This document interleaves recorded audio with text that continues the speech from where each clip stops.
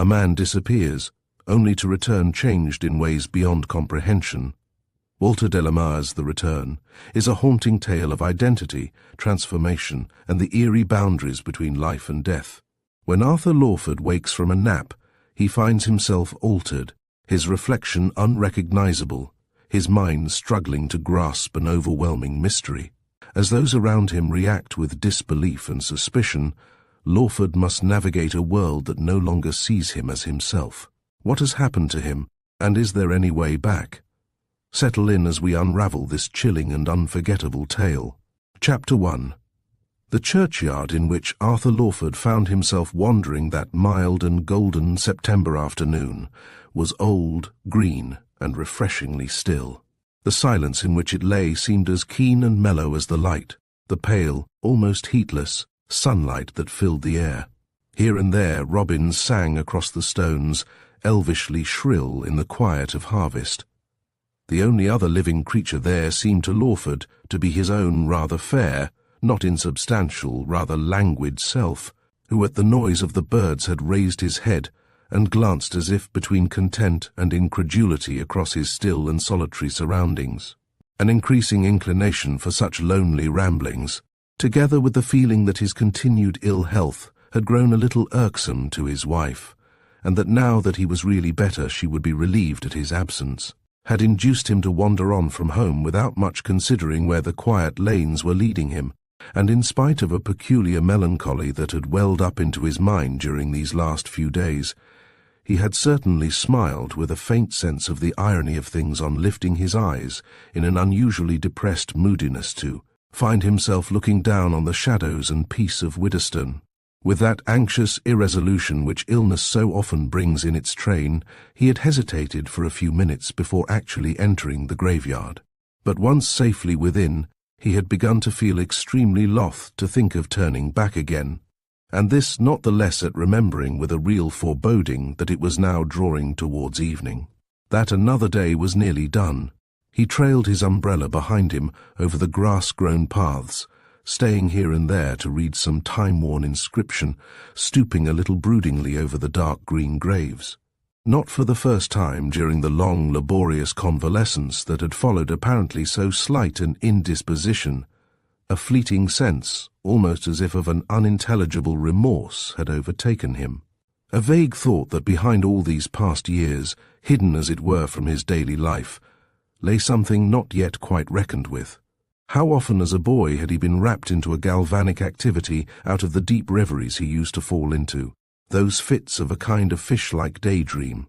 How often, and even far beyond boyhood, had he found himself bent on some distant thought or fleeting vision that the sudden clash of self-possession had made to seem quite illusory, and yet had left so strangely haunting.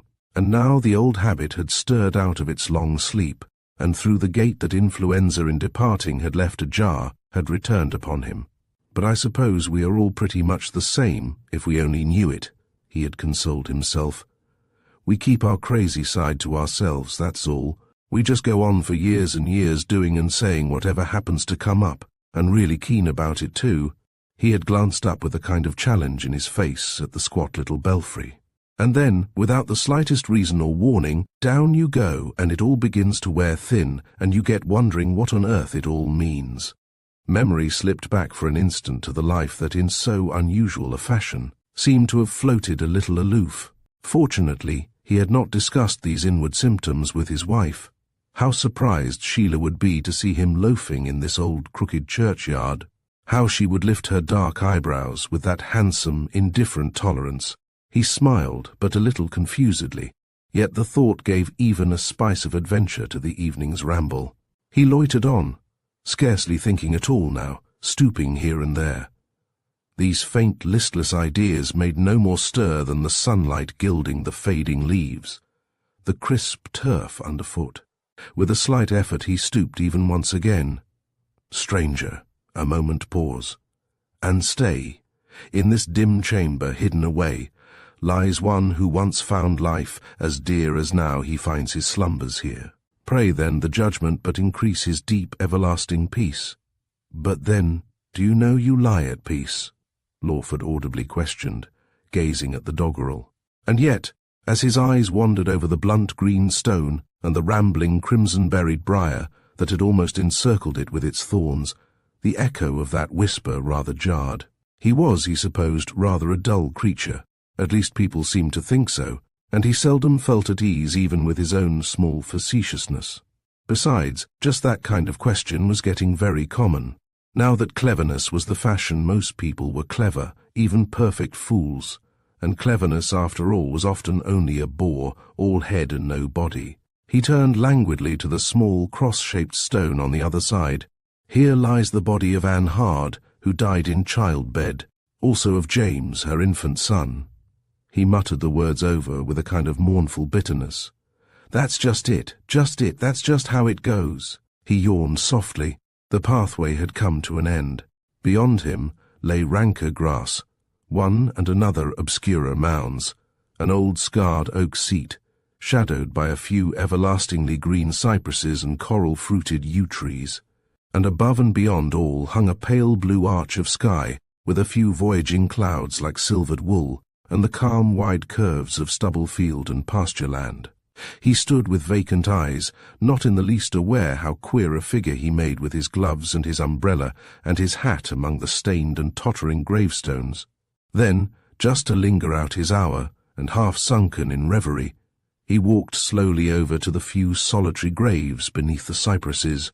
One only was commemorated with a tombstone, a rather unusual oval-headed stone, carved at each corner into what might be the heads of angels, or of pagan dryads, blindly facing each other with worn-out, sightless faces. A low, curved granite canopy arched over the grave, with a crevice so wide between its stones that Lawford actually bent down and slid in his gloved fingers between them. He straightened himself with a sigh, and followed with extreme difficulty the well-nigh illegible inscription. Here lie ye bones of one, Nicholas Sabathia, a stranger to this parish, who fell by his own hand on ye eve of Ste, Michael and all angels, MDCCX. Of the date he was a little uncertain. The hand had lost its N and D, and all the angels' reign had erased. He was not quite sure even of the stranger. There was a great rich is, and the twisted tail of a G, and whether or not Lawford smilingly thought, he is no stranger now. But how rare and how memorable a name! French, evidently, probably Huguenot. And the Huguenots, he remembered vaguely, were a rather remarkable crowd. He had, he thought, even played at Huguenots once. What was the man's name? Coligny, yes, of course, Coligny. And I suppose, Lawford continued, muttering to himself, I suppose this poor beggar was put here out of the way. They might, you know, he added confidentially, raising the ferrule of his umbrella, they might have stuck a stake through you and buried you at the crossroads. And again a feeling of ennui, a faint disgust at his poor little witticism, clouded over his mind. It was a pity thoughts always ran the easiest way, like water in old ditches. Here lie ye bones of one Nicholas Sabathia, he began murmuring again. Merely bones, mind you, brains and heart are quite another story, and it's pretty certain the fellow had some kind of brains. Besides, poor devil, he killed himself. That seems to hint at brains. Oh, for goodness sake! He cried out, so loud that the sound of his voice alarmed even a robin that had perched on a twig almost within touch, with glittering eye intent above its dim red breast on this other and even rarer stranger. I wonder if it is X-Eeks. It might be Lex-Eeks. Lawford cast a cautious glance over his round grey shoulder, then laboriously knelt down beside the stone and peeped into the gaping cranny. There he encountered merely the tiny, pale green, faintly conspicuous eyes of a large spider, confronting his own. It was for the moment an alarming, and yet a faintly fascinating experience. The little almost colourless fires remained so changeless. But still, even when at last they had actually vanished into the recesses of that quiet habitation, Lawford did not rise from his knees. An utterly unreasonable feeling of dismay, a sudden weakness and weariness had come over him. What is the good of it all, he asked himself inconsequently, this monotonous, restless, stupid life to which he was soon to be returning, and for good. He began to realize how ludicrous a spectacle he must be, kneeling here amid the weeds and grass beneath the solemn cypresses. Well, you can't have everything, seemed loosely to express his disquiet. He stared vacantly at the green and fretted gravestone, dimly aware that his heart was beating with an unusual effort. He felt ill and weak. He leant his hand on the stone and lifted himself onto the low wooden seat nearby. He drew off his glove and thrust his bare hand under his waistcoat, with his mouth a little ajar, and his eyes fixed on the dark square turret, its bell sharply defined against the evening sky. Dead. A bitter inward voice seemed to break into speech. Dead. The viewless air seemed to be flocking with hidden listeners. The very clearness and the crystal silence were their ambush. He alone seemed to be the target of cold and hostile scrutiny. There was not a breath to breathe in this crisp, pale sunshine. It was all too rare, too thin. The shadows lay like wings everlastingly folded. The robin that had been his only living witness lifted its throat and broke, as if from the uttermost outskirts of reality, into its shrill, passionless song. Lawford moved heavy eyes from one object to another. Bird, sun-gilded stone, those two small earth-worn faces, his hands, a stirring in the grass, as of some creature labouring to climb up. It was useless to sit here any longer. He must go back now. Fancies were all very well for a change, but must be only occasional guests in a world devoted to reality. He leaned his hand on the dark grey wood and closed his eyes.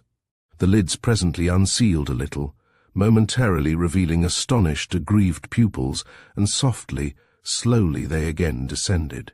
The flaming rose that had swiftly surged from the west into the zenith, dyeing all the churchyard grass a wild and vivid green, and the stooping stones above it a pure faint purple, waned softly back, like a falling fountain into its basin. In a few minutes, only a faint orange burned in the west, dimly illuminating with its band of light the huddled figure on his low wood seat, his right hand still pressed against a faintly beating heart. Dusk gathered, the first white stars appeared, out of the shadowy fields a nightjar purred. But there was only the silence of the falling dew among the graves. Down here, under the ink-black cypresses, the blades of the grass were stooping with cold drops, and darkness lay like the hem of an enormous cloak, whose jewels above the breast of its wearer might be in the unfathomable clearness the glittering constellations. In his small cage of darkness, Lawford shuddered and raised a furtive head. He stood up and peered eagerly and strangely from side to side. He stayed quite still, listening as raptly as some wandering night beast to the indiscriminate stir and echoings of the darkness. He cocked his head above his shoulder and listened again, then turned upon the soundless grass towards the hill.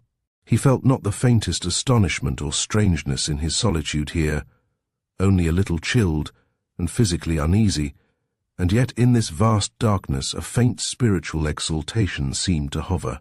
He hastened up the narrow path, walking with knees a little bent, like an old labourer who has lived a life of stooping, and came out into the dry and dusty lane. One moment his instinct hesitated as to which turn to take, only a moment. He was soon walking swiftly, almost trotting, downhill with this vivid exaltation in the huge dark night in his heart. And Sheila, merely a little angry Titianesque cloud on a scarcely perceptible horizon. He had no notion of the time. The golden hands of his watch were indiscernible in the gloom. But presently, as he passed by, he pressed his face close to the cold glass of a little shop window, and pierced that out by an old Swiss cuckoo clock. He would, if he hurried, just be home before dinner.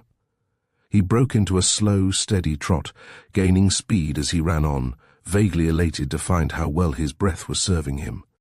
An odd smile darkened his face at remembrance of the thoughts he had been thinking.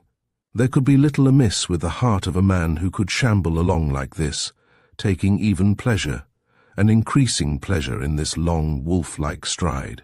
He turned round occasionally to look into the face of some fellow wayfarer whom he had overtaken, for he felt not only this unusual animation, this peculiar zest, but that, like a boy on some secret errand. He had slightly disguised his very presence, was going masked, as it were. Even his clothes seemed to have connived at this queer illusion. No tailor had for these 10 years allowed him so much latitude. He cautiously at last opened his garden gate, and with soundless agility mounted the 6 stone steps, his latchkey ready in his gloveless hand, and softly let himself into the house. Sheila was out, it seemed, for the maid had forgotten to light the lamp.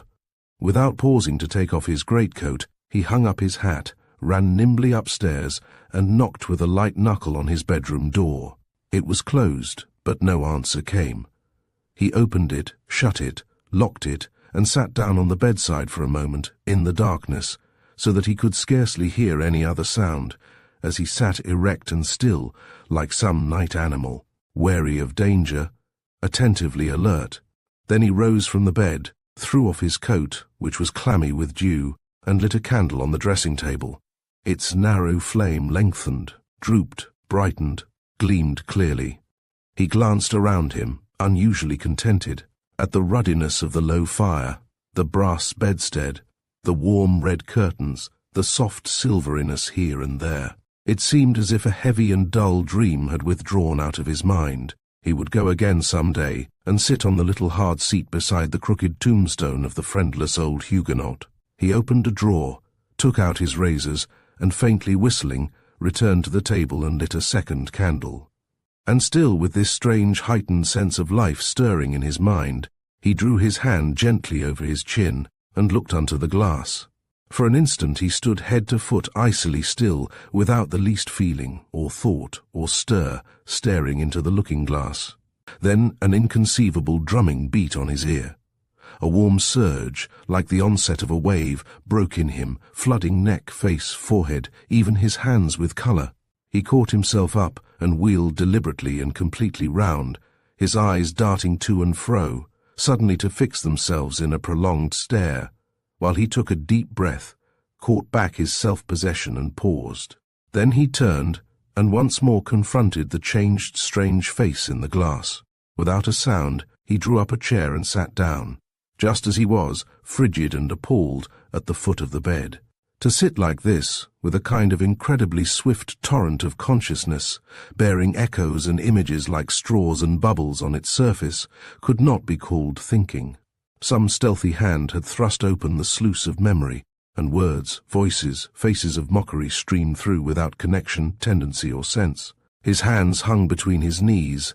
A deep and settled frown darkened the features stooping out of the direct rays of the light, and his eyes wandered like busy and inquisitive, but stupid, animals over the floor. If, in that flood of unintelligible thoughts, anything clearly recurred at all, it was the memory of Sheila. He saw her face, lit, transfigured, distorted, stricken, appealing, horrified. His lids narrowed, a vague terror and horror mastered him. He hid his eyes in his hands, and cried without sound, without tears, without hope, like a desolate child. He ceased crying, and sat without stirring, and it seemed after an age of vacancy and meaninglessness he heard a door shut downstairs, a distant voice, and then the rustle of someone slowly ascending the stairs. Someone turned the handle in vain, tapped. "Is that you, Arthur?" For an instant Lawford paused, then like a child listening for an echo answered, "Yes, Sheila," and a sigh broke from him. His voice, except for a little huskiness, was singularly unchanged. "May I come in?" Lawford stood softly up and glanced once more into the glass. His lips set tight, and a slight frown settled between the long, narrow, intensely dark eyes. "Just one moment, Sheila," he answered slowly. "Just one moment. How long will you be?" He stood erect and raised his voice, gazing the while impassively into the glass. "It's no use," he began, as if repeating a lesson. "It's no use your asking me, Sheila. Please give me a moment. I am not quite myself, dear," he added quite gravely. The faintest hint of vexation was in the answer. "What is the matter? Can't I help? It's so very absurd." "What is absurd?" he asked dully. "Why, standing like this outside my own bedroom door. Are you ill? I will send for Dr. Simon." "Please, Sheila, do nothing of the kind. I am not ill. I merely want a little time to think in." There was again a brief pause, and then a slight rattling at the handle. "Arthur, I insist on knowing at once what's wrong. This does not sound a bit like yourself. It is not even quite like your own voice." "It is myself," he replied stubbornly, staring fixedly into the glass. "You must give me a few moments, Sheila. Something has happened. My face. Come back in an hour." Don't be absurd. It's simply wicked to talk like that.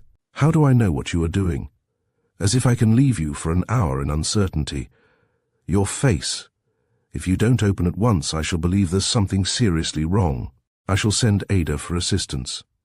If you do that, Sheila, it will be disastrous. I cannot answer for the con. Go quietly downstairs. Say I am unwell. Don't wait dinner for me. Come back in an hour. Oh, half an hour. The answer broke out angrily. You must be mad beside yourself to ask such a thing. I shall wait in the next room until you call. Wait where you please, Lawford replied, but tell them downstairs. Then if I tell them to wait until 8:30, you will come down? You say you are not ill, the dinner will be ruined. It's absurd. Lawford made no answer. He listened a while, then he deliberately sat down once more to try to think. Like a squirrel in a cage, his mind seemed to be aimlessly, unceasingly astir. What is it really? What is it really? Really? He sat there, and it seemed to him his body was transparent as glass. It seemed he had no body at all, only the memory of an hallucinatory reflection in the glass, and this inward voice crying, arguing, questioning, threatening out of the silence. What is it really, really? And at last, cold, wearied out, he rose once more and leaned between the two long candle flames, and stared on into the glass. He gave that long, dark face that had been foisted on him tricks to do, lift an eyebrow, frown. There was scarcely any perceptible pause between the wish and its performance. He found to his discomfiture that the face answered instantaneously to the slightest emotion, even to his fainter secondary thoughts, as if these unfamiliar features were not entirely within control.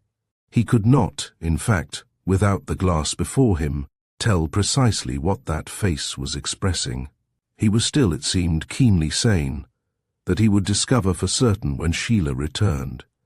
Terror, rage, horror had fallen back. If only he felt ill or was in pain, he would have rejoiced at it. He was simply caught in some unheard-of snare. Caught? How? When? Where? By whom? Chapter 2. But the coolness and deliberation of his scrutiny had to a certain extent calmed Lawford's mind and given him confidence. Hitherto he had met the little difficulties of life only to vanquish them with ease and applause. Now he was standing face to face with the unknown. He burst out laughing, into a long, low, helpless laughter. Then he arose and began to walk softly, swiftly, to and fro across the room.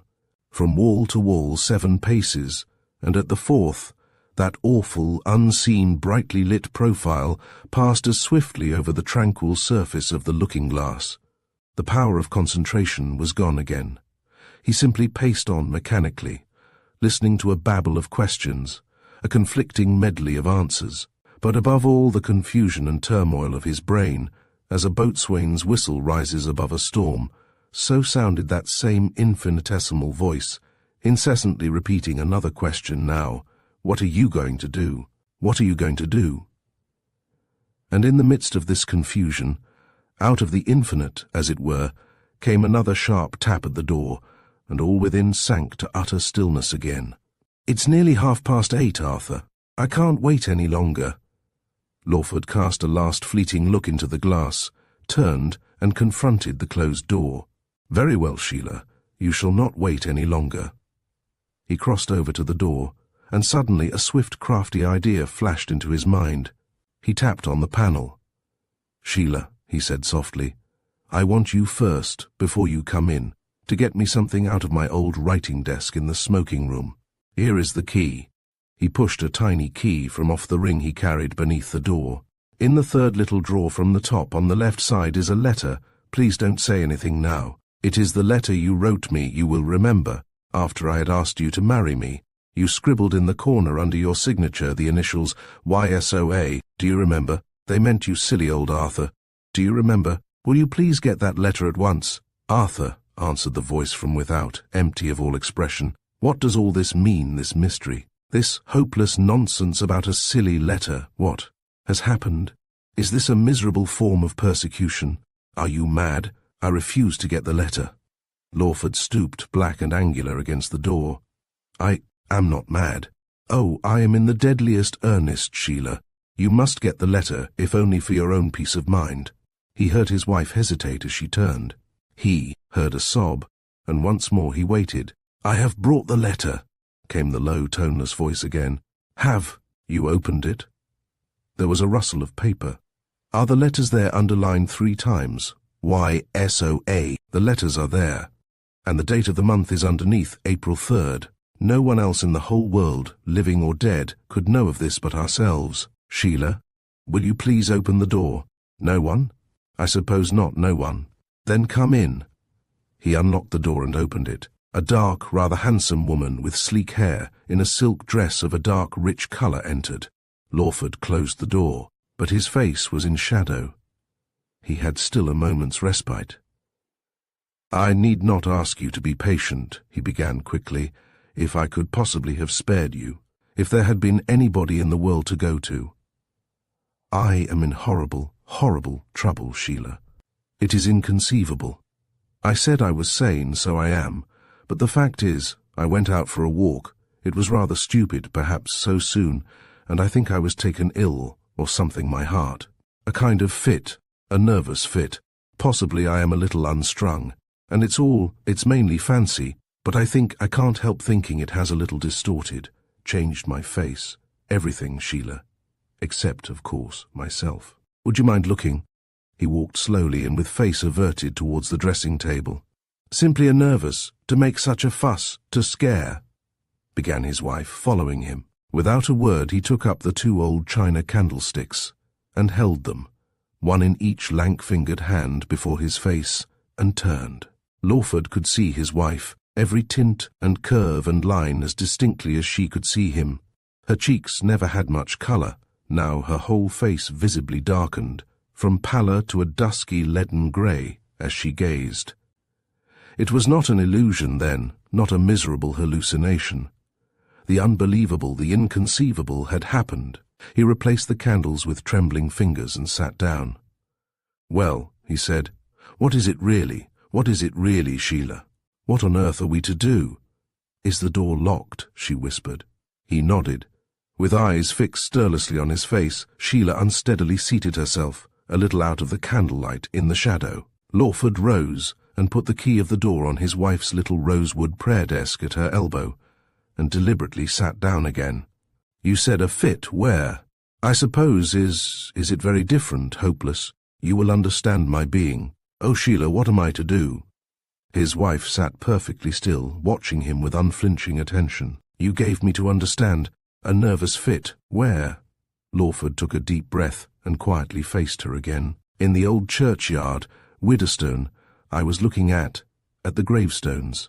"A fit in the old churchyard, Widderstone. You were looking at the gravestones." Lawford shut his mouth. "I suppose so, a fit," he said presently.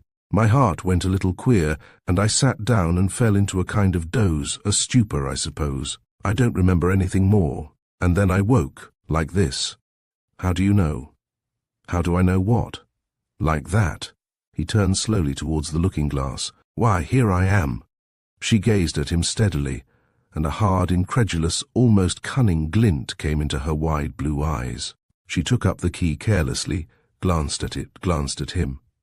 "It has made me, I mean the first shock, you know, it has made me a little faint." She walked slowly, deliberately to the door, and unlocked it. "I'll get a little sal volatile." She softly drew out the key, and without once removing her eyes from his face, opened the door and pushed the key noiselessly in on the other side. "Please stay there, I won't be a minute." Lawford's face smiled, a rather desperate, yet for all that a patient, resolute smile. "Oh yes, of course," he said, almost to himself. "I had not foreseen, at least.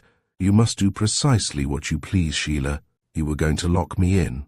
You will, however, before taking any final step, please think over what it will entail. I did not think you would, after such proof in this awful trouble. I did not think you would simply disbelieve me, Sheila. Who else is there to help me? You have the letter in your hand. Isn't that sufficient proof? It was overwhelming proof to me, and even I doubted too, doubted myself. But never mind. Why I should have dreamed you would believe me, or taken this awful thing differently, I don't know. It's rather awful to have to go on alone, but there, think it over. I shall not stir until I hear the voices. And then, honestly, Sheila, I couldn't face quite that. I'd sooner give up altogether. Any proof you can think of, I will. Oh God, I cannot bear it." He covered his face with his hands, but in a moment looked up, unmoved once more. "Why, for that matter," he added slowly, and as it were with infinite pains, a faint thin smile again stealing into his face. "I think," he turned wearily to the glass, "I think it's almost an improvement." Something deep in those dark clear pupils, out of that lean adventurous face, gleamed back at him, the distant flash of a heliograph, as it were, height to height. Flashing courage. He shuddered and shut his eyes. "But I would really rather," he added in a quiet, childlike way, "I would really rather, Sheila, you left me alone now." His wife stood irresolute.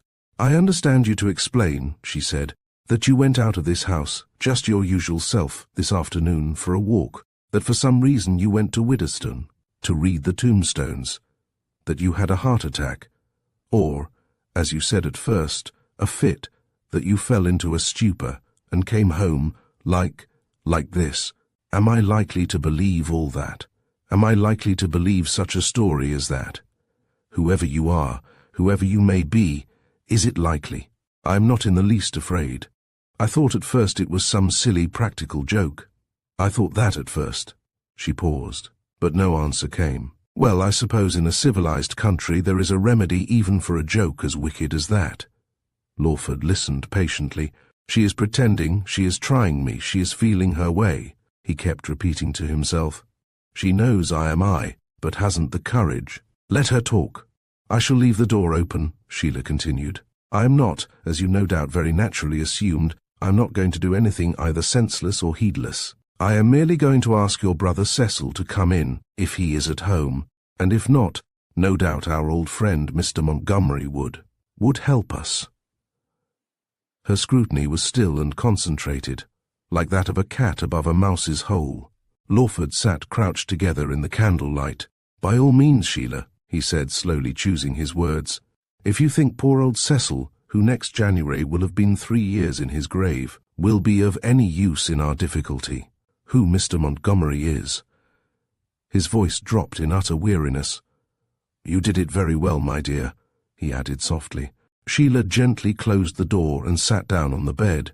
He heard her softly crying, he heard the bed shaken with her sobs, but a slow glance towards the steady candle flames restrained him. He let her cry on alone. When she had become a little more composed, he stood up. "You have had no dinner," he managed to blurt out at last. "You will be faint. It's useless to talk, even to think any more tonight. Leave me to myself for a while. Don't look at me any more. Perhaps I can sleep. Perhaps if I sleep it will come right again. When the servants are gone up, I will come down. Just let me have some medical book or other, and some more candles. Don't think, Sheila, don't even think." Sheila paid him no attention for a while. "You tell me not to think," she began in a low, almost listless voice. "Why, I wonder I'm in my right mind. And eat. How can you have the heartlessness to suggest it? You don't seem in the least to realize what you say. You seem to have lost all consciousness. I quite agree. It is useless for me to burden you with my company while you are in your present condition of mind, but you will at least promise me that you won't take any further steps in this awful business." She could not, try as she would, bring herself again to look at him. She rose softly, paused a moment with sidelong eyes, then turned deliberately towards the door. What have I done to deserve all this?" From behind her that voice, so extraordinarily like, and yet in some vague fashion more arresting, more resonant than her husband's, broke incredibly out once more. "You will please leave the key, Sheila. I am ill, but I am not yet in the padded room. And please understand, I take no further steps in this awful business until I hear a strange voice in the house."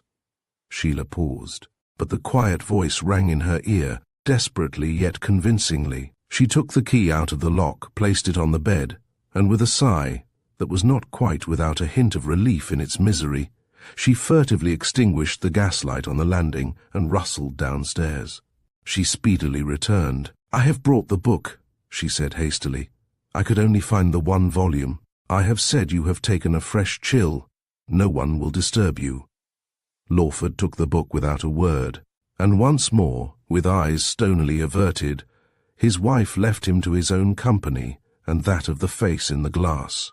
When completely deserted, Lawford with fumbling fingers opened Quain's Dictionary of Medicine. He had never had much curiosity and had always hated what he disbelieved, but nonetheless he had heard occasionally of absurd and questionable experiments. He remembered even to have glanced over reports of cases in the newspapers concerning disappearances, loss of memory, dual personality, cranks. Oh yes, he thought now, with a sense of cold, humiliating relief. There had been such cases as his before. They were no doubt curable. They must be comparatively common in America, that land of jangled nerves. Possibly bromide, rest, a battery. But Quain, it seemed, shared his prejudices, at least in this edition, or had hidden away all such apocryphal matter beneath technical terms where no sensible man could find it. Besides, he muttered angrily, "What's the good of your one volume?" He flung it down and strode to the bed and rang the bell. Then suddenly recollecting himself, he paused and listened. There came a tap on the door. "Is that you, Sheila?" he called doubtfully. "No, sir, it's me," came the answer. "Oh, don't trouble. I only wanted to speak to your mistress. It's all right." "Mrs. Lawford has gone out, sir," replied the voice. "Gone out?" "Yes, sir, she told me not to mention it, but I suppose as you asked." "Oh, that's all right. Never mind, I didn't ring." He stood with face uplifted, thinking. "Can I do anything, sir?" came the faint, nervous question after a long pause. "One moment, Ada," he called in a loud voice. He took out his pocketbook, sat down, and scribbled a little note. He hardly noticed how changed his handwriting was, the clear round letters crabbed and irregular. "Are you there, Ada?" he called. "I am slipping a note beneath the door. Just draw back the mat, that's it. Take it at once, please, to Mr. Critchett's, and be sure to wait for an answer. Then come back direct to me, up here. I don't think, Ada, your mistress believes much in Critchett, but I have fully explained what I want. He has made me up many prescriptions. Explain that to his assistant if he is not there. Go at once, and you will be back before she is. I should be so very much obliged, tell him. Mr. Arthur Lawford." The minutes slowly drifted by. He sat quite still in the clear, untroubled light, waiting in the silence of the empty house. And for the first time he was confronted with the cold, incredible horror of his ordeal. Who would believe, who could believe, that behind this strange and awful, yet how simple mask lay himself? What test, what heaped-up evidence of identity would break it down? It was all a loathsome ignominy. It was utterly absurd. It was. Suddenly, with a kind of ape-like cunning, he deliberately raised a long, lean forefinger and pointed it at the shadowy crystal of the looking-glass. Perhaps he was dead, was really and indeed changed in body, was fated really and indeed to change in soul into that. "It's that beastly voice again," Lawford cried out loud, looking vacantly at his upstretched finger. And then, hand and arm, not too willingly as it were, obeyed, relaxed and fell to his side. "You must keep a tight hold, old man," he muttered to himself. Once you lose yourself, the least symptom of that, the least symptom, and it's all up." And the fools, the heartless, preposterous fools, had brought him one volume. When on earth was Ada coming back? She was lagging on purpose. She was in the conspiracy too. Oh, it should be a lesson to Sheila. Oh, if only daylight would come. What are you going to do? He rose once more and paced his silent cage, to and fro, thinking no more, just using his eyes, compelling them to wander from picture to picture, bedpost to bedpost, now counting aloud his footsteps, now humming, only to keep himself from thinking. At last he took out a drawer and actually began arranging its medley of contents, ties, letters, studs, concert and theatre programmes, all higgledy-piggledy. And in the midst of this childish stratagem, he heard a faint sound, as of heavy water trickling from a height. He turned. A thief was in one of the candles. It was guttering out. He would be left in darkness. He turned hastily without a moment's heed to call for light, flung the door open and full in the flare of a lamp. illuminating her pale forehead and astonished face beneath her black straw hat, stood face to face with Ada. With one swift, dexterous movement, he drew the door to after him, looking straight into her almost colorless, steady eyes. "Ah," he said instantly, in a high, faint voice. "The powder, thank you. Yes, Mr. Lawford's powder. Thank you. Thank you." He must be kept absolutely quiet. Absolutely. "Mrs. Lawford is following. Please tell her that I am here when she returns." "Mr. Critchett was in then?" "Thank you. Extreme silence, please." Again that knotted, melodramatic finger raised itself on high, and within that lean, cadaverous body the soul of its lodger quailed at this spectral boldness. But it was triumphant. The maid at once left him and went downstairs. He heard faint voices in muffled consultation, and in a moment Sheila's silks rustled once more on the staircase. Lawford put down the lamp and watched her deliberately close the door. "What does this mean?" She began swiftly. "I understand that. Ada tells me a stranger is here, giving orders, directions. Who is he? Where is he? You bound yourself on your solemn promise not to stir till I returned. You. How can I? How can we get decently through this horrible business if you are so wretchedly indiscreet? You sent Ada to the chemist's. What for? What for? I say." Lawford watched his wife with an almost extraneous interest. She was certainly extremely interesting from that point of view, that very novel point of view. "It's quite useless," he said, "to get in the least nervous or hysterical. I don't care for the darkness just now." That was all. "Tell the girl I am a strange doctor, Dr. Simon's new partner. You are clever at conventionalities, Sheila.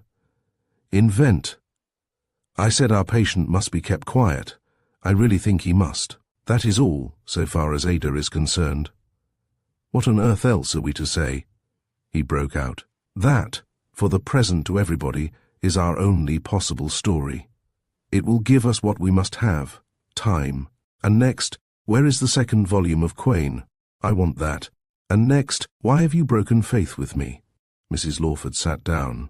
This sudden and baffling outburst had stupefied her. I can't make head or tail of what you say. And as for having broken faith, as you call it, would any wife, would any sane woman face what you have brought on us, a situation like this, without seeking advice and help? Mr. Bethany will be perfectly discreet if he thinks discretion desirable. He is the only available friend we have close enough to ask at once. And things of this kind are, I suppose, if anybody's concern, his. It's certain to leak out. Everybody will hear of it. Don't flatter yourself you are going to hush up a thing like this for long. You can't keep living skeletons in a cupboard. You think only of yourself, only of your own misfortune. But who's to know, pray, that you really are my husband, if you are? The sooner I get the vicar on my side, the better for us both.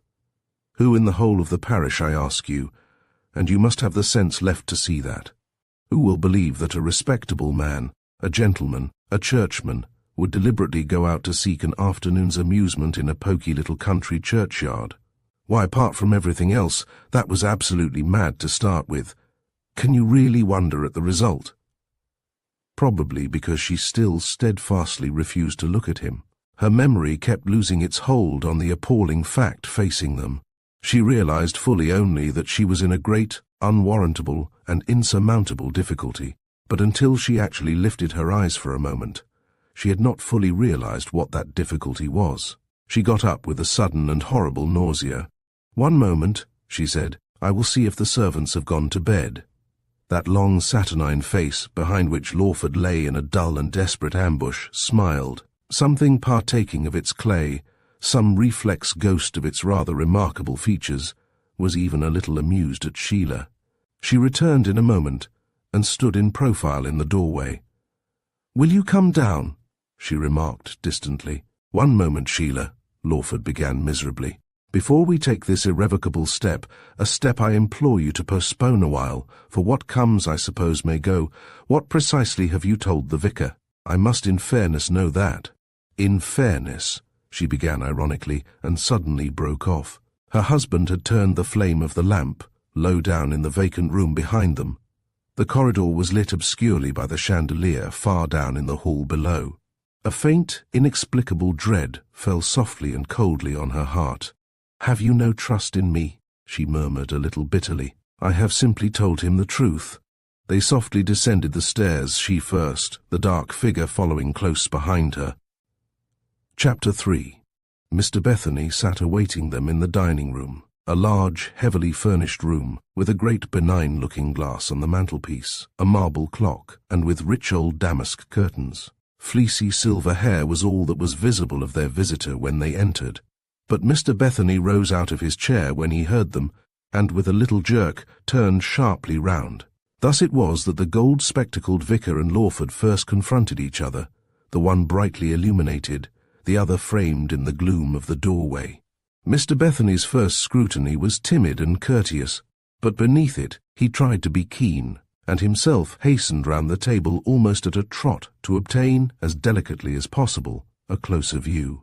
But Lawford, having shut the door behind him, had gone straight to the fire and seated himself, leaning his face in his hands.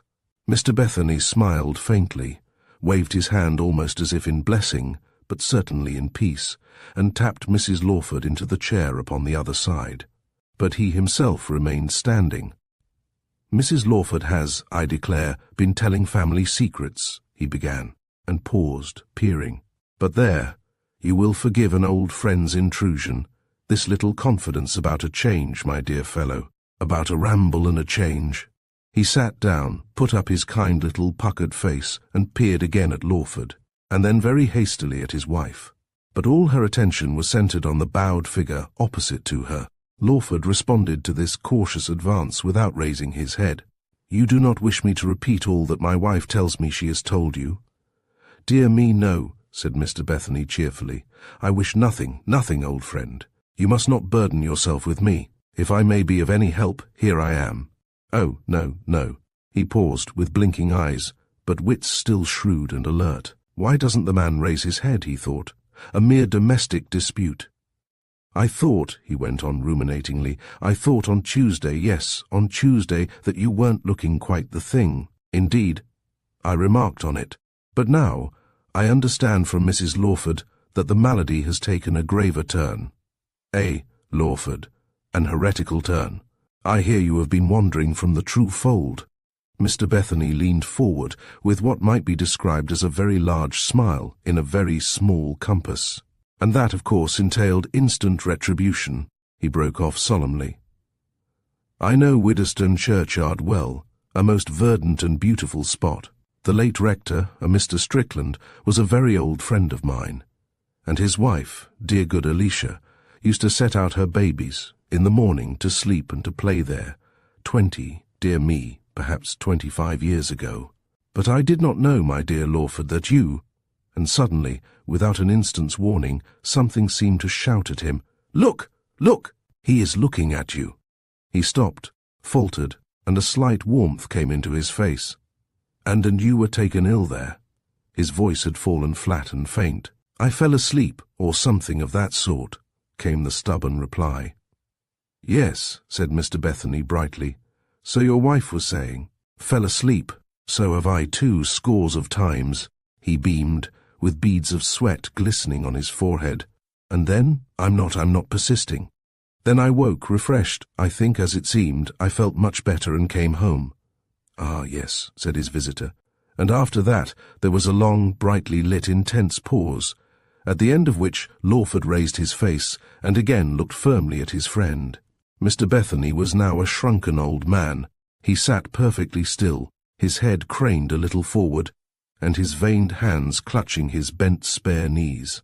There wasn't the least sign of devilry, or outfacingness, or insolence in that lean, shadowy, steady head, and yet he himself was compelled to sidle his glance away. So much the face shook him. He closed his eyes, too, as a cat does after exchanging too direct a scrutiny with human eyes. He put out towards, and withdrew, a groping hand from Mrs. Lawford. "Is it?" came a voice from somewhere. "Is it a great change, sir? I thought perhaps I may have exaggerated candlelight, you know." Mr. Bethany remained still and silent, striving to entertain one thought at a time. His lips moved, as if he were talking to himself. And again, it was Lawford's faltering voice that broke the silence.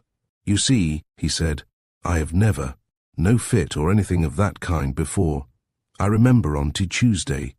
Oh yes, quite well. I did feel seedy, very. And we talked, didn't we? Harvest Festival, Mrs. Wine's flowers, the new offertory bags and all that. For God's sake, Vicar, it is not as bad as they make out." Mr. Bethany woke with a start. He leaned forward and stretched out a long black wrinkled sleeve, just managing to reach far enough to tap Lawford's knee. Don't worry," he said soothingly. We believe.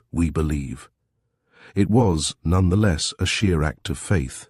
He took off his spectacles and took out his handkerchief.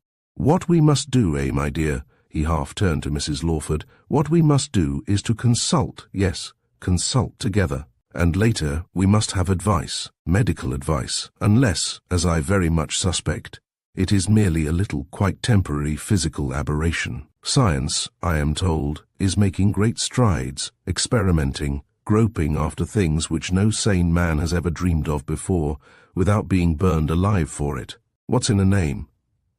Nerves, especially, Lawford." Mrs. Lawford sat perfectly still, absorbedly listening, turning her face first this way, then that, to each speaker in turn. "That is what I thought," she said, and cast one fleeting glance across at the fireplace. "But—" The little old gentleman turned sharply with half-blind eyes and lips tight shut. "I think," he said with a kind of austere humour, "I think, do you know, I see no but." He paused as if to catch the echo and added, "It's our only course." He continued to polish round and round his glasses. Mrs. Lawford rather magnificently rose. "Perhaps if I were to leave you together a while, I shall not be far off. It is," she explained, as if into a huge vacuum, "it is a terrible visitation." She moved gravely round the table and very softly and firmly closed the door after her. Lawford took a deep breath. "Of course," he said, "you realize my wife does not believe me.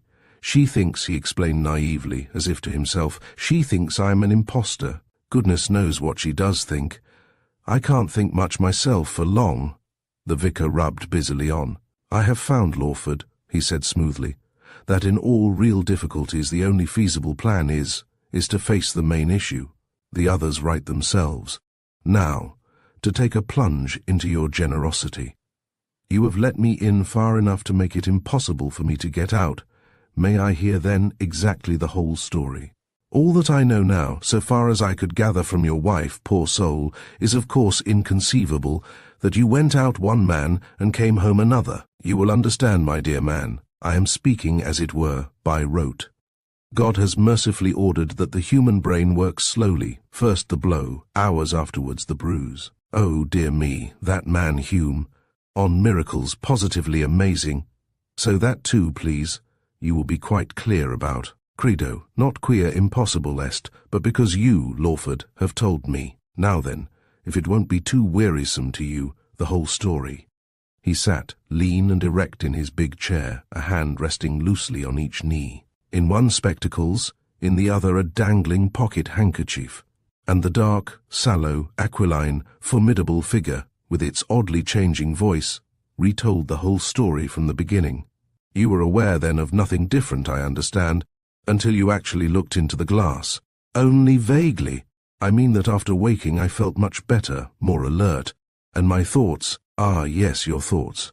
I hardly know, clear as if I had had a real long rest. It was just like being a boy again. Influenza dispirits one so." Mr. Bethany gazed without stirring. "And yet you know," he said, "I can hardly believe, I mean conceive, how you have been taking no drugs, no quackery, Lawford." "I never dose myself," said Lawford with sombre pride. "God bless me, that's Lawford to the echo," thought his visitor. "And before," he went on gently, "I really cannot conceive, you see, how a mere fit could. Before you sat down you were quite alone." He stuck out his head. "There was nobody with you?" "With me? Oh no," came the soft answer. "What had you been thinking of?" In these days of faith cures and hypnotism and telepathy and subliminalities, why, the simple old world grows very confusing, but rarely, very rarely novel. You were thinking, you say, do you remember perhaps just the drift? Well, began Lawford ruminatingly, there was something curious even then, perhaps. I remember, for instance, I knelt down to read an old tombstone. There was a little seat, no back, and an epitaph. The sun was just setting, some French name, and there was a long, jagged crack in the stone, like the black line one sees after lightning. I mean, it's as clear as that even now. In memory. Oh yes, I remember. And then I suppose came the sleep, stupid, sluggish, and then, well, here I am. You are absolutely certain then, persisted Mr. Bethany almost querulously, there was no living creature near you? Bless me, Lawford, I see no unkindness in believing what the Bible itself relates. There are powers supernatural, Saul and so on. We are all convinced of that. No one. I remember distinctly, replied Lawford in a calm, stubborn voice. I looked up all around me while I was kneeling there, and there wasn't a soul to be seen. Because, you see, it even then occurred to me that it would have looked rather queer, my wandering about like that, I mean. Facing me there were some cypress trees, and beyond, a low sunken fence, and then just open country. Up above there were the gravestones toppling down the hill where I had just strolled down, and sunshine. He suddenly threw up his hand. Oh, marvellous! Streaming in gold, flaming like God's own antechamber. There was a very pregnant pause. Mr. Bethany shrunk back a little into his chair. His lips moved. He folded his spectacles. Yes, yes, he said, and then very quietly he stole one mole-like look into his sidesman's face. What is Dr. Simon's number? He said. Lawford was gazing gloomily into the fire. Oh, Annandale, he replied absently. I don't know the number. Do you believe in him? Your wife mentioned him. Is he clever? Oh, he's new, said Lawford. Old James was our doctor. He killed my father. He laughed out shamefacedly. A sound, lovable man, said Mr. Bethany. One of the kindest men I ever knew, and a very old friend of mine. And suddenly the dark face turned with a shudder from the fire, and spoke in a low, trembling voice. Only one thing, my sanity. My sanity. If once I forget, who will believe me? He thrust his long, lean fingers beneath his coat. And mad, he added, I would sooner die. Mr. Bethany deliberately adjusted his spectacles. May I experiment, he said boldly. There came a tap on the door. Bless me, said the vicar, taking out his watch. It is 11:45. Yes, Mrs. Lawford. He trotted round to the door. We are beginning to see light, a ray. But I can see in the dark, whispered Lawford, as if at a cue, turning with an inscrutable smile to the fire. The vicar came again, wrapped up in a little tight grey greatcoat and a white silk muffler. He looked up unflinching into Lawford's face, and tears stood in his eyes. Patience, patience, my dear fellow, he repeated gravely, squeezing his hand.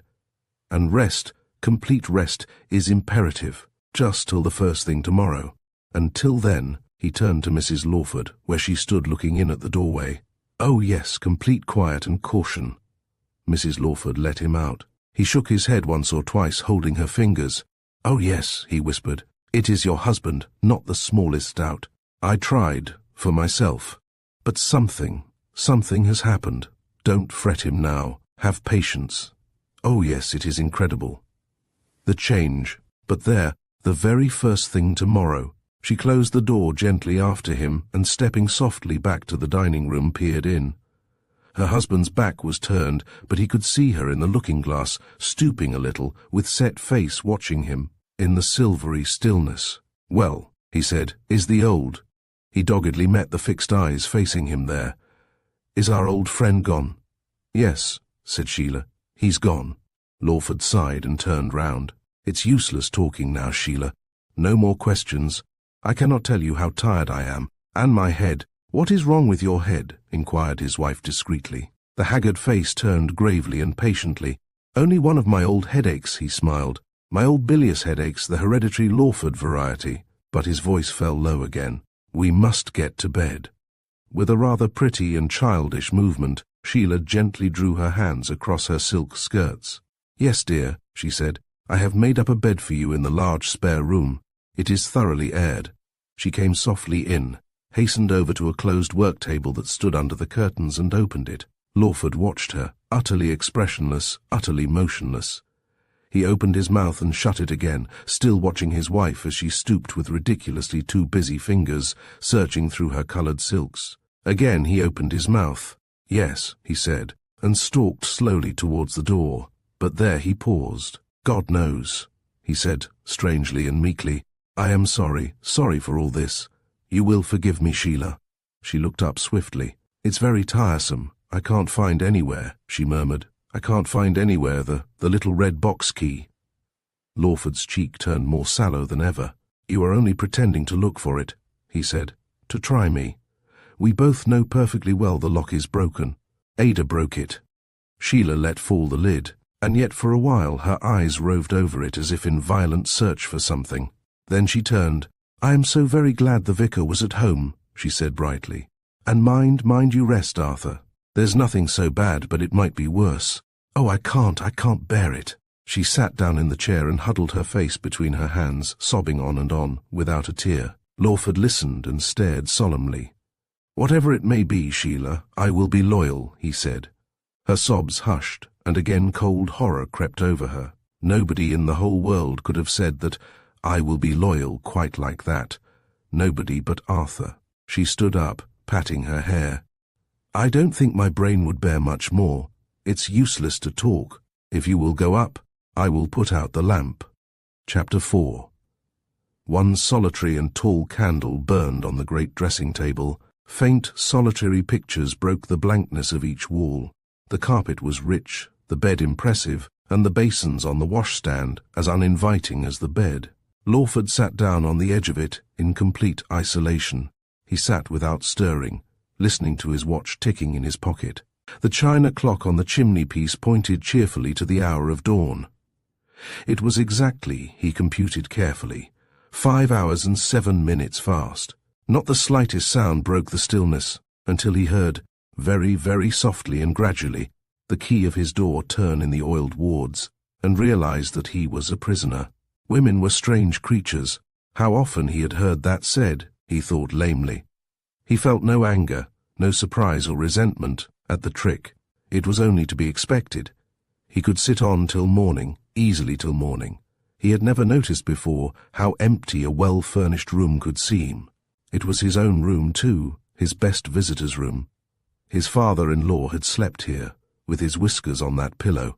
His wife's most formidable aunt had been all night here, alone with these pictures. She certainly was. "But what are you doing here?"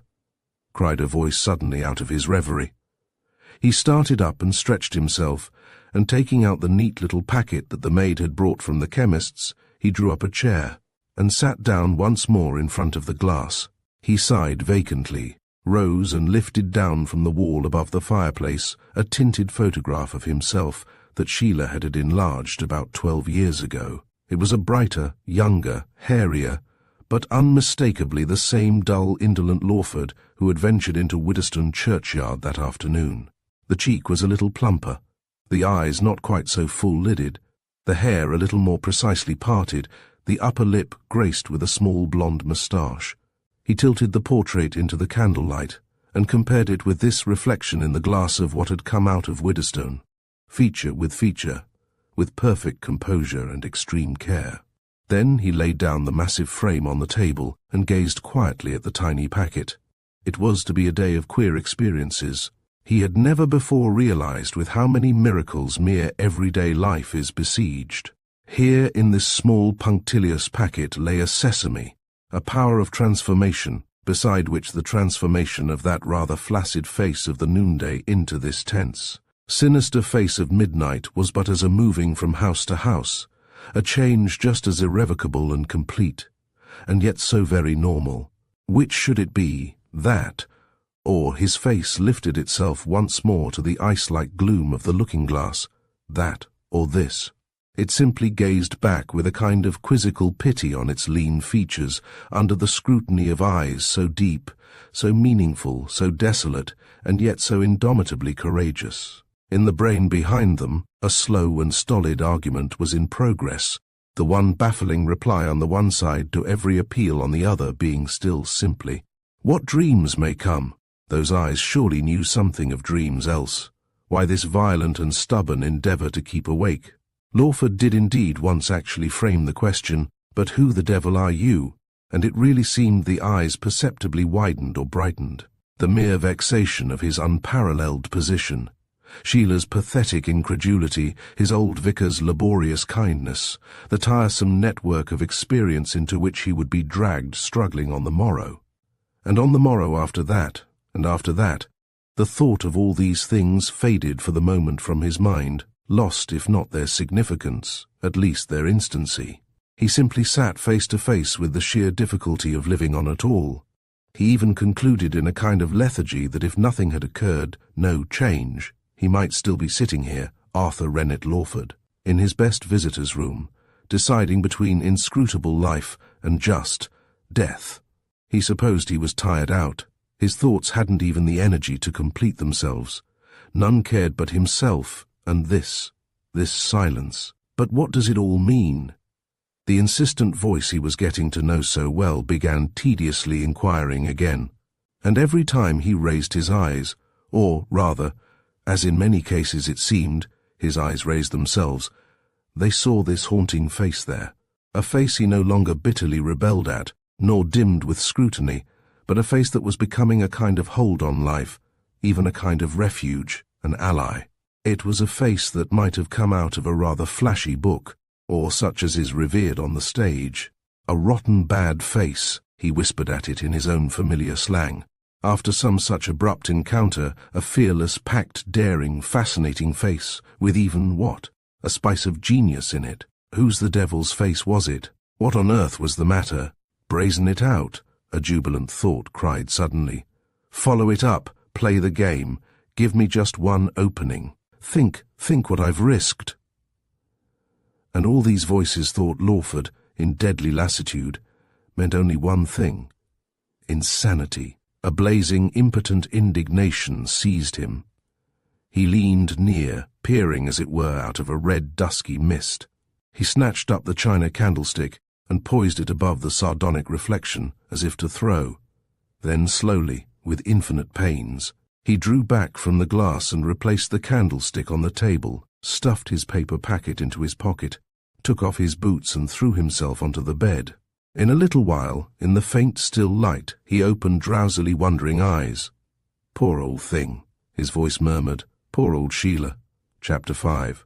It was but little after daybreak when Mrs. Lawford, after listening at his door a while, turned the key and looked in on her husband. Blue-grey light from between the Venetian blinds just dusked the room. She stood in a bluish dressing gown, her hand on her bosom, looking down on the lean, impassive face. For the briefest instant her heart had leapt with an indescribable surmise to fall dull as lead once more. Breathing equably and quietly, the strange figure lay stretched upon the bed. "How can he sleep? How can he sleep?" she whispered with a black and hopeless indignation. What a night she had had! And he! She turned noiselessly away. The candle had guttered to extinction. The big glass reflected her, voluminous and wan, her dark ringed eyes, full lips, rich glossy hair, and rounded chin. Yes, yes, it seemed to murmur mournfully. She turned away, and drawing stealthily near, stooped once more quite low, and examined the face on the pillow with lynx-like concentration. And though every nerve revolted at the thought, she was finally convinced, unwillingly, but assuredly, that her husband was here. Indeed, if it were not so, how could she for a single moment have accepted the possibility that he was a stranger?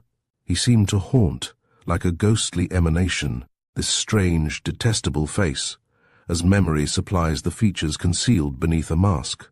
The face was still and stony, like one dead or imaged in wax, yet beneath it dreams were passing, silly, ordinary Lawford dreams. She was almost alarmed at the terribly rancorous hatred she felt for the face. It was just like Arthur to be so taken in. Then she too remembered Quain, and remembered also in the slowly paling dusk that the house would soon be stirring. She went out and noiselessly locked the door again. But it was useless to begin looking for Quain now. Her husband had a good many dull books, most of them his eccentric father's.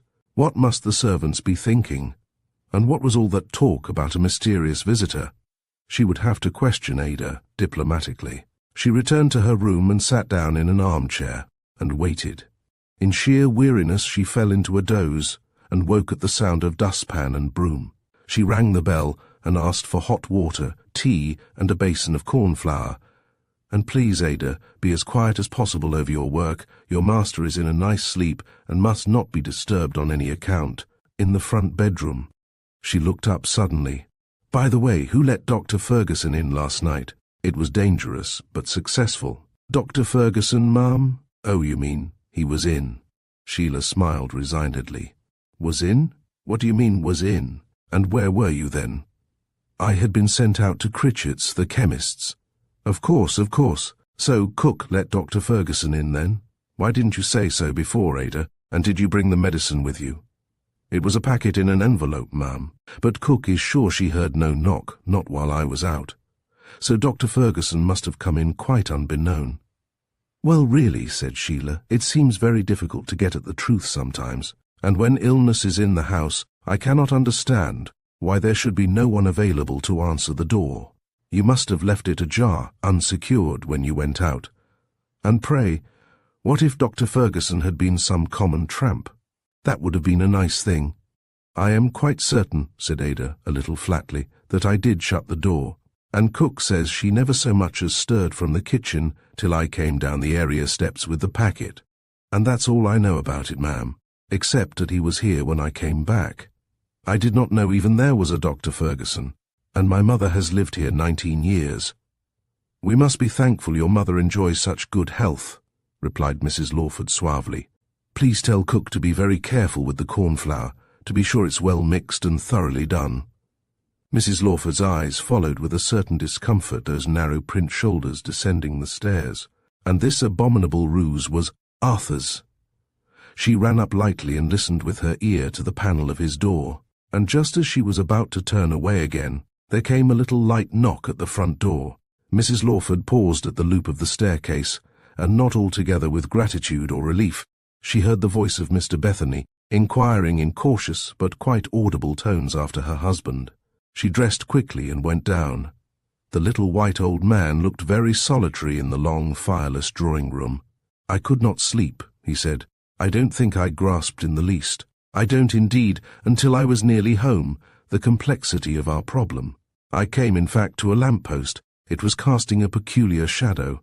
And then, you know how such thoughts seize us, my dear. Like a sudden inspiration, I realized how tenuous, how appallingly tenuous a hold we every one of us have on our mere personality. But that," he continued rapidly, "that's only for ourselves and after the event. Ours just now is to act. And first—" "You really do then? You really are convinced?" began Mrs. Lawford. But Mr. Bethany was too quick. "We must be most circumspect. My dear friend, we must be most circumspect for all our sakes. And this, you'll say," he added, smiling, stretching out his arms, his soft hat in one hand, his umbrella in the other, "this is being circumspect, a 7 o'clock in the morning call.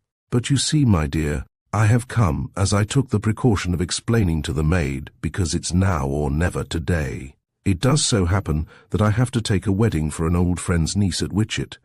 So when in need, you see, Providence enables us to tell even the conventional truth. Now really, how is he? Has he slept? Has he recalled himself at all? Is there any change? And dear me, how are Mrs. Lawford's side? A broken night is really very little to a mother," she said. "He is still asleep. He hasn't, I think, stirred all night." "Not stirred," Mr. Bethany repeated.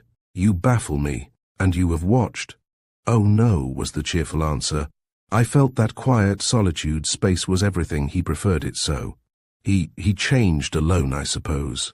Don't you think it almost stands to reason that he will be alone? When he comes back, was I right? But there, it's useless. It's worse than useless to talk like this. My husband is gone. Some terrible thing has happened. Whatever the mystery may be, he will never come back alive. My only fear is that I am dragging you into a matter that should from the beginning have been entrusted to.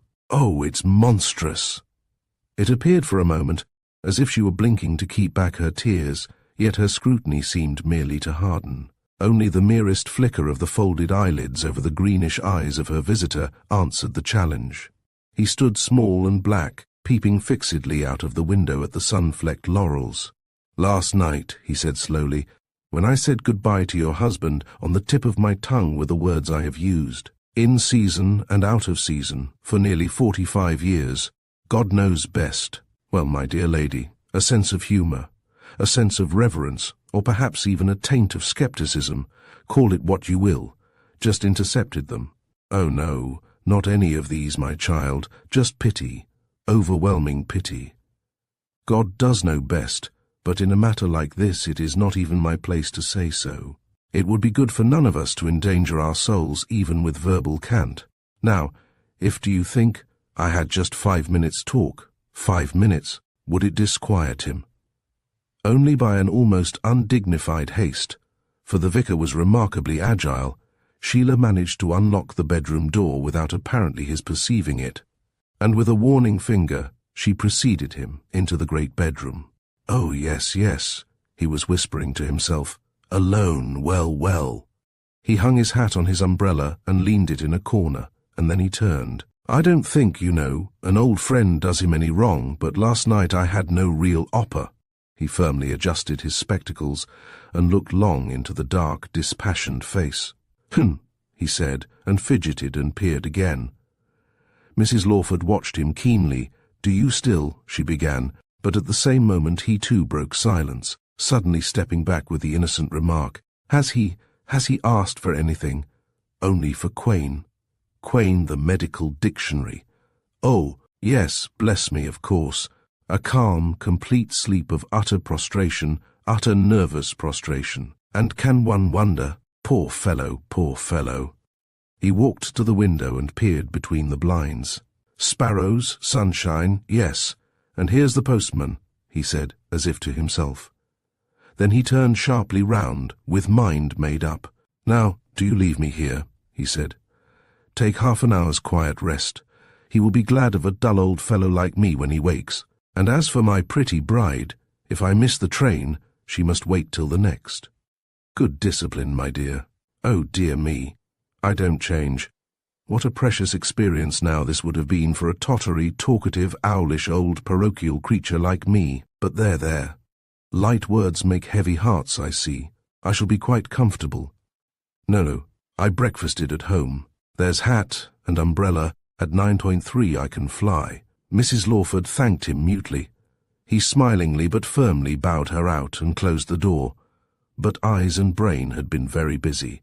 He had looked at the gutted candle, at the tinted bland portrait on the dressing-table, at the chair drawn up, at the boots, and now again he turned almost with a groan towards the sleeper.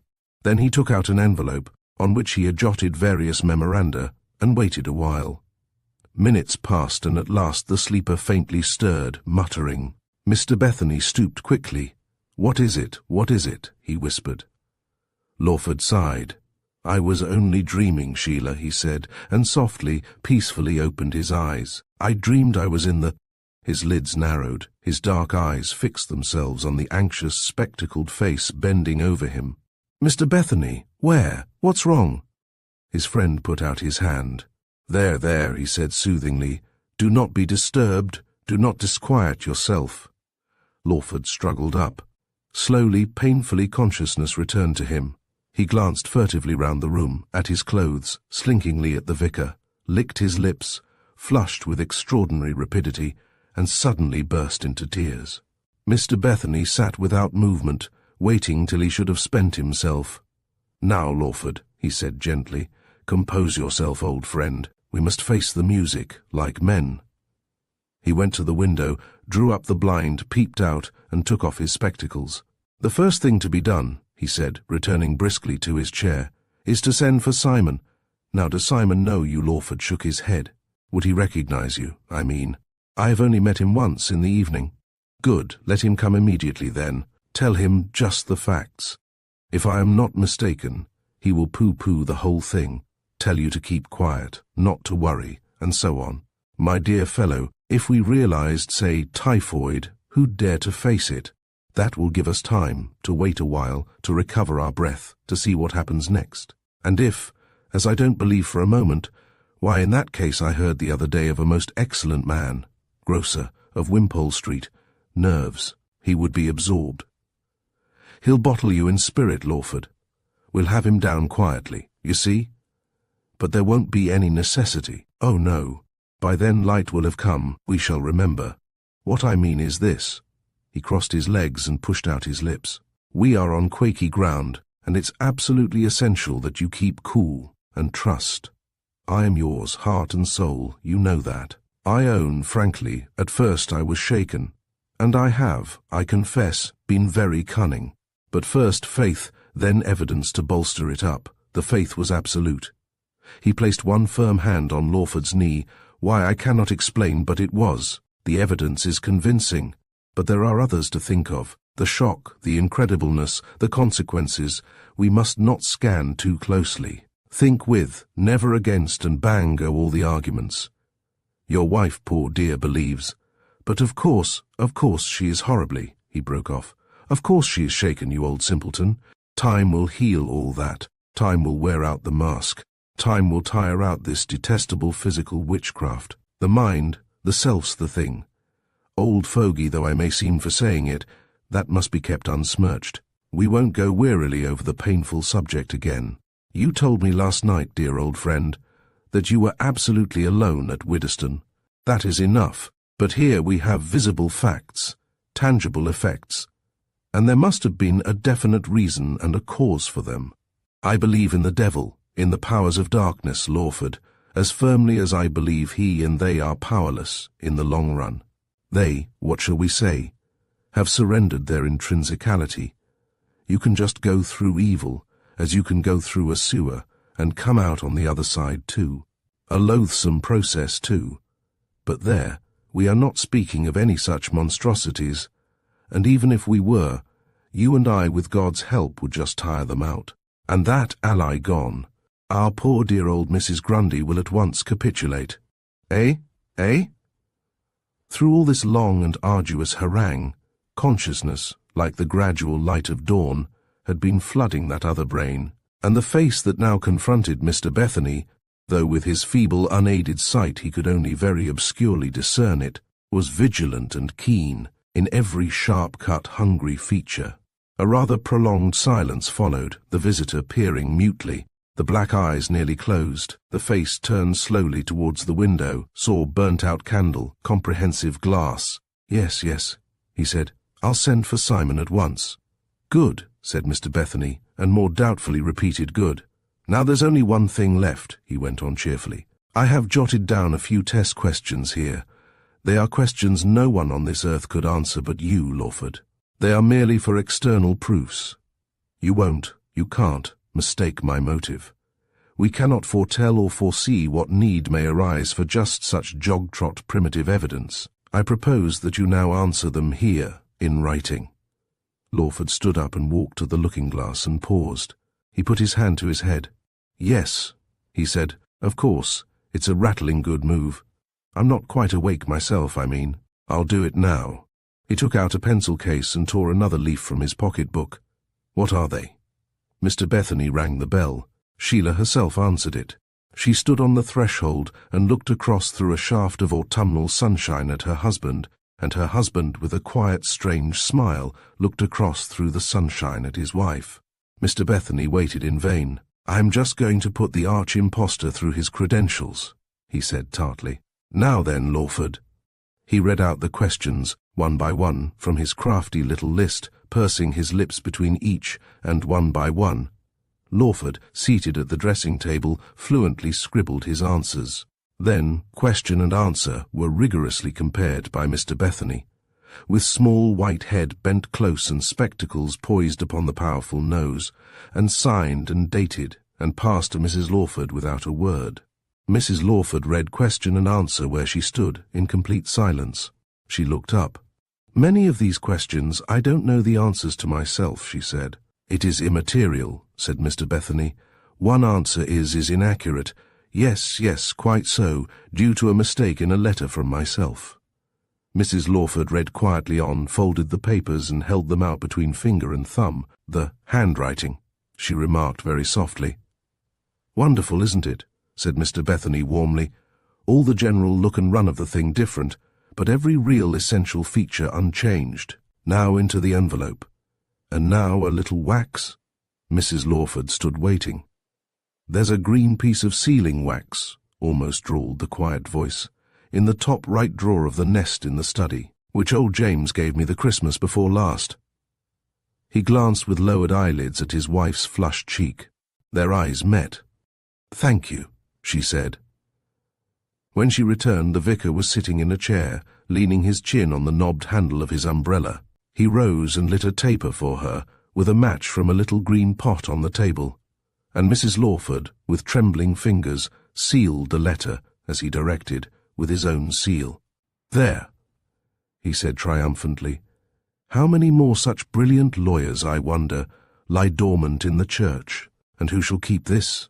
Why, all three, of course," he went on without pausing. "Some little drawer now, secret and undetectable, with a lock." Just such a little drawer that locked itself with a spring lay by chance in the looking-glass. There, the letter was hidden, and Mr. Bethany looked at his watch. 19 minutes, he said. "The next thing, my dear child, we're getting on swimmingly, and it's astonishing how things are simplified by mere use. The next thing is to send for Simon." Sheila took a deep breath, but did not look up. "I am entirely in your hands," she replied. "So be it," said he crisply. "Get to bed, Lawford, it's better so. And I'll look in on my way back from Witchet. I came, my dear fellow, in gloomy disturbance of mind. It was getting up too early, it fogs old brains.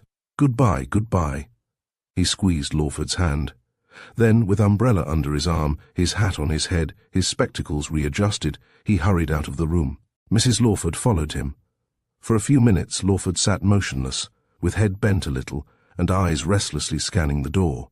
Then he rose abruptly, and in a quarter of an hour was in bed, alone with his slow thoughts, while a basin of cornflour stood untasted on a little table at his bedside, and a cheerful fire burned in the best visitor's room's tiny grate. At 11:30, Dr. Simon entered this soundless seclusion.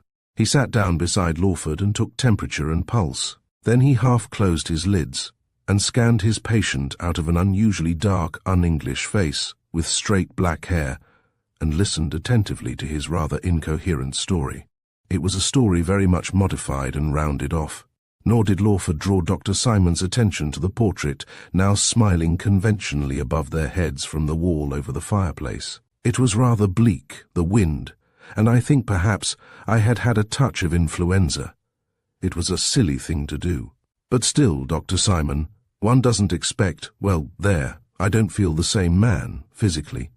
I really cannot explain how great a change has taken place, and yet I feel perfectly fit in myself, and if it were not for being laughed at, go back to town, today. Why, my wife scarcely recognized me." Dr. Simon continued his scrutiny.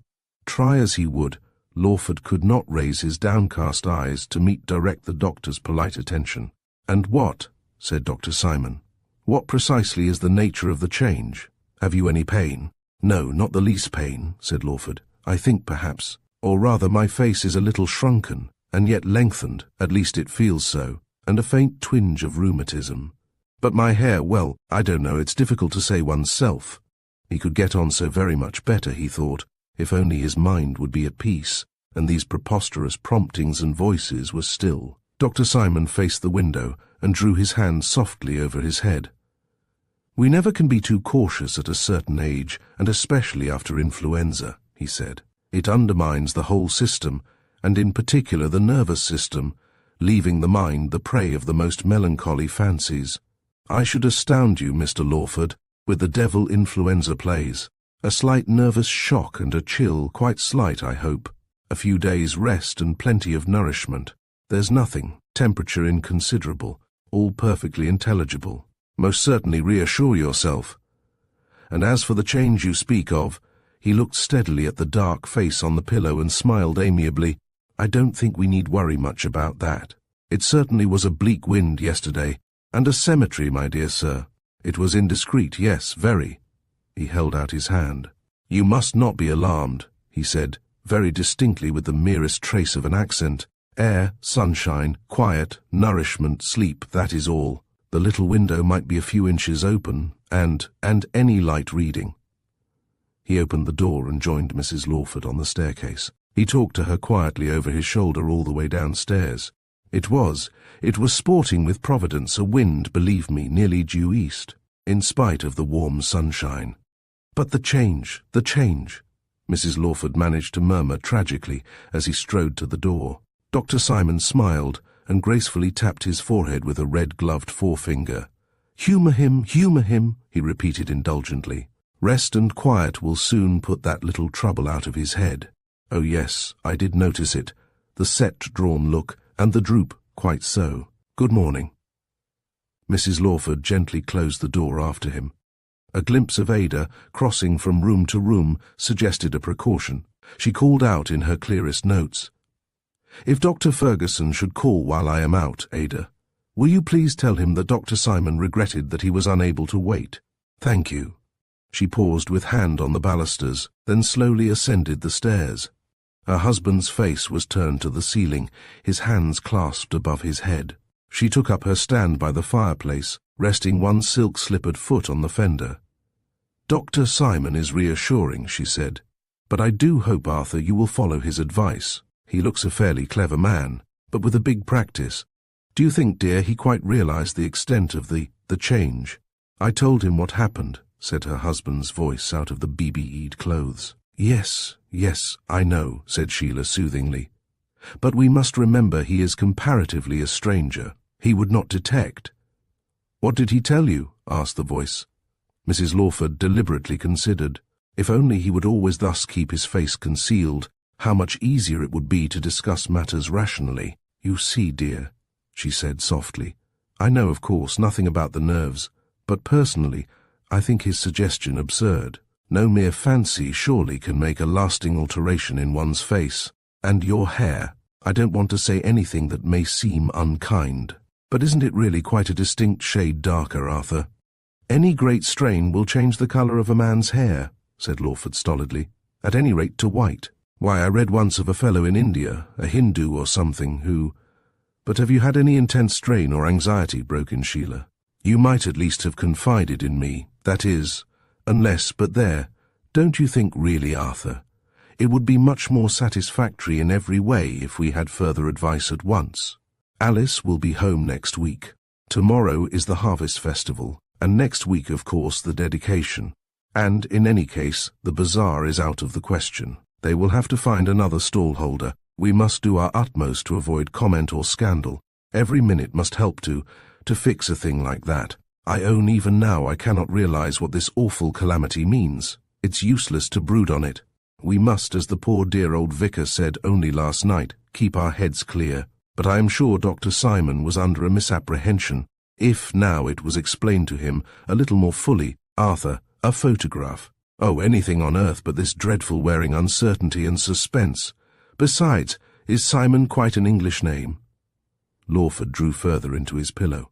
Do as you think best, Sheila, he said.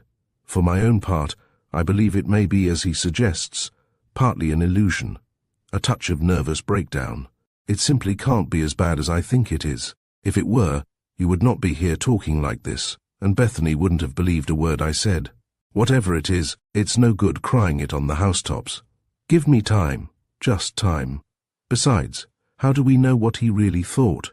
Doctors don't tell their patients everything. Give the poor chap a chance, and more so if he is a foreigner. His voice sank almost to a whisper. He's no darker than this. And do please, Sheila, take this infernal stuff away, and let me have something solid. I'm not ill in that way. All I want is peace and quiet, time to think. Let me fight it out alone. It's been sprung on me. The worst's not over, but I'll win through, wait. And if not, well, you shall not suffer, Sheila. Don't be afraid. There are other ways out. Sheila broke down. Anyone would think to hear you talk that I was perfectly heartless. I told Ada to be most careful about the cornflower. And as for other ways out, it's a positively wicked thing to say to me when I'm nearly distracted with trouble and anxiety. What motive could you have had for loitering in an old cemetery? And in an east wind? It's useless for me to remain here, Arthur, to be accused of every horrible thing that comes into a morbid imagination. I will leave you, as you suggest, in peace. One moment, Sheila, answered the muffled voice. I have accused you of nothing. If you knew all, if you could read my thoughts, you would be surprised perhaps at but never mind that. On the other hand, I really do think it would be better for the present to discuss the thing no more. Today is Friday. Give this miserable face a week. Talk it over with Bethany if you like. But I forbid. He struggled up in bed, sallow and sinister. I flatly forbid, please understand, any other interference till then. Afterwards you must do exactly as you please. Send round the town crier. But till then, silence. Sheila with raised head confronted him. This, then, is your gratitude. So be it. Silence, no doubt, until it's too late to take action, until you have wormed your way in and think you are safe, to have believed. Where is my husband? That is what I am asking you now. When and how you have learned his secrets God only knows, and your conscience. But he always was a simpleton at heart. I warn you then. Until next Thursday, I consent to say nothing provided you remain quiet. Make no disturbance, no scandal here. The servants and all who inquire shall simply be told that my husband is confined to his room with a nervous breakdown, as you have yourself so glibly suggested. I am at your mercy, I own it. The vicar believes your preposterous story, with his spectacles off. You would convince anybody with the wicked cunning with which you have cajoled and wheedled him, with which you have deceived and fooled a foreign doctor. But you will not convince me. You will not convince Alice. I have friends in the world, though you may not be aware of it, who will not be quite so apt to believe any cock and bull story you may see fit to invent. That is all I have to say. Tonight I tell the vicar all that I have just told you, and from this moment, please, we are strangers. I shall come into the room no more than necessity dictates. On Friday we resume our real parts. My husband, Arthur, to connive at. Preach! Rage had transfigured her. She scarcely heard her own words. They poured out senselessly, monotonously, one calling up another, as if from the lips of a Cassandra. Lawford sank back into bed, clutching the sheets with both lean hands. He took a deep breath and shut his mouth. It reminds me, Sheila, he began arduously, of our first quarrel before we were married, the evening after your Aunt Rose died at Llandudno, do you remember? You threw open the window, and I think I saved your life. A pause followed. Then a queer, almost inarticulate voice added, At least I am afraid so. A cold and awful quietness fell on Sheila's heart. She stared fixedly at the tuft of dark hair, the only visible sign of her husband, on the pillow. Then, taking up the basin of cold cornflour, she left the room. In a quarter of an hour she reappeared carrying a tray, with ham and eggs and coffee, and honey invitingly displayed. She laid it down. There is only one other question, she said with perfect composure, that of money. Your signature as it appears on the document drawn up this morning would of course be quite useless on a cheque. I have taken all the money I could find, it is in safety. You may, however, conceivably be in need of some yourself. Here is £5. I have my own cheque-book, and shall therefore have no need to consider the question again for the present. So far as you are concerned, I shall be guided solely by Mr. Bethany. He will, I do not doubt, take full responsibility. And may the Lord have mercy on my soul, uttered a stifled, unfamiliar voice from the bed. Mrs. Lawford stooped. Arthur, she cried faintly, Arthur. Lawford raised himself on his elbow with a sigh that was very near to being a sob. Oh, Sheila, if you'd only be your real self. What is the use of all this pretense? Just consider my position a little. The fear and horror are not all on your side. You called me Arthur even then. I'd willingly do anything you wish to save you pain, you know that. Can't we be friends even in this ghastly, won't you, Sheila? Mrs. Lawford drew back, struggling with a doubtful heart. I think, she said, it would be better not to discuss that now. The rest of the morning Lawford remained in solitude. Chapter 6. There were 3 books in the room, Jeremy Taylor's Holy Living and Dying, a volume of The Quiver, and a little gilded book on wildflowers. He read in vain. He lay and listened to the uproar of his thoughts, on which an occasional sound, the droning of a fly, the cry of a milkman, the noise of a passing van, obtruded from the workaday world. The pale gold sunlight edged softly over the bed. He ate up everything on his tray. He even, on the shoals of nightmare, dreamed a while. But by and by, as the hours wheeled slowly on, he grew less calm, less strenuously resolved on lying there, inactive. Every sparrow that twittered cried reveille through his brain. He longed with an ardor strange to his temperament to be up and doing. What if his misfortune was, as he had in the excitement of the moment suggested to Sheila, only a morbid delusion of mind, shared too in part by sheer force of his absurd confession? Even if he was going mad, who knows how peaceful a release that might not be? Could his shrewd old vicar have implicitly believed in him if the change were as complete as he supposed it? He flung off the bedclothes and locked the door. He dressed himself, noticing, he fancied, with a deadly revulsion of feeling, that his coat was a little too short in the sleeves, his waistcoat too loose. In the midst of his dressing came Sheila bringing his luncheon. "I'm sorry," he called out, stooping quickly beside the bed. "I can't talk now. Please put the tray down." About half an hour afterwards he heard the outer door close, and peeping from behind the curtains saw his wife go out. All was drowsily quiet in the house. He devoured his lunch like a schoolboy. That finished to the last crumb, without a moment's delay he covered his face with a towel, locked the door behind him, put the key in his pocket, and ran lightly downstairs. He stuffed the towel into an ulster pocket, put on a soft, wide-brimmed hat, and noiselessly let himself out. Then he turned with an almost hysterical delight and ran like the wind, without pausing, without thinking, straight on, up one turning, down another, until he reached a broad open common, thickly wooded, sprinkled with gorse and hazel and may, and faintly purple with fading heather. There he flung himself down in the beautiful sunlight among the yellowing bracken to recover his breath. He lay there for many minutes, thinking almost with composure. Flight, it seemed, had for the moment quietened the demands of that other feebly struggling personality which was beginning to insinuate itself into his consciousness, which had so miraculously broken in and taken possession of his body. He would not think now. All he needed was a little quiet and patience before he threw off for good, and all his right to be free, to be his own master, to call himself sane.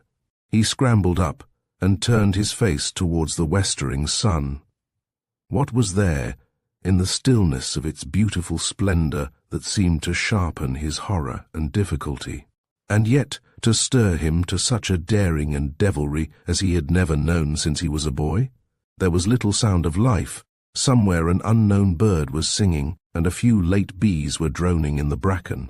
All these years he had, like an old blind horse, stolidly plodded round and round in a dull, self-set routine. And now, just when the spirit had come for rebellion, the mood for a harmless truancy, there had fallen with them too this hideous enigma. He sat there with the dusky silhouette of the face that was now drenched with sunlight in his mind's eye.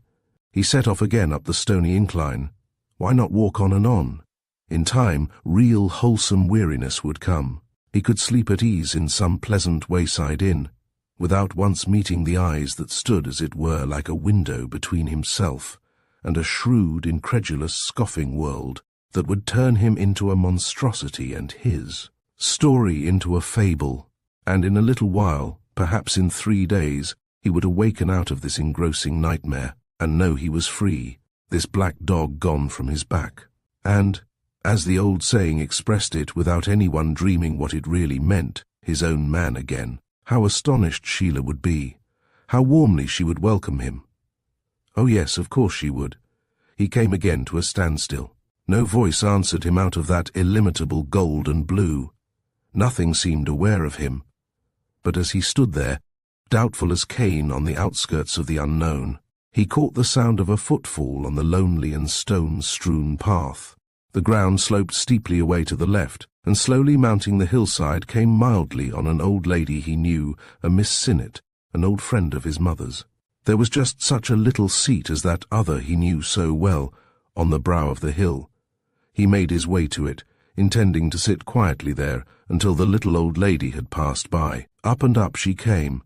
Her large bonnet appeared, and then her mild white face inclined a little towards him as she ascended.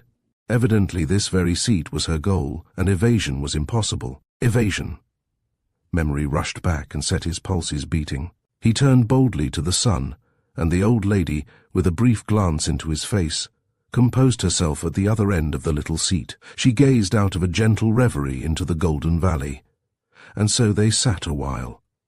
And almost as if she had felt the bond of acquaintance between them, she presently sighed and addressed him. "A very, very beautiful view, sir."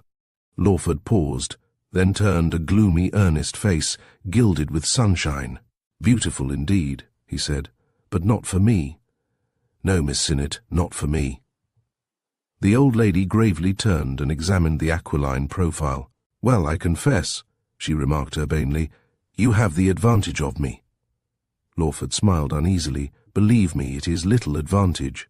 "My sight," said Miss Sinnett precisely, "is not so good as I might wish, though better perhaps than I might have hoped. I fear I am not much wiser. Your face is still unfamiliar to me." "It is not unfamiliar to me," said Lawford. Whose trickery was this, he thought, putting such affected stuff into his mouth. A faint lightning of pity came into the silvery and scrupulous countenance. "Ah, dear me, yes," she said courteously. Lawford rested a lean hand on the seat. "And have you," he asked, "not the least recollection in the world of my face?" "Now really," she said, smiling blandly, "is that quite fair? Think of all the scores and scores of faces in 70 long years, and how very treacherous memory is. You shall do me the service of reminding me of one whose name has for the moment escaped me." "I am the son of a very old friend of yours, Miss Sinnett," said Lawford quietly, "a friend that was once your schoolfellow at Brighton." "Well now," said the old lady, grasping her umbrella, "that is undoubtedly a clue. But then, you see, all but one of the friends of my girlhood are dead, and if I have never had the pleasure of meeting her son, unless there is a decided resemblance, how am I to recollect her by looking at— "There is, I believe, a likeness," said Lawford. She nodded her great bonnet at him with gentle amusement. "You are insistent in your fancy. Well, let me think again. The last to leave me was Fanny Urquhart. That was, let me see, last October. Now you are certainly not Fanny Urquhart's son," she stooped austerely, "for she never had one. Last year, too, I heard that my dear, dear Mrs. Jameson was dead. Her I hadn't met for many, many years. But, if I may venture to say so, yours is not a Scottish face, and she not only married a Scottish husband, but was herself a Dunbar. No, I am still at a loss." A miserable strife was in her chance companion's mind, a strife of anger and recrimination. He turned his eyes wearily to the fast declining sun. "You will forgive my persistency, but I assure you it is a matter of life or death to me. Is there no one my face recalls? My voice?" Miss Sinnett drew her long lips together, her eyebrows lifted with the faintest perturbation. "But he certainly knows my name," she said to herself. She turned once more, and in the still autumnal beauty, beneath that pale blue arch of evening, these two human beings confronted one another again. She eyed him blandly, yet with a certain grave directness. "I don't really think," she said, "you can be Mary Lawford's son. I could scarcely have mistaken." Lawford gulped and turned away. He hardly knew what this surge of feeling meant. Was it hope, despair, resentment? Had he caught even the echo of an unholy joy? His mind for a moment became confused, as if in the tumult of a struggle. He heard himself expostulate, "Ah, Miss Bennet, I fear I set you too difficult a task." The old lady drew abruptly in, like a trustful and gentle snail into its shocked house. "Bennet, sir, but my name is not Bennet." And again Lawford accepted the miserable prompting. "Not Bennet? How can I ever then apologize for so frantic a mistake?" The little old lady took firm hold of her umbrella. She did not answer him. "The likeness, the likeness!" He began unctuously, and stopped, for the glance that dwelt fleetingly on him was cold with the formidable dignity and displeasure of age. He raised his hat and turned miserably home. He strode on out of the last gold into the blue twilight. What fantastic foolery of mind was mastering him? He cast a hurried look over his shoulder at the kindly and offended old figure sitting there, solitary on the little seat, in her great bonnet, with back turned resolutely upon him. the friend of his dead mother who might have proved in his need a friend indeed to him, and he had by this insane caprice hopelessly estranged her. She would remember this face well enough now, he thought bitterly, and would take her place among his quiet enemies, if ever the day of reckoning should come. It was scandalous. It was banal to have abused her trust and courtesy. Oh, it was hopeless to struggle any more. The fates were against him. They had played him a trick. He was to be their transitory sport, as many a better man he could himself recollect had been before him. He would go home and give in, let Sheila do with him what she pleased. No one but a lunatic could have acted as he had, with just that frantic hint of method so remarkable in the insane. He left the common. A lamplighter was lighting the lamps. A thin evening haze was on the air. If only he had stayed at home that fateful afternoon. What had induced him, enticed him to venture out? And even with the thought welled up into his mind an intense desire to go to the old green time-worn churchyard again, to sit there contentedly alone, where none heeded the completest metamorphosis, down beside the yew trees. What a fool he had been! There alone, of course, lay his only possible chance of recovery. He would go tomorrow. Perhaps Sheila had not yet discovered his absence, and there would be no difficulty in repeating so successful a stratagem. Remembrance of his miserable mistake, of Miss Sinnett, faintly returned to him as he swiftly mounted the steps to his porch. Poor old lady. He would make amends for his discourtesy when he was quite himself again. She should some day hear, perhaps, his infinitely tragic, infinitely comic experience from his own lips. He would take her some flowers, some old keepsake of his mother's. What would he not do when the old moods and brains of the stupid Arthur Lawford, whom he had appreciated so little and so superficially, came back to him? He ran up the steps and stopped dead, his hand in his pocket, chilled and aghast. Sheila had taken his keys. He stood there, dazed and still, beneath the dim yellow of his own fanlight, and once again that inward spring flew back. Brazen it out, knock and ring. He knocked flamboyantly and rang. There came a quiet step and the door opened. "Dr. Simon, of course, has called," he inquired suavely. "Yes, sir. And gone, as I feared. And Mrs. Lawford?" "I think Mrs. Lawford is in, sir." Lawford put out a detaining hand. "We will not disturb her. We will not disturb her. I can find my way up." "Oh, yes, thank you." But Ada still palely barred the way. "I think, sir," she said, "Mrs. Lawford would prefer to see you herself. She told me most particularly all callers, and Mr. Lawford was not to be disturbed on any account."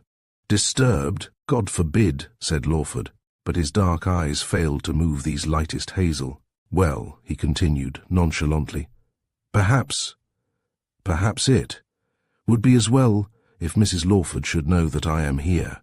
"No, thank you, I won't come in. Please go and tell." But even as the maid turned to obey, Sheila herself appeared at the dining-room door in hat and veil. Lawford hesitated an immeasurable moment. In one swift glance he perceived the lamplit mystery of evening, beckoning, calling, pleading. "Fly, fly! Home's here for you. Begin again, begin again." And there before him, in quiet and hostile decorum, stood maid and mistress. He took off his hat and stepped quickly in. "So late, so very late, I fear," he began glibly. "A sudden call, a perfectly impossible distance. Shall we disturb him, do you think?" "Wouldn't it," began Sheila softly, "be rather a pity, perhaps? Dr. Simon seemed to think. But of course you must decide that." Ada turned quiet small eyes. No, by no means," he almost mumbled, and a hard, slow smile passed over Sheila's face. "Excuse me one moment," she said. "I will see if he is awake." She swept swiftly forward, superb and triumphant, beneath the gaze of those dark, restless eyes. But so still was home and street that quite distinctly a clear and youthful laughter was heard, and light footsteps approaching. Sheila paused. Ada, in the act of closing the door, peered out. "Miss Alice, ma'am," she said, and in this infinitesimal advantage of time Dr. Fergusson had seized his vanishing opportunity, and was already swiftly mounting the stairs. Mrs. Lawford stood with veil half raised and coldly smiling lips, and, as if it were by pre-arrangement, her daughter's laughing greeting from the garden, and from the landing above her a faint "Ah, and how are we now?" broke out simultaneously, and Ada, silent and discreet, had thrown open the door again to the twilight, and to the young people ascending the steps. Lawford was still sitting on his bed before a cold and ashy hearth when Sheila knocked at the door. "Yes?" he said. "Who's there?" No answer followed. He rose with a shuddering sigh and turned the key. His wife entered. "That little exhibition of finesse was part of our agreement, I suppose." "I say," began Lawford, "to creep out in my absence like a thief and to return like a mountebank, that was part of our compact." "I say," he stubbornly began again, "did you wire for Alice? Will you please answer my question? Am I to be a mere catspaw in your intrigues, in this miserable masquerade before the servants, to set the whole place ringing with the name of a doctor that doesn't exist, and a bedridden patient that slips out of the house with his bedroom key in his pocket? Are you aware that Ada has been hammering at your door every half hour of your absence? Are you aware of that? How much," she continued in a low, bitter voice, "how much should I offer for her discretion?" "Who was that with Alice?" inquired the same toneless voice. "I refuse to be ignored. I refuse to be made a child of. Will you please answer me?" Lawford turned. "Look here, Sheila," he began heavily. "What about Alice? If you wired, well, it's useless to say anything more. But if you didn't, I ask you just this one thing. Don't tell her." "Oh, I perfectly appreciate a father's natural anxiety." Her husband drew up his shoulders as if to receive a blow. "Yes, yes," he said, "but you won't." The sound of a young laughing voice came faintly up from below. "How did Jimmy Fortescue know she was coming home today? Will you not inquire of Jimmy Fortescue for yourself?" "Oh, what is the use of sneering?" began the dull voice again.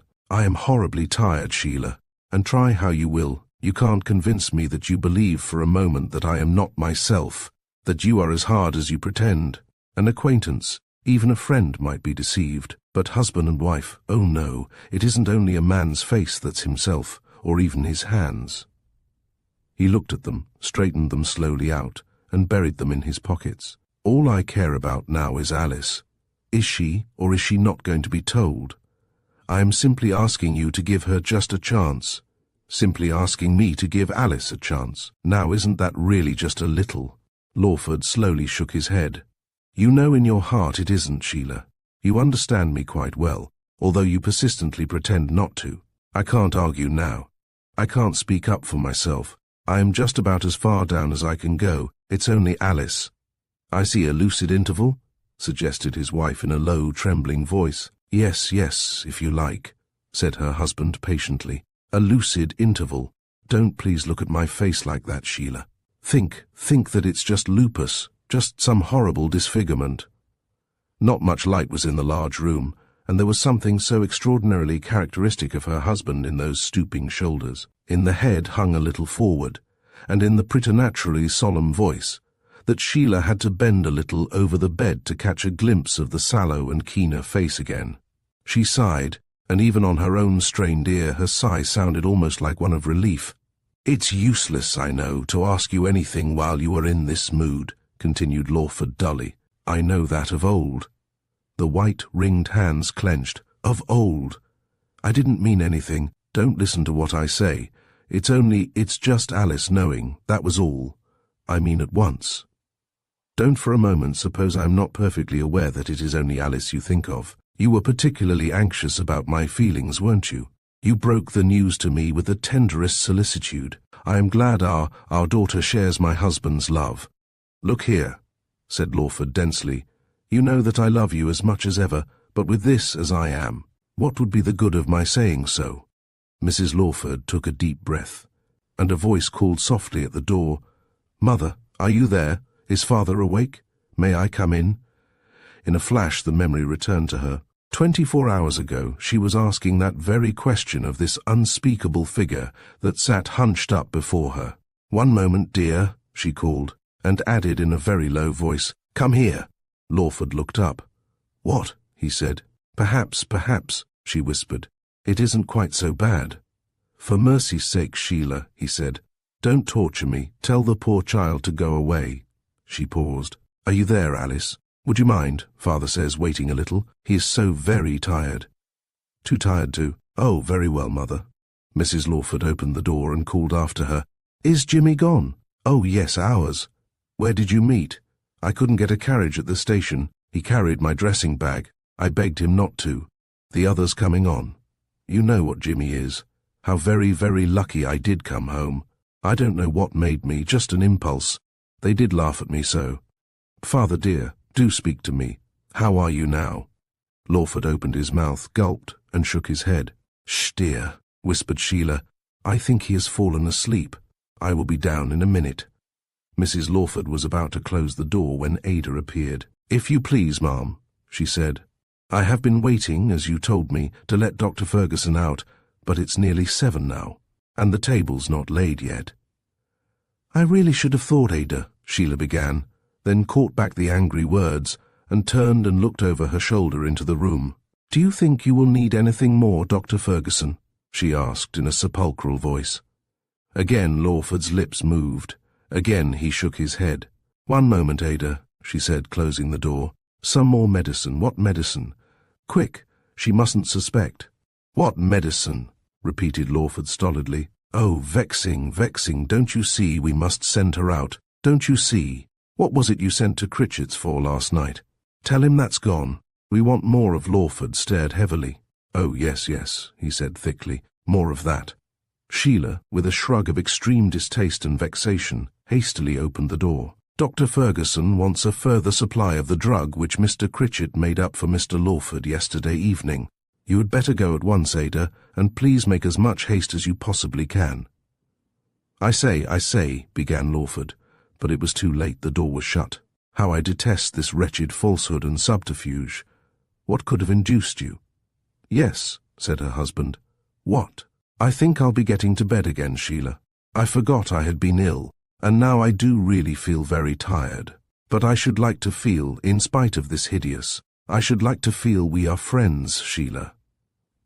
Sheila almost imperceptibly shuddered, crossed the room, and faced the still, almost lifeless mask.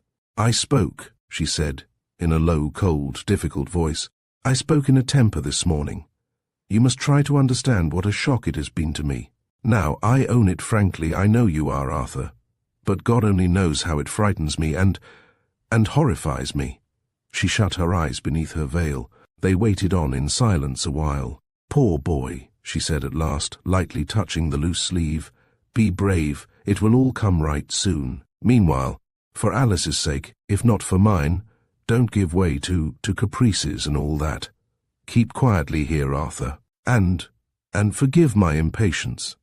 He put out his hand as if to touch her.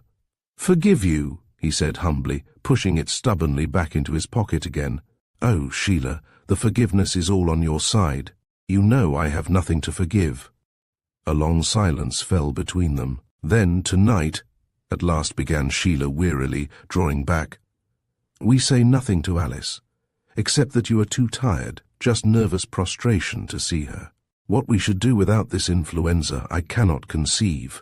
Mr. Bethany will probably look in on his way home, and then we can talk it over. We can talk it over again. So long as you are like this, yourself in mind, what is it now?" She broke off querulously. "If you please, ma'am, Mr. Critchett says he doesn't know Dr. Ferguson. His name's not in the directory, and there must be something wrong with the message, and he's sorry. But he must have it in writing, because there was more even in the first packet than he ought by rights to send. What shall I do, if you please?" Still looking at her husband, Sheila listened quietly to the end, and then, as if in inarticulate disdain, she deliberately shrugged her shoulders and went out to play her part unaided. Chapter 7. Her husband turned wearily once more, and drawing up a chair sat down in front of the cold grate. He realized that Sheila thought him as much of a fool now as she had for the moment thought him an impostor, or something worse, the night before. That was at least something gained. He realized, too, in a vague way, that the exuberance of mind that had practically invented Dr. Ferguson and outraged Miss Sinnett had quite suddenly flickered out. It was astonishing, he thought, with gaze fixed innocently on the black coals, that he should ever have done such things. He detested that kind of rot, that jaunty theatrical pose so many men prided their jackdaw brains on. And he sat quite still, like a cat at a cranny, listening, as it were, for the faintest, remotest stir that might hint at any return of this activity. It was the first really sane moment he had had since the change. Whatever it was that had happened at Widderstone was now distinctly weakening in effect. Why now, perhaps? He stole a thievish look over his shoulder at the glass and cautiously drew finger and thumb down that beaked nose. Then he really quietly smiled. A smile he felt this abominable facial caricature was quite unused to, the superior Lawford smile of guileless contempt for the fanatical, the fantastic, and the bizarre. He wouldn't have sat with his feet on the fender before a burnt-out fire, and the animosity of that he, uttered only just under his breath, surprised even himself. It actually did seem as if there were a chance, if only he kept cool and collected. If the whole mind of a man was bent on being one thing, surely no power on earth, certainly not on earth, could for long compel him to look another, any more followed the resplendent thought than vice versa. That, in fact, was the trick that had been in fitful fashion played him since yesterday. Obviously, and apart altogether from his promise to Sheila, the best possible thing he could do would be to walk quietly over to Widderstone tomorrow and, like a child that has lost a penny, just make the attempt to reverse the process. Look at the graves, read the inscriptions on the weather-beaten stones, compose himself once more to sleep on the little seat. Magic, witchcraft, possession, and all that. Well, Mr. Bethany might prefer to take it on the authority of the Bible if it was his duty. But it was at least mainly Old Testament stuff, like polygamy, Joshua, and the unclean beasts. The unclean beasts. It was simply, as Simon had said, mainly an affair of the nerves, like Indian jugglery. He had heard of dozens of such cases, or similar cases, and it was hardly likely that cases even remotely like his own would be much bragged about or advertised. All those mysterious disappearances, too, which one reads about so repeatedly. What of them? Even now he felt and glanced swiftly behind him at the fancy it would be better to think as softly as possible, not to hope too openly, certainly not to triumph in the least degree just in case of, well, listeners. He would wrap up too, and he wouldn't tell Sheila of the project till he had come safely back. What an excellent joke it would be to confess meekly to his escapade, and to be scolded, and then suddenly to reveal himself. He sat back and gazed with an almost malignant animosity at the face in the portrait, comely and plump. An inarticulate, unfathomable depression rolled back on him, like a mist out of the sea. He hastily undressed, put watch and door key and Critchett's powder under his pillow, paused, vacantly ruminated, and then replaced the powder in his waistcoat pocket, said his prayers, and got shivering to bed. He did not feel hurt at Sheila's leaving him like this, so long as she really believed in him. And now, Alice was home. He listened, trying not to shiver, for her voice, and sometimes heard, he fancied, the clear note. It was this beastly influenza that made him feel so cold and lifeless. But all would soon come right. That is, if only that face, luminous against the floating darkness within, would not appear the instant he closed his eyes. But legions of dreams are influenza's allies. He fell into a chill doze, heard voices innumerable, and one above the rest shouting them down until there fell a lull, and another, as it were, from afar said quite clearly and distinctly, "But surely, my dear, you have heard the story of the poor old charwoman who talked Greek in her delirium. A little school French need not alarm us." And Lawford opened his eyes again on Mr. Bethany standing at his bed. There I've been and waked him. And yet they say men make such excellent nurses in time of war. But you see, Lawford, what did I tell you? Wasn't I now an infallible prophet? Your wife has been giving me a most glowing account. Quite your old self, she tells me, except for just this touch of facial paralysis. And I think, do you know, the kind old creature stooped over the bed, but still, Lawford noticed bitterly, still without his spectacles. Yes, I really think there is a decided improvement. Not quite so drawn. We must make haste slowly. Wedderburn, you know, believes profoundly in Simon. He pulled his wife through a dangerous confinement. And here's pills and tonics and liniments. A whole chemist's shop. Oh, we are getting on swimmingly. Flamelight was flickering in the candled dusk. Lawford turned his head and saw Sheila's coiled, beautiful hair in the firelight. "You haven't told Alice?" he asked. "My dear good man," said Mr. Bethany, "of course we haven't. You shall tell her yourself on Monday. What an incredible tradition it will be. But you mustn't worry, you mustn't even think. And no more of these jaunts, eh? That Ferguson business, that was too bad. What are we going to do with the fellow now we have created him? He will come home to roost, mark my words. And as likely as not down the vicarage chimney. I wouldn't have believed it of you, my dear fellow." He beamed, but looked, none the less, very lean and fagged and depressed. "How did the wedding go off?" Lawford managed to think of inquiring. "Oh, a one," said Mr. Bethany. "I've just been describing it to Alice. The bride, her bridegroom, mother, aunts, cake, presents, finery, blushes, tears, and everything that was hers. We've been in fits, haven't we, Mrs. Lawford? And Alice says I'm a worth in a clerical collar, didn't she? And that it's only art that has kept me out of an apron.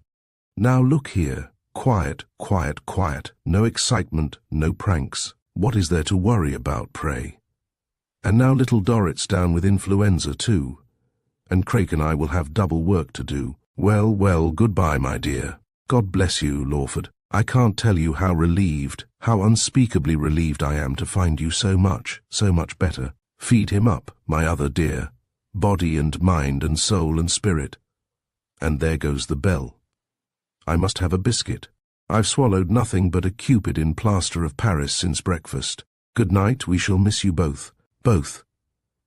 But when Sheila returned, her husband was sunk again into a quiet sleep, from which not even the many questions she fretted to put to him seemed weighty enough to warrant his disturbance. So when Lawford again opened his eyes, he found himself lying wide awake, clear and refreshed, and eager to get up. But upon the air lay the still hush of early morning. He tried in vain to catch back sleep again. A distant shred of dream still floated in his mind, like a cloud at evening. He rarely dreamed, but certainly something immensely interesting had but a moment ago eluded him. He sat up and looked at the clear red cinders and their maze of grottos. He got out of bed and peeped through the blinds. To the east and opposite to him, gardens and an apple orchard lay, and there in strange liquid tranquillity hung the morning star, and rose, rifling into the dusk of night, the first grey of dawn. The street beneath its autumn leaves was vacant, charmed, deserted. Hardly since childhood had Lawford seen the dawn, unless over his winter breakfast table. Very much like a child now, he stood gazing out of his bow window, the child whom time's busy robins had long ago covered over with the leaves of numberless hours. A vague exultation fumed up into his brain.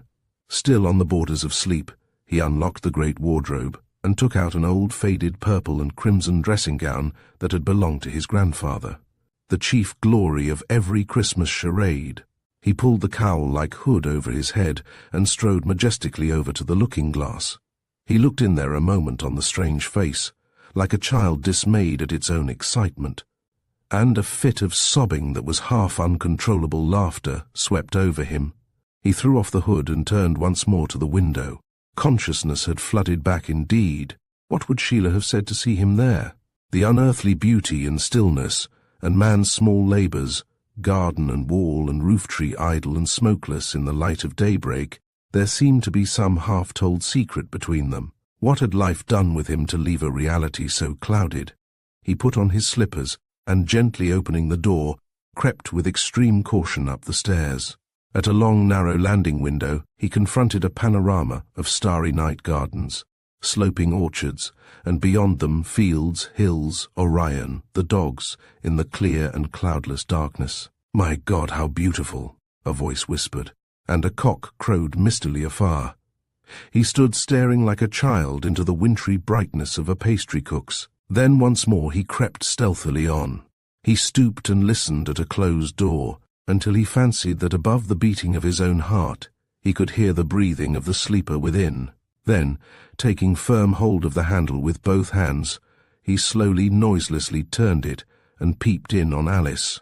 The moon was long past her faint shining here, the blind was down, and yet it was not pitch dark. He stood with eyes fixed, waiting.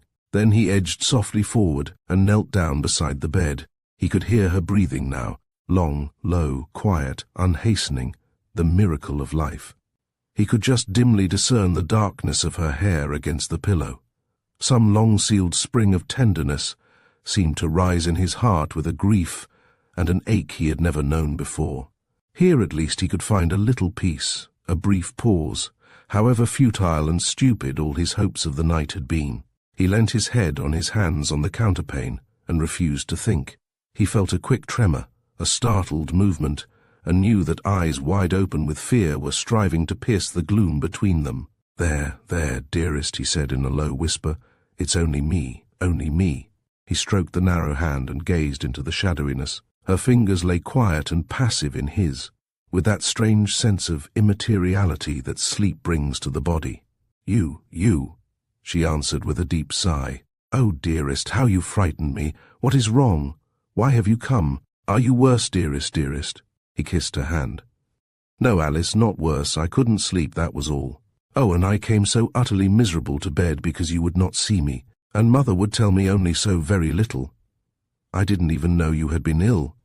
She pressed his hand between her own. "But this, you know, is very, very naughty. You will catch cold, you bad thing. What would Mother say?" "I think we mustn't tell her, dear. I couldn't help it. I felt much I wanted to see you. I have been rather miserable." "Why?" she said, stroking his hand from wrist to fingertips with one soft finger. "You mustn't be miserable. You and me have never done such a thing before, have we? Was it that wretched old flu?" It was too dark in the little fragrant room even to see her face so close to his own, and yet he feared. "Dr. Simon," she went on softly, "said it was. But isn't your voice a little hoarse, and it sounds so melancholy in the dark? And oh," she squeezed his wrist, "you have grown so thin. You do frighten me. Whatever should I do if you were really ill? And it was so odd, dear. When first I woke, I seemed to be still straining my eyes in a dream at such a curious, haunting face, not very nice. I am glad you were here." "What was the dream face like?" came the muttered question. "Dark and sharp and rather dwelling eyes. You know those long faces one sees in dreams, like a hawk, like a conjurer's. It was the first unguarded and ungarbled criticism. "Perhaps, dear, if you find my voice different and my hand shrunk up, you will find my face changed too, like a conjurer's. What then?" She laughed gaily and tenderly. "You silly, I should love you more than ever. Your hands are icy cold. I can't warm them nohow." Lawford held tight his daughter's hand. "You do love me, Alice. You would not turn against me, whatever happened. Ah, you shall see, you shall see." A sudden burning hope sprang up in him. Surely when all was well again, these last few hours would not have been spent in vain. Like the shadow of death they had been, against whose darkness the green familiar earth seems beautiful as the plains of paradise.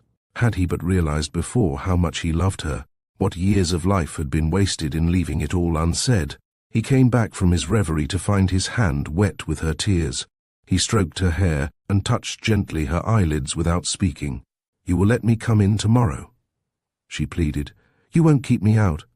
"Ah, but dear, you must remember your mother. She gets so anxious, and every word the doctor says is law. How would you like me to come again, like this perhaps, like Santa Claus?" "You know how I love having you," she said, and stopped. But, he leaned closer. Yes, come," she said, clutching his hand and hiding her eyes. "It is only my dream, that horrible, dwelling face in the dream. It frightened me so." Lawford rose very slowly from his knees. He could feel in the dark his brows drawn down. There came a low, sullen beating on his ear. He saw his face as it were in dim outline against the dark. Rage and rebellion surged up in him. Even his love could be turned to bitterness. Well, two could play at any game. Alice sprang up in bed and caught his sleeve. Dearest, you must not be angry with me now." He flung himself down beside the bed. Anger, resentment died away. "You are all I have left," he said. He stole back as he had come, in the clear dawn, to his bedroom. It was not 5 yet. He put a few more coals on his fire and blew out the night light and lay down. But it was impossible to rest, to remain inactive. He would go down and search for that first volume of Quain. Hallucination, influenza, insanity, why, Sheila must have purposely mislaid it. A rather formidable figure he looked, descending the stairs in the grey dusk of daybreak. The breakfast room was at the back of the house. He tilted the blind, and a faint light flowed in from the changing colours of the sky. He opened the glass door of the little bookcase to the right of the window, and ran eye and finger over the few rows of books. But as he stood there with his back to the room, just as the shadow of a bird's wing floats across the moonlight of a pool, he became suddenly conscious that somebody had passed across the doorway, and in passing had looked in on him. He stood motionless, listening, but no sound broke the morning's slumberousness except the faraway warbling of a thrush in the first light. So sudden and transitory had been the experience that it seemed now to be illusory, yet it had so caught him up. It had with so furtive and sinister a quietness broken in on his solitude, that for a moment he dared not move. A cold, indefinite sensation stole over him that he was being watched, that some dim, evil presence was behind him biding its time, patient and stealthy, with eyes fixed unmovingly on him where he stood. But, watch and wait as silently as he might, only the day broadened at the window, and at last a narrow ray of sunlight stole trembling up into the dusky bowl of the sky. At any rate, Quain was found, with all the ills of life, from A to I, and Lawford turned back to his bondage with the book under his arm. Chapter 8. The Sabbath, pale with September sunshine, and monotonous with chiming bells, had passed languidly away. Dr. Simon had come and gone, optimistic and urbane, yet with a faint inward dissatisfaction over a patient behind whose taciturnity a hint of mockery and subterfuge seemed to lurk. Even Mrs. Lawford had appeared to share her husband's reticence. But Dr. Simon had happened on other cases in his experience where tact was required rather than skill, and time than medicine. The voices and footsteps, even the frou-frou of worshippers going to church, the voices and footsteps of worshippers returning from church, had floated up to the patient's open window. Sunlight had drawn across his room in one pale beam and vanished. A few callers had called. Hothouse flowers, waxen and pale, had been left with messages of sympathy. Even Dr. Critchett had respectfully and discreetly made inquiries on his way home from chapel. Lawford had spent most of his time in pacing to and fro in his soft slippers. The very monotony had eased his mind. Now and again he had lain motionless, with his face to the ceiling. He had dozed and had awakened, cold and torpid with dream. He had hardly been aware of the process, but every hour had done something, it seemed, towards clarifying his point of view. A consciousness had begun to stir in him that was neither that of the old, easy Lawford, whom he had never been fully aware of before, nor of this strange, ghostly intelligence that haunted the hawk-like, restless face, and plucked so insistently at his distracted nerves. He had begun in a vague fashion to be aware of them both, could in a fashion discriminate between them, almost as if there really were two spirits in stubborn conflict within him. It would, of course, wear him down in time. There could be only one end to such a struggle, the end.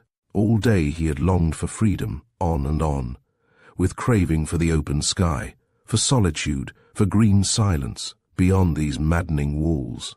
This heedful silken coming and going, these Sunday voices, this reiterant yelp of a single peevish bell, would they never cease? And above all, betwixt dread and an almost physical greed, he hungered for night. He sat down with elbows on knees and head on his hands, thinking of night, its secrecy, its immeasurable solitude. His eyelids twitched. The fire before him had for an instant gone black out. He seemed to see slow gesturing branches, grass stooping beneath a grey and wind-swept sky. He started up, and the remembrance of the morning returned to him, the glassy light, the changing rays, the beaming gilt upon the useless books.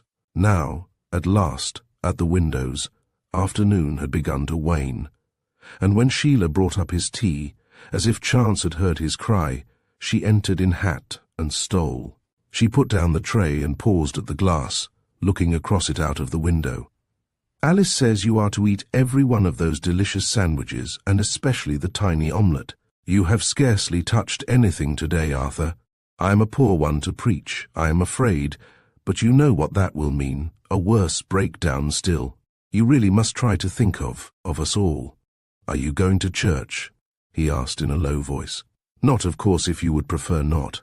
But Dr. Simon advised me most particularly to go out at least once a day. We must remember this is not the beginning of your illness. Long-continued anxiety, I suppose, does tell on one in time.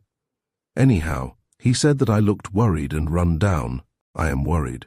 Let us both try for each other's sakes, or even if only for Alice's, to do all we can. I must not harass you, but is there do you see the slightest change of any kind? You always look pretty, Sheila. Tonight you look prettier. That is the only change, I think. Mrs. Lawford's attitude intensified in its stillness. Now, speaking quite frankly, what is it in you suggests these remarks at such a time? That's what baffles me. It seems so childish, so needlessly blind. I'm very sorry, Sheila, to be so childish. But I'm not, say what you like, blind. You are pretty. I'd repeat it if I was burning at the stake. Sheila lowered her eyes softly onto the rich-toned picture in the glass. Supposing, she said, watching her lips move, supposing, of course, I know you are getting better and all that, but supposing you don't change back as Mr. Bethany thinks, what will you do? Honestly, Arthur, when I think over it calmly, the whole tragedy comes back on me with such a force it sweeps me off my feet. I am for the moment scarcely my own mistress. What would you do? I think, Sheila, replied a low, infinitely weary voice, I think I should marry again. It was the same wavering, faintly ironical voice that had slightly discomposed Dr. Simon that same morning. Marry again, exclaimed incredulously the full lips in the looking-glass. Who? You, dear. Sheila turned softly round, conscious in a most humiliating manner that she had ever so little flushed. Her husband was pouring out his tea, unaware apparently of her change of position. She watched him curiously. In spite of all her reason, of her absolute certainty, she wondered even again for a moment if this really could be Arthur. And for the first time she realized the power and mastery of that eager and far too hungry face. Her mind seemed to pause, fluttering in air, like a bird in the wind. She hastened rather unsteadily to the door. "Will you want anything more, do you think, for an hour?" she asked. Her husband looked up over his little table. "Is Alice going with you?" "Oh yes, poor child. She looks so pale and miserable. We are going to Mrs. Sherwin's, and then on to church. You will lock your door?" "Yes, I will lock my door. And I do hope, Arthur, nothing rash." A change that seemed almost the effect of actual shadow came over his face. "I wish you could stay with me," he said slowly. "I don't think you have any idea what I go through." It was as if a child had asked on the verge of terror for a candle in the dark, but an hour's terror is better than a lifetime of timidity. Sheila sighed. "I think," she said, "I too might say that, but there, giving way will do nothing for either of us. I shall be gone only for an hour, or two at the most, and I told Mr. Bethany I should have to come out before the sermon. It's only Mr. Craik. But why Mrs. Sherwin? She'd worm a secret out of one's grave." "It's useless to discuss that, Arthur. You have always consistently disliked my friends. It's scarcely likely that you would find any improvement in them now." "Oh, well," he began, but the door was already closed. "Sheila," he called in a burst of anger. "Well, Arthur, you have taken my latchkey." Sheila came hastily in again. "Your latchkey? I am going out." "Going out? You will not be so mad, so criminal, and after your promise." He stood up. "It is useless to argue. If I do not go out, I shall certainly go mad. As for criminal, why, that's a woman's word. Who on earth is to know me? It is of no consequence, then, that the servants are already gossiping about this impossible Dr. Fergusson, that you are certain to be seen either going or returning, that Alice is bound to discover that you are well enough to go out, and yet not even enough to say good night to your own daughter. Oh, it's monstrous. It's a frantic, a heartless thing to do." Her voice vaguely suggested tears. Lawford eyed her coldly and stubbornly, thinking of the empty room he would leave awaiting his return, its lamp burning, its fire flames shining. It was almost a physical discomfort, this longing unspeakable for the twilight, the green secrecy and the silence of the graves. "Keep them out of the way," he said in a low voice. "It will be dark when I come in." His hardened face lit up. "It's useless to attempt to dissuade me. Why must you always be hurting me? Why do you seem to delight in trying to estrange me?" Husband and wife faced each other across the clear-lit room. He did not answer. "For the last time," she said in a quiet, hard voice, "I ask you not to go." He shrugged his shoulders. "Ask me not to come back," he said. "That's nearer your hope." He turned his face to the fire. Without moving, he heard her go out, return, pause, and go out again. And when he deliberately wheeled round in his chair, the little key lay conspicuous there on the counterpane. Chapter 9. The last light of sunset lay in the west, and a sullen rack of cloud was mounting into the windless sky when Lawford entered the country graveyard again by its dark, weather-worn lich gate. The old stone church with its square tower stood amid trees, its eastern window faintly aglow with crimson and purple. He could hear a steady, rather nasal voice through its open lattices, but the stooping stones and the cypresses were out of sight of its porch. He would not be seen down there. He paused a moment, however. His hat was drawn down over his eyes. He was shivering. Far over the harvest fields showed a growing pallor in the sky. He would have the moon to go home by. Home! These trees, this tongueless companionship, this heavy wine-like air, this soundless turf, these in some obscure, desolate fashion seemed far rather really home. His eyes wandered towards the fading crimson, and with that on his right hand, he began softly, almost on tiptoe, descending the hill. It seemed to him that the steady eyes of the dead were watching him in his slow progress. The air was echoing with little faint, clear calls. He turned and snapped his fingers at a robin that was stalking him with its stony twittering from bush to bush. But when after some little time he actually came out of the narrow avenue and looked down, his heart misgave him. For someone was already sitting there on his low and solitary seat beneath the cypresses. He stood hesitating, gazing steadily and yet half vacantly at the motionless figure, and in a while a face was lifted in his direction, and undisconcerted eyes calmly surveyed him. "I am afraid," called Lawford rather nervously. "I hope I am not intruding." "Not at all, not at all," said the stranger.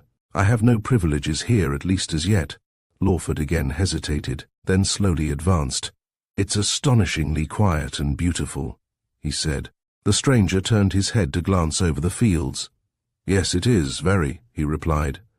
There was the faintest accent, a little drawl of unfriendliness in the remark. "You often sit here?" Lawford persisted. The stranger raised his eyebrows.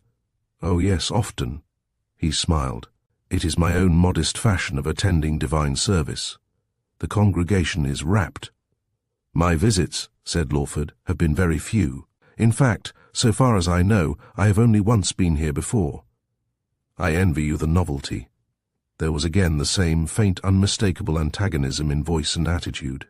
And yet, so deep was the relief in talking to a fellow creature who hadn't the least suspicion of anything unusual in his appearance, that Lawford was extremely disinclined to turn back.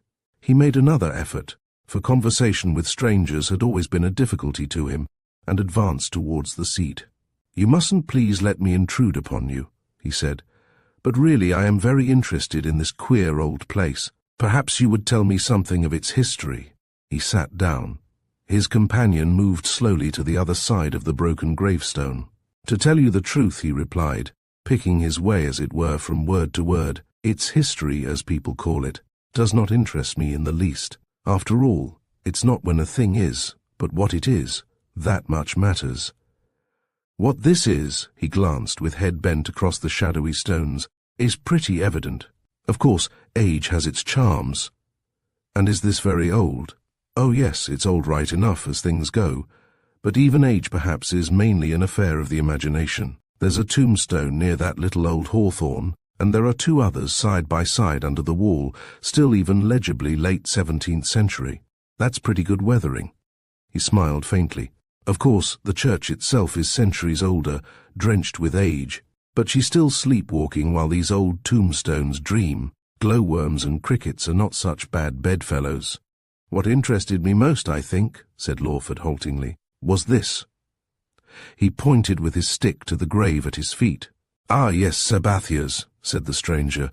"I know his peculiar history almost by heart. Lawford found himself staring with unusual concentration into the rather long and pale face. "Not, I suppose," he resumed faintly. "Not, I suppose, beyond what's there." His companion leant his hand on the old stooping tombstone. "Well, you know, there's a good deal there." He stooped over. "If you read between the lines, even if you don't." "A suicide," said Lawford, under his breath. "Yes, a suicide. That's why our Christian countrymen have buried him outside of the fold. Dead or alive, they try to keep the wolf out." "Is this, then, unconsecrated ground?" said Lawford. "Haven't you noticed," drawled the other, "how green the grass grows down here, and how very sharp are poor old Sabathia's thorns? Besides, he was a stranger, and they kept him out." "But surely," said Lawford, "was it so entirely a matter of choice, the laws of the church? If he did kill himself, he did."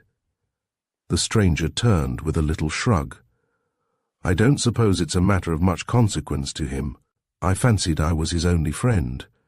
May I venture to ask why you were interested in the poor old thing?" Lawford's mind was as calm and shallow as a millpond. "Oh, a rather unusual thing happened to me here," he said. "You say you often come?"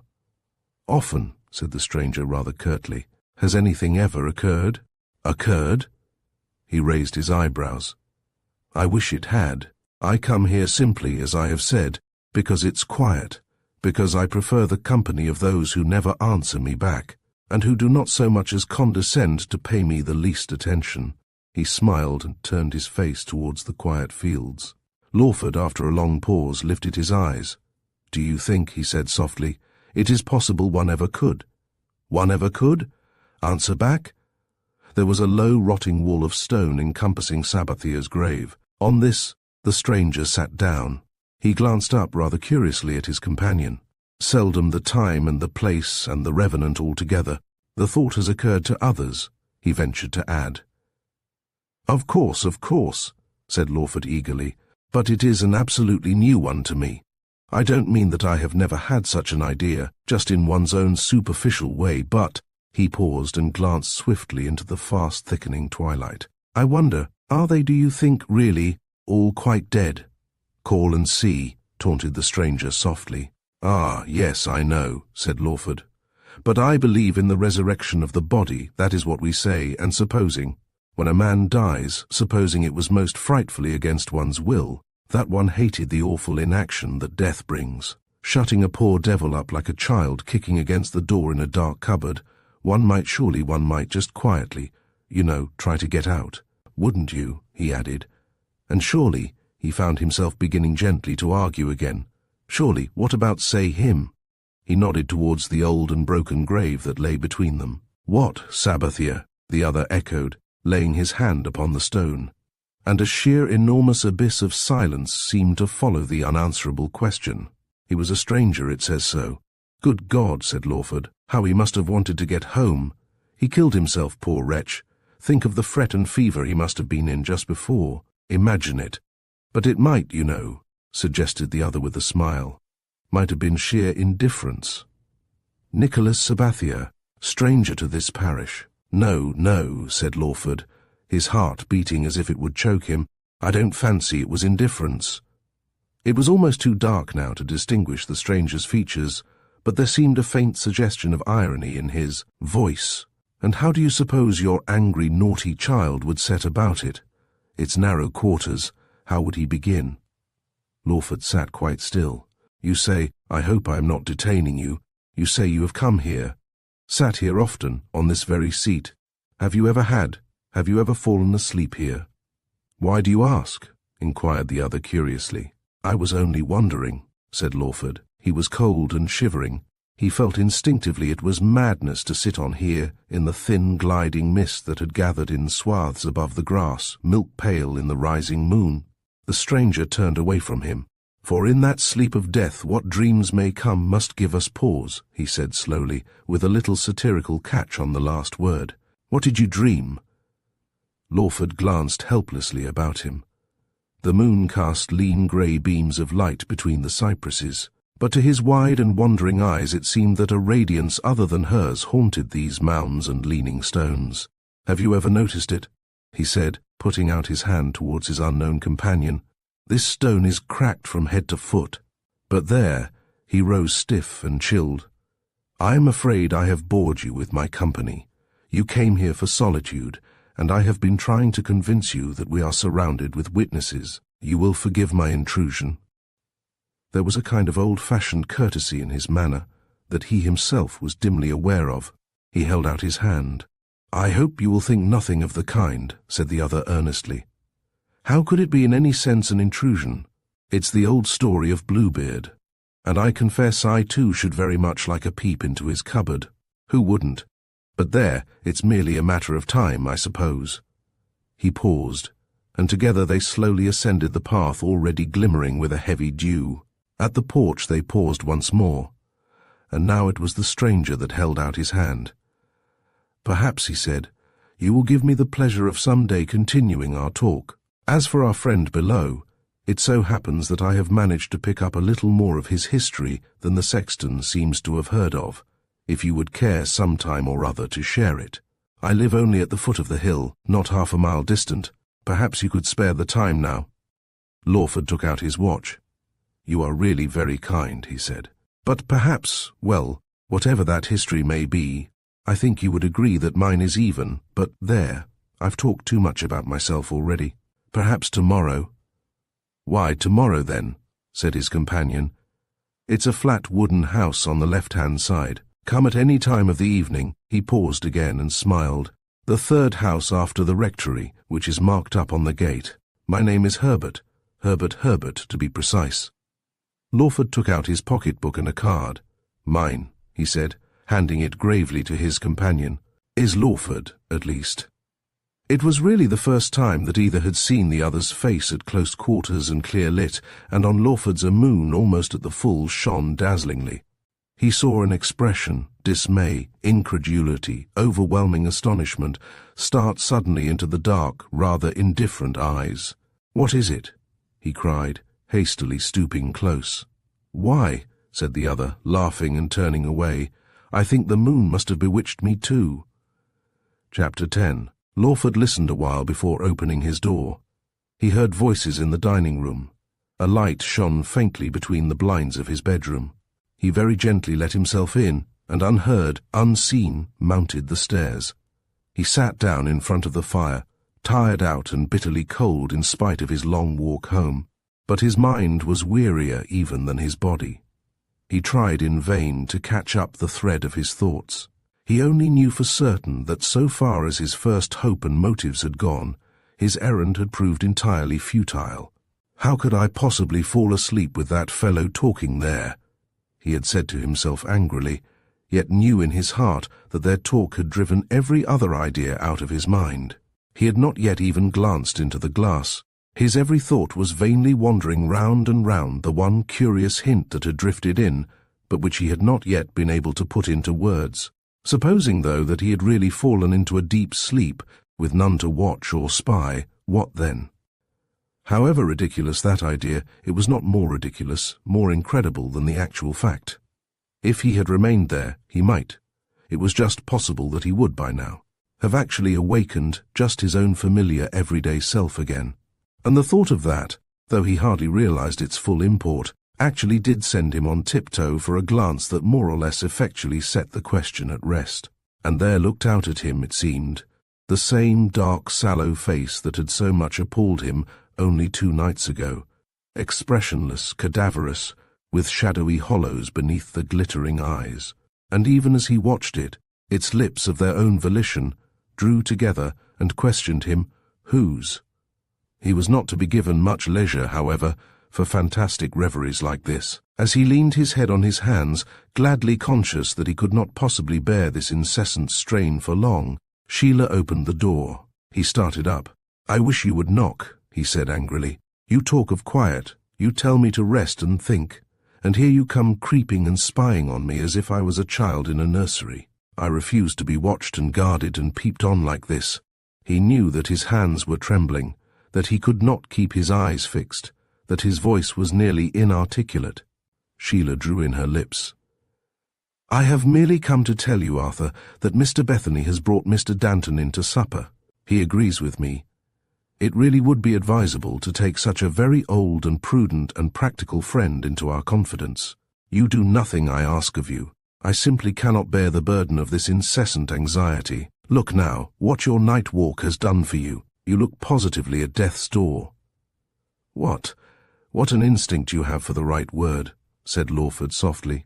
"And Danton, of all people in the world, it was surely rather a curious, a thoughtless choice. Has he had supper?" "Why do you ask? He won't believe." Too bloated. "I think," said Sheila indignantly, "it is hardly fair to speak of a very old and a very true friend of mine in such, well, vulgar terms as that.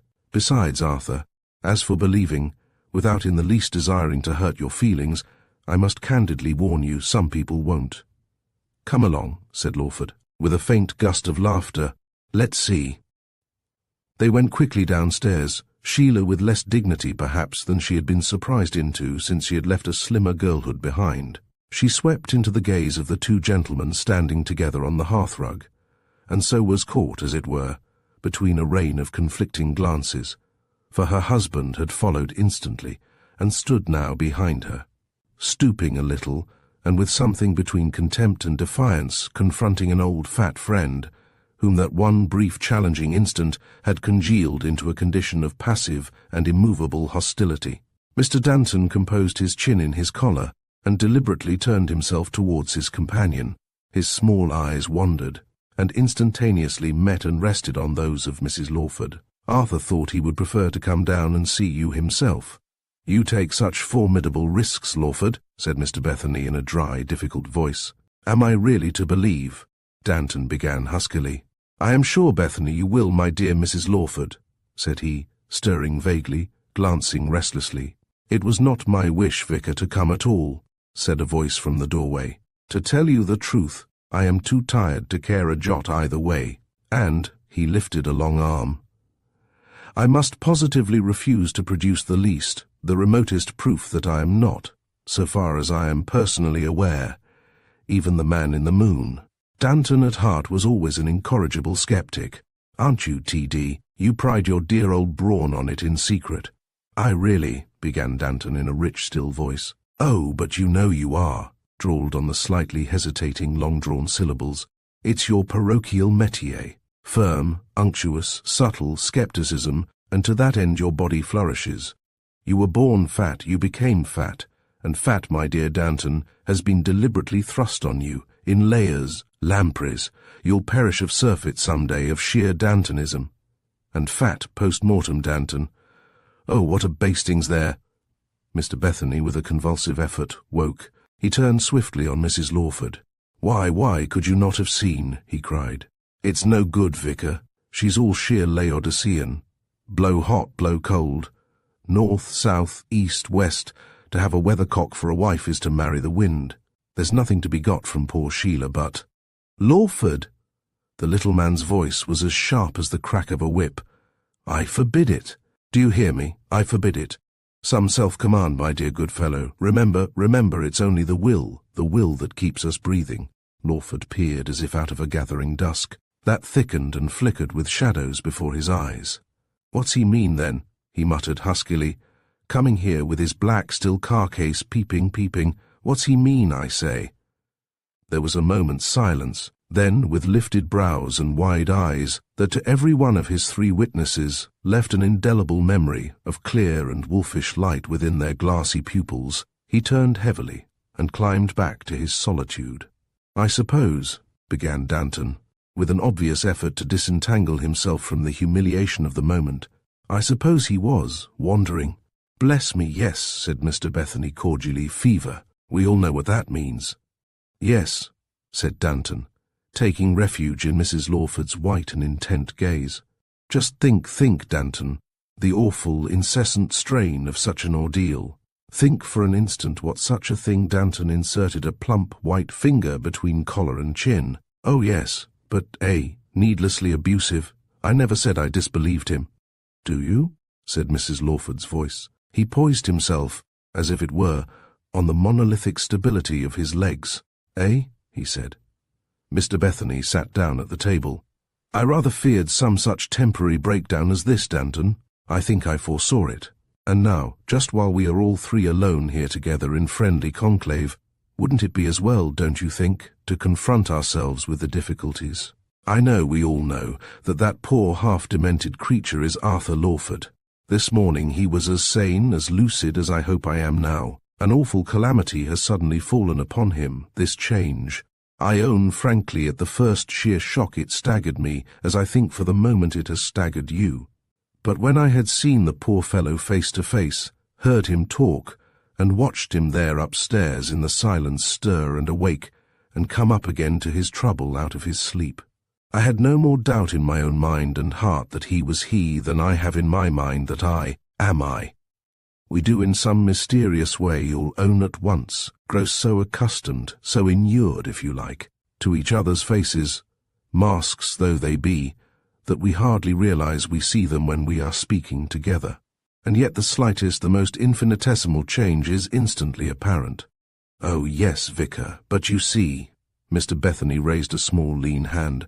One moment, please. I have heard Lawford's own account. Conscious or unconscious, he has been through some terrific strain, some such awful conflict with the unseen powers that we, thank God, have only read about, and never perhaps until death is upon us, shall witness for ourselves. What more likely, more inevitable than that such a thing should leave its scar, its cloud, its masking shadow? Call it what you will. A smile can turn a face we dread into a face we die for. Some experience which would be nothing but a hideous cruelty and outrage to ask too closely about. One, perhaps, which he could, even if he would, poor fellow, give no account of, has put him temporarily at the world's mercy. They made him a 9 days' wonder, a byword. And that, my dear Danton, is just where we come in. We know the man himself, and it is to be our privilege to act as a buffer state, to be intermediaries between him and the rest of this deadly, craving, sheepish world, for the time being, oh yes, just for the time being. Other and keener and more knowledgeable minds than mine or yours will some day bring him back to us again. We don't attempt to explain, we can't, we simply believe. But Danton merely continued to stare, as if into the quiet of an aquarium. My dear good Danton, persisted Mr. Bethany with cherubic patience, how old are you? I don't see quite, smiled Danton with recovered ease and rapidly mobilizing forces. Excuse the confidence, Mrs. Lawford, I'm 43. Good, said Mr. Bethany, and I'm 71. And this child here, he pointed an accusing finger at Sheila, is youth perpetual. So, he briskly brightened, say, between us we're 60 all told. Can we deliberately, with this mere pinch of years at our command, out of the wheeling millions that have gone, can we say, this is impossible to any single phenomenon, can we? No, we can't, of course, said Danton formidably. Not finally. That's all very well, but... He paused and nodded, nodding his round head upward as if towards the inaudible overhead. I suppose he can't. Mr. Bethany rose cheerfully. All right, Danton. I am afraid you are exactly what the poor fellow in his delirium solemnly asseverated. And, jesting apart, it is in delirium that we tell our sheer, plain, unadulterated truth. You're a nicely covered skeptic. Personally, I refuse to discuss the matter. Mere dull, stubborn prejudice, bigotry, if you like. I will only remark just this, that Mrs. Lawford and I, in our inmost hearts, know. You, my dear Danton, forgive the freedom, merely incredulously grope. Faith versus reason, that prehistoric Armageddon. Some day, and a day not far distant either, Lawford will come back to us. This shutter will be taken down as abruptly as by some inconceivably drowsy heedlessness of common nature it has been put up. He'll win through, and of his own sheer will and courage. But now, because I ask it, and this poor child here entreats it, you will say nothing to a living soul about the matter, say, till Friday. What step-by-step creatures we are, to be sure. I say Friday because it will be exactly a week then. And what's a week? To nature scarcely the unfolding of a rose. But still, Friday be it. Then, if nothing has occurred, we shall have to call a friendly gathering. We shall be compelled to have a friendly consultation. I'm not, I hope, a brute, Bethany, said Danton apologetically, but honestly, speaking for myself, simply as a man of the world, it's a big risk to be taking on, what shall we call it, on mere intuition.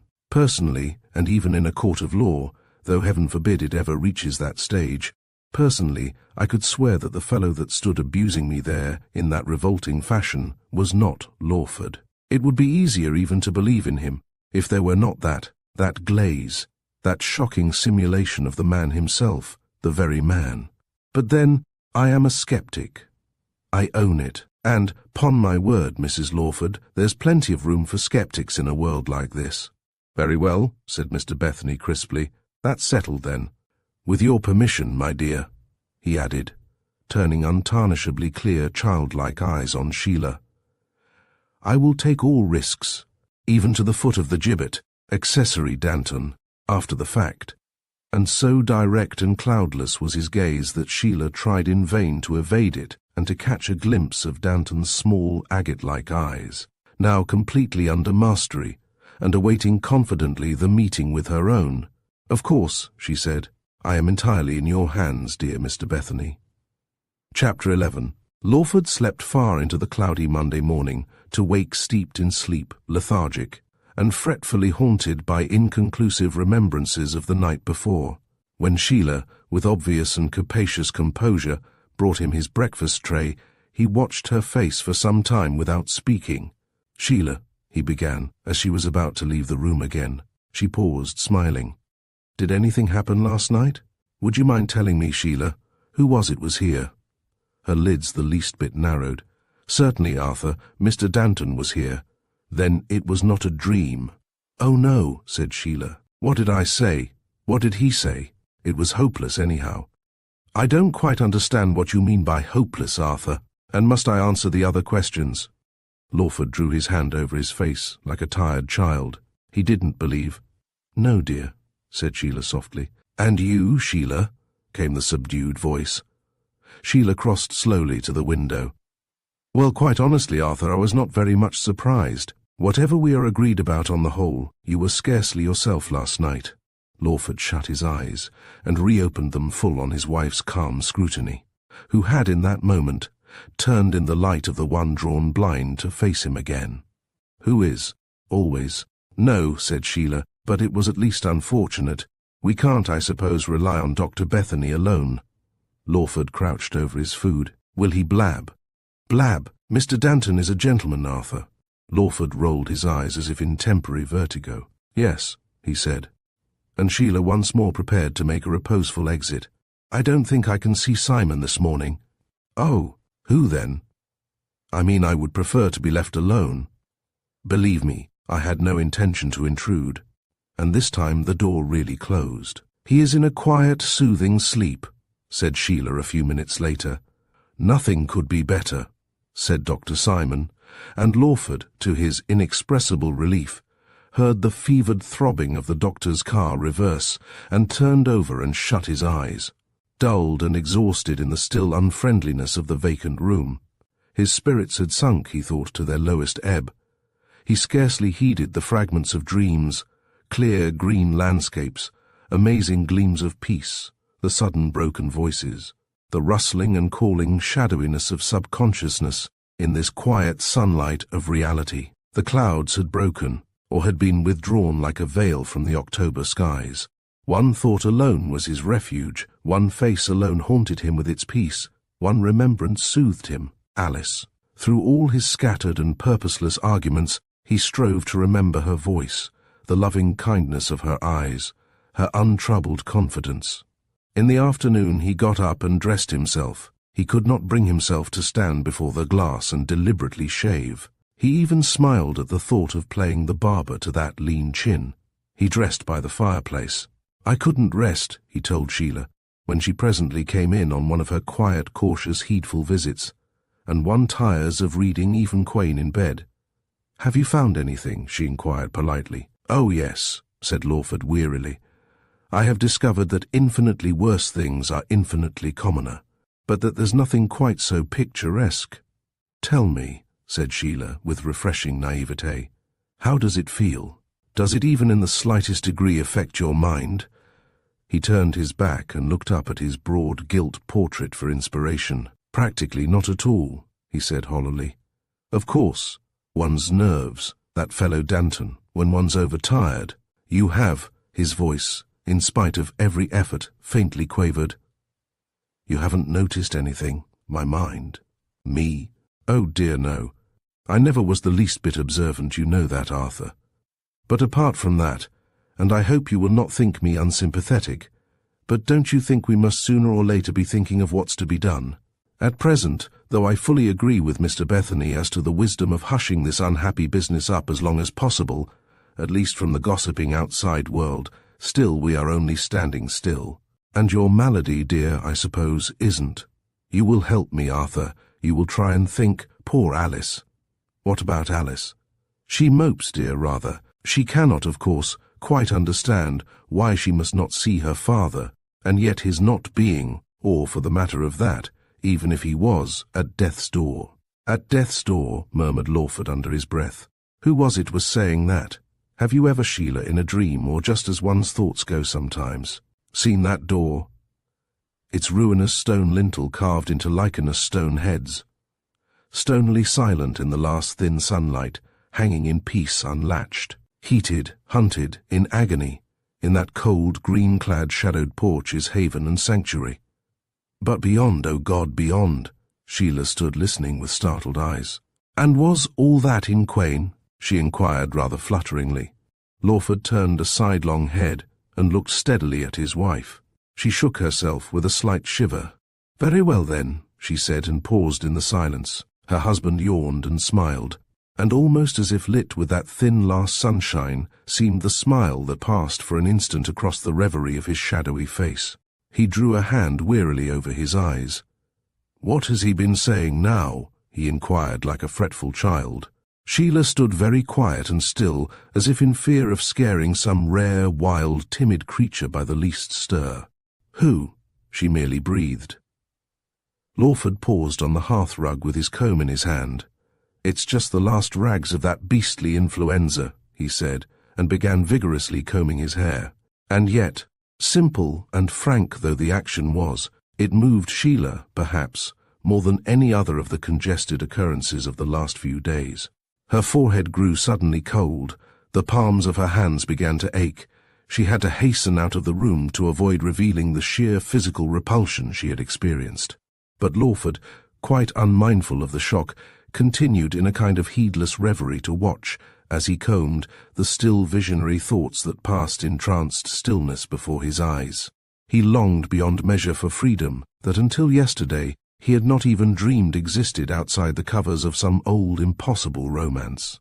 The magic of the darkening sky, the invisible flocking presences of the dead, the shock of imaginations that had no words, of quixotic emotions which the stranger had stirred in that low, mocking, furtive talk beside the broken stones of the Huguenot.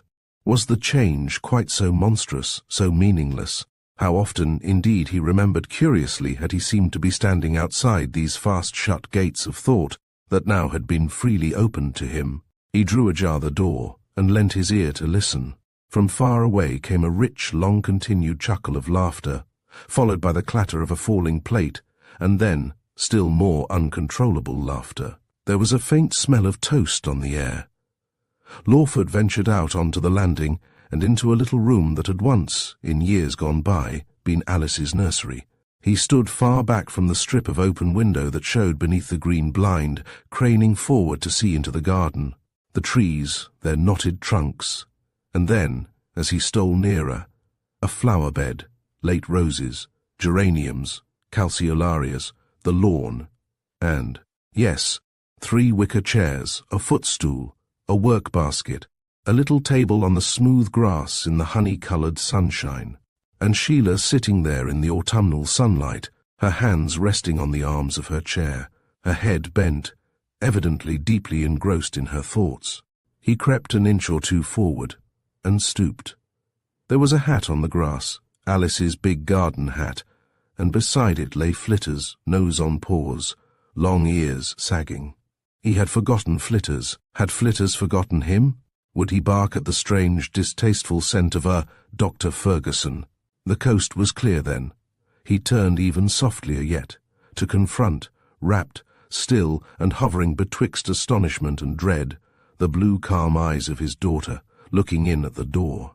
It seemed to Lawford as if they had both been suddenly swept by some unseen power into a still, unearthly silence. "We thought," he began at last, "we thought just to beckon Mrs. Lawford from the window. He is asleep." Alice nodded. Her whole face was in a moment flooded with red. It ebbed and left her pale. "I will go down and tell Mother you want to see her. It was very silly of me. I did not quite recognize at first. I suppose, thinking of my father," the words faltered, and the eyes were lifted to his face again with a desolate, incredulous appeal. Lawford turned away heartsick and trembling. Certainly, by no means," he began, listening vaguely to the glib patter that seemed to come from another mouth. "Your father, my dear young lady, I venture to think is now really on the road to recovery. Dr. Simon makes excellent progress. But of course, 2 heads, we know, are so much better than 1 when there's the least difficulty. The great thing is quiet, rest, isolation, no possibility of a shock, else—" His voice fell away, his eloquence failed. For Alice stood gazing stirlessly on and on into this infinitely strange, infinitely familiar, shadowy, phantasmal face. "Oh yes," she replied. "I quite understand, of course. But if I might just peep even, it would. I should be so much happier. Do let me just see him, Dr. Fergusson, if only his head on the pillow. I wouldn't even breathe. Couldn't it possibly help, even a faith cure?" She leant forward impulsively, her voice trembling, and her eyes still shining beneath their faint melancholy smile. "I fear, my dear, it cannot be. He longs to see you. But with his mind, you know, in this state it might." "But Mother never told me," broke in the girl desperately, "there was anything wrong with his mind. Oh, but that was quite unfair. You don't mean that." Lawford scanned swiftly the little square beloved and memoried room that fate had suddenly converted for him into a cage of unspeakable pain and longing. "Oh no, believe me, no. Not his brain, not that, not even wandering, really, but always thinking, always longing on and on for you, dear, only. Quite master of himself, but—" "You talk," she broke in again angrily, "only in pretense. You are treating me like a child, and so does Mother. And so it has been ever since I came home. Why, if Mother can, and you can, why may not I? Why, if he can walk and talk in the night?" "But who can walk and talk in the night?" inquired a low, stealthy voice out of the quietness behind her. Alice turned swiftly. Her mother was standing at a little distance, with all the calm and moveless concentration of a waxwork figure looking up at her from the staircase. I was talking to Dr. Fergusson, Mother. But as I came up the stairs I understood you to be inquiring something of Dr. Fergusson, if, you were saying, he can walk and talk in the night. You surely were not referring to your father, child. That could not possibly be, in his state. Dr. Fergusson, I know, will bear me out in that at least. And besides, I really must insist on following out medical directions to the letter. Dr. Fergusson, I know, will fully concur. Do pray, Dr. Fergusson," continued Sheila, raising her voice even now scarcely above a rapid murmur, "do pray assure my daughter that she must have patience, that however much even he himself may desire it, it is impossible that she should see her father yet. And now, my dear child, come down. I want to have a moment's talk with Dr. Fergusson. I feared from his beckoning at the window that something was amiss." Alice turned, dismayed, and looked steadily, almost with hostility, at the stranger, so curiously transfixed and isolated in her small old playroom. And in this scornful yet pleading confrontation, her eye fell suddenly on the pin in his scarf, the claw and the pearl she had known all her life. From that her gaze flitted, like some wild demented thing's, over face, hair, hands, clothes, attitude, expression, and her heart stood still in an awful, inarticulate dread of the unknown. She turned slowly towards her mother, groped forward a few steps, turned once more, stretching out her hands towards the vague, still figure whose eyes had called so piteously to her out of their depths, and fell fainting in the doorway. Lawford stood motionless, vacantly watching Sheila, who knelt, chafing the cold hands. "She has fainted?" he said. "Oh, Sheila, tell me, only fainted?"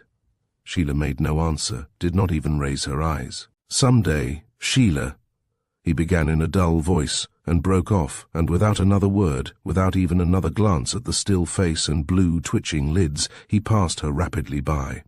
And in another instant Sheila heard the house door shut. She got up quickly, and after a glance into the vacant bedroom turned the key. Then she hastened upstairs for sal volatile and eau de cologne. It was yet clear daylight when Lawford appeared beneath the portico of his house.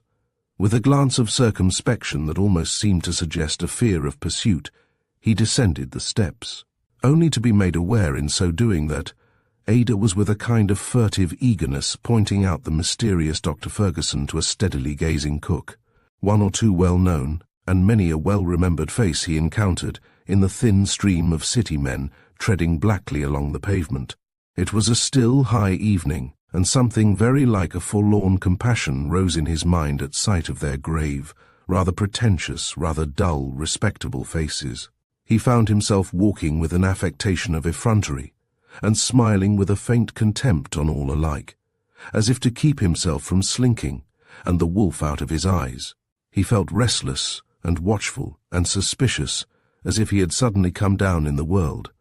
His, then, was a disguise as effectual as a shabby coat and a glazing eye. His heart sickened. Was it even worth while living on a crust of social respectability so thin and so exquisitely treacherous? He challenged no one.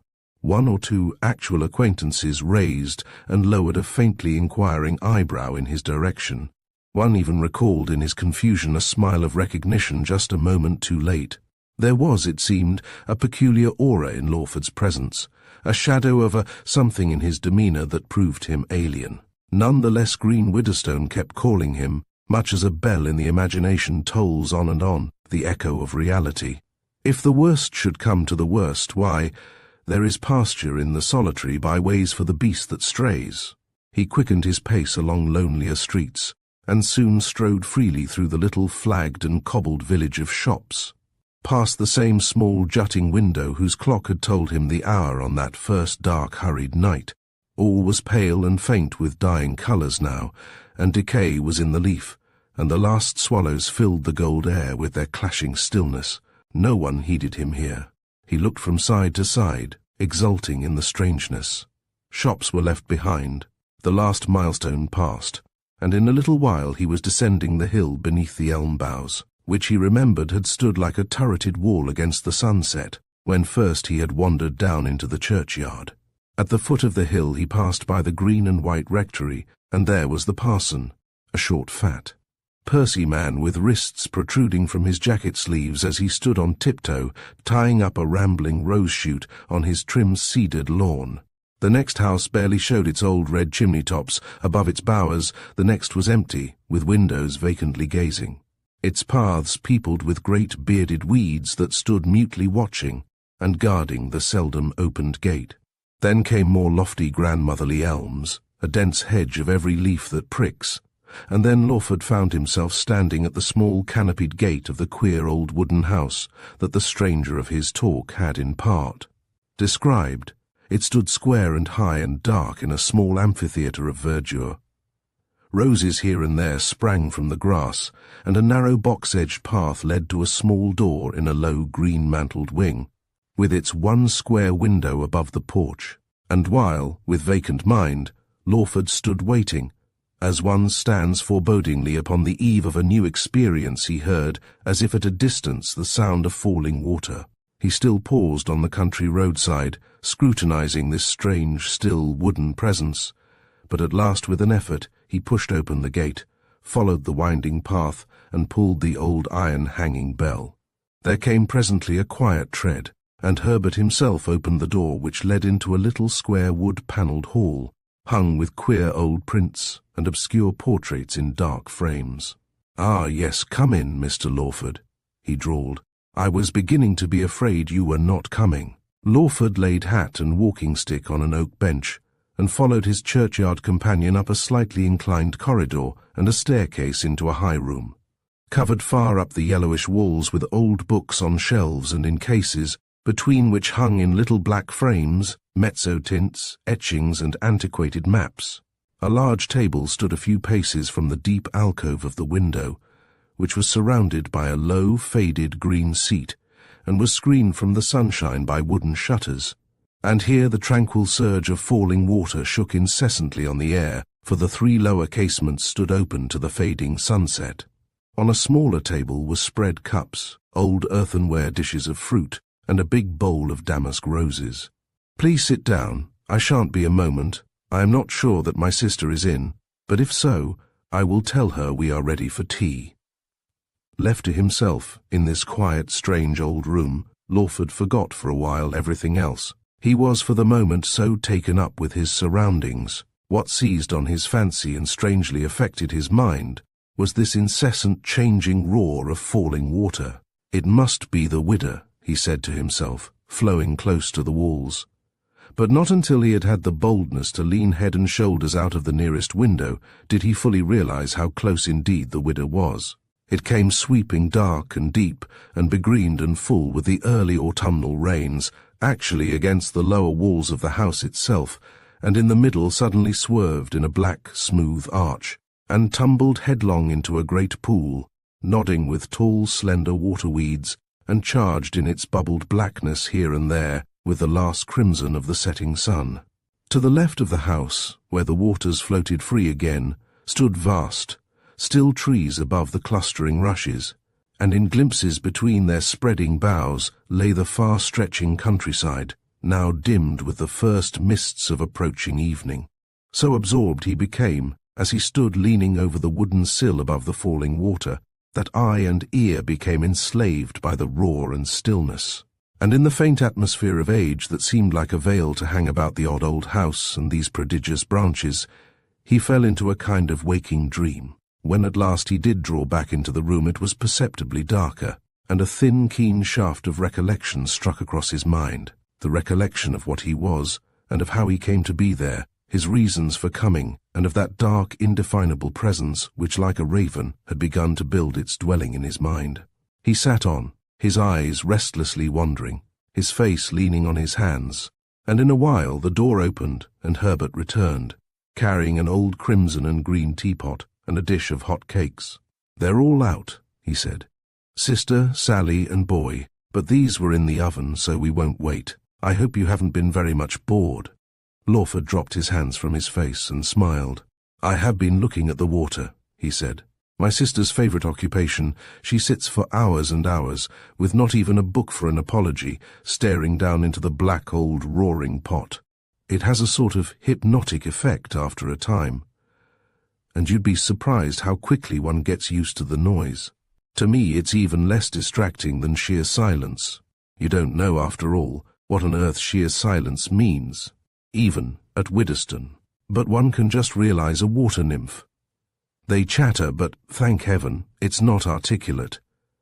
He handed Lawford a cup with a certain niceness and self-consciousness, lifting his eyebrows slightly as he turned. Lawford found himself listening out of a peculiar stillness of mind to the voice of this suave and rather inscrutable acquaintance. "The curious thing is, do you know," he began rather nervously, "that though I must have passed your gate at least twice in the last few months, I have never noticed it before, never even caught the sound of the water. No, that's the best of it. Nobody ever does. We are just buried alive. We have lived here for years and scarcely know a soul, not even our own, perhaps. Why on earth should one? Acquaintances, after all, are little else than a bad habit." "But then, what about me?" said Lawford. "But that's just it," said Herbert. "I said acquaintances. That's just exactly what I'm going to prove, what very old friends we are. You've no idea. It really is rather queer." He took up his cup and sauntered over to the window. Lawford eyed him vacantly for a moment, and, following rather his own curious thoughts than seeking any light on this somewhat vague explanation, again broke the silence. "It's odd, I suppose, but this house affects me much in the same way as Widdowston does. I'm not particularly fanciful, at least I used not to be, but sitting here I hope it isn't a very frantic remark, it seems as though, if only my ears would let me, I should hear, well, voices. It's just what you said about the silence. I suppose it's the age of the place. It is very old. Pretty old. I suppose it's worm-eaten and rat-eaten and tindery enough in all conscience, and the damp doesn't exactly foster it. It's a queer old shanty. There are 2 or 3 accounts of it in some old local stuff I have. And of course there's a ghost." "A ghost?" echoed Lawford, looking up. Chapter 12. "What's in a name?" laughed Herbert. "But it really is a queer show-up of human oddity. A fellow comes in here searching, that's all." His back was turned, as he stood staring absently out, sipping his tea between his sentences. "He comes in, oh, it's a positive fact, for I've seen him myself, just sitting back in my chair here, you know, watching him as one would a tramp in one's orchard." He cast a candid glance over his shoulder. First he looks round, like a prying servant. Then he comes cautiously on, a kind of grizzled fawn-coloured face, middle size with big hands, and then just like some quiet, groping, nocturnal creature, he begins his precious search, shelves, drawers that are not here, cupboards gone years ago, questing and nosing no end, and quite methodically too, until he reaches the window. Then he stops, looks back, narrows his foxy lids, listens, quite perceptibly, you know, a kind of gingerish blur. Then he seems to open this corner bookcase here, as if it were a door, and goes out along what I suppose might at some time have been an outside gallery or balcony, unless, as I rather fancy, the house extended once beyond these windows. Anyhow, out he goes quite deliberately, treading the air as lightly as Botticelli's angels, until, however far you lean out of the window, you can't follow him any further. And then, and this is the bit that takes one's fancy, when you have contentedly noddled down again to whatever you may have been doing when the wretch appeared, or are sitting in a cold sweat, with bolting eyes awaiting developments, just according to your school of thought, or of nerves, the creature comes back, and with what looks uncommonly like a lighted candle in his hand. That really is a thrill, I assure you. But you've really seen this yourself? "Oh yes, twice," replied Herbert cheerfully. "And my sister, quite by haphazard, once saw him from the garden. She was shelling peas one evening for Sally, and she distinctly saw him shamble out of the window here and go shuffling along, mid-air, across the roaring washpot down below, turn sharp round the high corner of the house, sheer against the stars, in a kind of frightened hurry, and then, after 5 minutes concentrated watching over the shucks, she saw him come shuffling back again. The same distraction, the same nebulous snuff colour, and a candle trailing its smoke behind him as he whisked in home. And then?" "Ah, then," said Herbert, lagging along the bookshelves, and scanning the book backs with eyes partially closed, he turned with lifted teapot and refilled his visitor's cup. "Then, wherever you are, I mean," he added, cutting up a little cake into 6 neat slices, "wherever the chance inmate of the room happens to be, he comes straight for you, at a quite alarming velocity, and fades, vanishes, melts, or, as it were, silts inside." Lawford listened in a curious hush that had suddenly fallen over his mind. "Fades inside? Silts? I'm awfully stupid, but what on earth do you mean?" The room had slowly emptied itself of daylight. Its own darkness, it seemed, had met that of the narrowing night, and Herbert deliberately lit a cigarette before replying. His clear, pale face, with its smooth outline and thin mouth and rather long dark eyes, turned with a kind of serene good humour towards his questioner. "Why," he said, "I mean frankly just that. Besides, it's Grizzle's own phrase, and an old nurse we used to have said much the same. He comes, or it comes towards you, first just walking, then with a kind of gradually accelerated slide or glide, and sweeps straight into you." He tapped his chest. "Me, whoever it may be, is here, in a kind of panic, I suppose, to hide, or perhaps simply to get back again." "Get back where?" "Be resumed, as it were, via you. You see, I suppose he is compelled to regain his circle, or purgatory, or Styx, whatever you like to call it, via consciousness. No one present, then no revenant or spook, or astral body, or hallucination. What's in a name? And of course even an hallucination is mind stuff, and on its own, as it were. What I mean is that the poor devil must have some kind of human personality to get back through in order to make his exit from our sphere of consciousness into his, and naturally, of course, to make his entrance too. If like a tenuous smoke he can get in, the probability is that he gets out in precisely the same fashion. For really, if you weren't consciously expecting the customary impact, you actually jerk forward in the act of resistance unresisted, you would not notice his going. I am afraid I must be horribly boring you with all these tangled theories. All I mean is that if you were really absorbed in what you happened to be doing at the time, the thing might come and go, with your mind for entrance and exit, as it were, without your being conscious of it at all. There was a longish pause, in which Herbert slowly inhaled and softly breathed out his smoke. And what is the poor wretch searching for? And what becomes of him when he does go? Ah, there you have me. One merely surmises just as one's temperament or convictions lean. Grizzle says it's some poor derelict soul in search of peace, that the poor beggar wants finally to die, in fact, and can't. Sally smells crime. After all, what is every man? He talked on, a horde of ghosts, like a Chinese nest of boxes, oaks that were acorns that were oaks. Death lies behind us, not in front, in our ancestors, back and back, until, Lawford managed to remark. Ah, that settles me again. Don't they call it an amoeba? But really I am abjectly ignorant of all that kind of stuff. We are all we are, and all in a sense we care to dream we are. And for that matter, anything outlandish, bizarre, is a godsend in this rather stodgy life. It is after all just what the old boy said, it's only the impossible that's credible, whatever credible may mean. It seemed to Lawford as if the last remark had wafted him bodily into the presence of his kind, blinking, intensely anxious old friend, Mr. Bethany, and what leagues asunder the two men were who had happened on much the same words to express their convictions. He drew his hand gropingly over his face, half rose, and again seated himself. Whatever it may be, he said, the whole thing reminds me, you know, it is in a way so curiously like my own case. Herbert sat on, a little drawn up in his chair, quietly smoking. The crash of the falling water, after seeming to increase in volume with the fading of evening, had again died down in the darkness to a low, multitudinous tumult, as of countless inarticulate, echoing voices. Bizarre, you said, God knows I am. But Herbert still remained obdurately silent.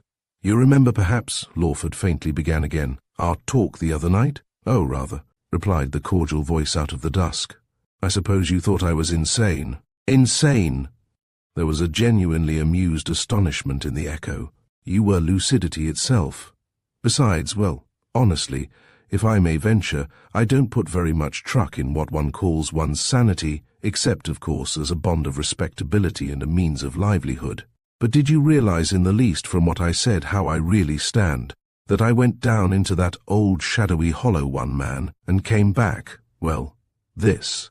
I gathered vaguely something like that. I thought at first it was merely an affectation, that what you said was an affectation, I mean, until, well, to be frank, it was the this that so immensely interested me. Especially, he added almost with a touch of gaiety, especially the last glimpse. But if it's really not a forbidden question, what precisely was the other? What precise manner of man, I mean, came down into Widdowston? It is my face that is changed, Mr. Herbert. If you'll try to understand me, my face.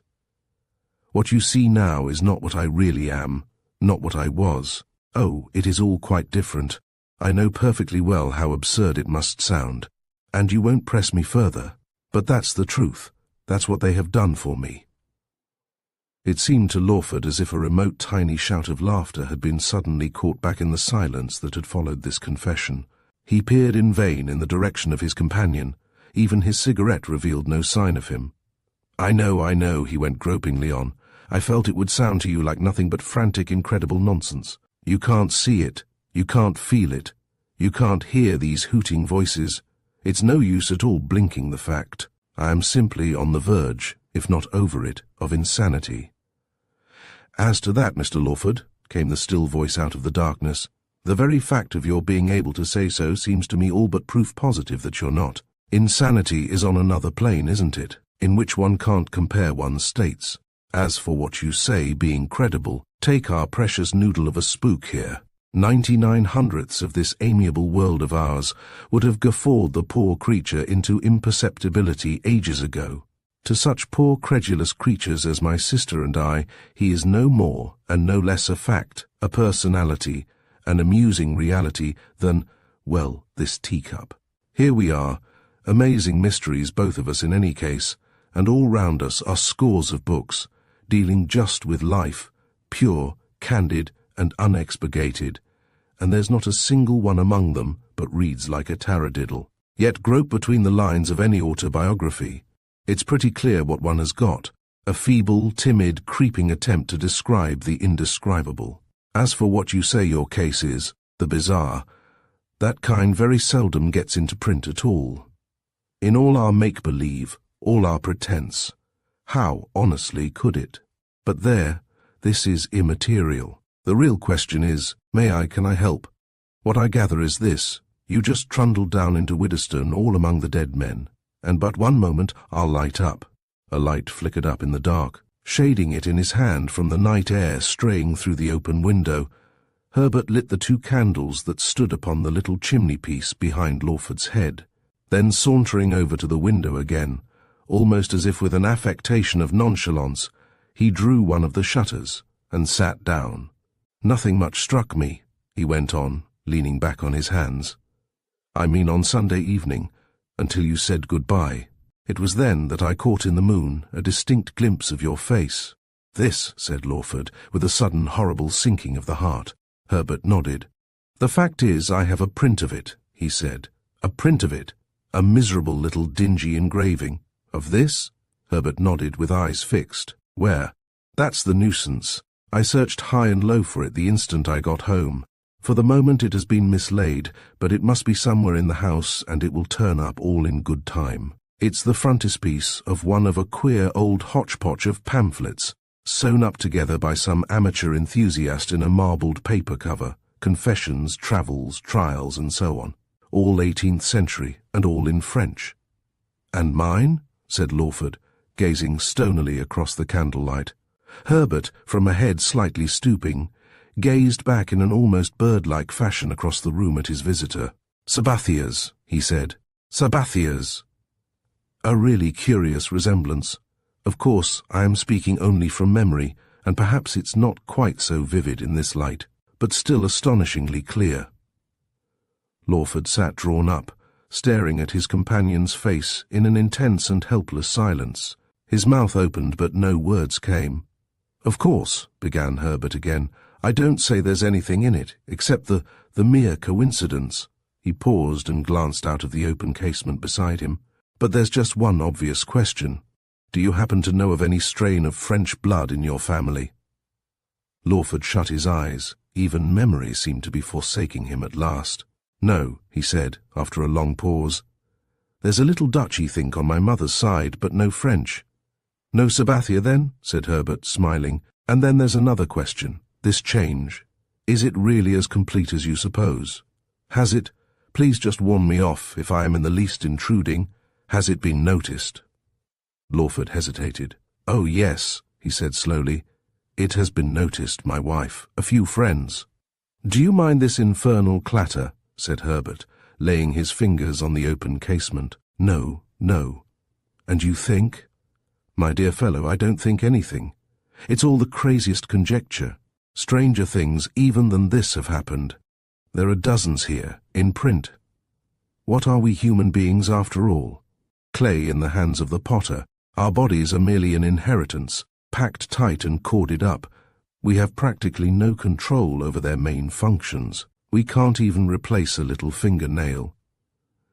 And look at the faces of us. What atrocious mockeries most of them are of any kind of image. But we know our bodies change, age, sickness, thought, passion, fatality. It proves they are amazingly plastic. And merely even as a theory, it is not in the least untenable that by force of some violent convulsive effort from outside one's body might change. It answers with odd voluntariness to friend or foe, smile or snarl. As for what we call the laws of nature, they are pure assumptions today, and may be nothing better than scrap iron tomorrow. Good heavens, Lawford, consider man's abysmal impudence. He smoked on in silence for a moment. You say you fell asleep down there? Lawford nodded. Herbert tapped his cigarette on the sill. Just following up our ludicrous conjecture, you know, he remarked musingly. It wasn't such a bad opportunity for the poor chap.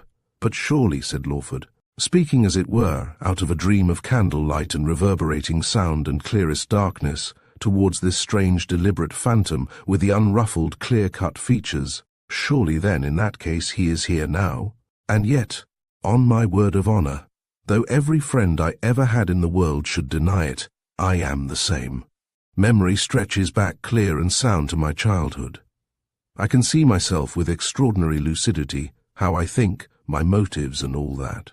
And in spite of these voices that I seem to hear, and this peculiar kind of longing to break away, as it were, just to press on, it is I myself, that am speaking to you now out of this mask. Herbert glanced reflectively at his companion. You mustn't let me tire you, he said, but even on our theory it would not necessarily follow that you yourself would be much affected. It's true, this fellow Sabathier really was something of a personality. He had a rather unusual itch for life, for trying on and on to squeeze something out of experience that isn't there, and he seemed never to weary of a magnificent attempt to find in his fellow creatures, especially in the women he met, what even, if they have it, they cannot give. The little book I wanted to show you is partly autobiographical and really does manage to set the fellow on his feet. Even there he does absolutely take one's imagination. I shall never forget the thrill of picking him up in the Charing Cross Road. You see, I had known the queer old tombstone for years. He's enormously vivid, quite beyond my feebleness to describe, with a kind of French verve and rapture. Unluckily, we can't get nearer than 2 years to his death. I shouldn't mind guessing some last devastating dream swept over him, held him the breath of an instant too long beneath the wave, and he caved in. We know he killed himself, and perhaps lived to regret it ever after. After all, what is this precious dying we talk so much about? Herbert continued after a while, his eyes restlessly wandering from shelf to shelf. You remember our talk in the churchyard? We all know that the body fades quick enough when its occupant is gone. Supposing even in the sleep of the living it lies very feebly guarded, and supposing in that state some infernally potent thing outside it, wandering disembodied, just happens on it, like some hungry sexton beetle on the carcass of a mouse.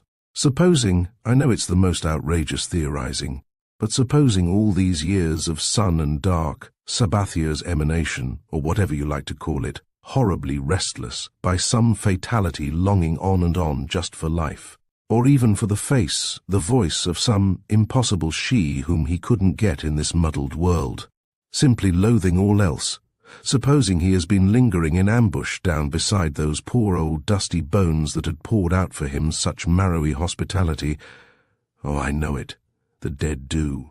And then, by a chance, one quiet autumn evening, a veritable godsend of a little Miss Muffet comes wandering down under the shade of his immortal cypresses, half asleep, fagged out, depressed in mind and body. Perhaps imagine yourself in his place, and he in yours.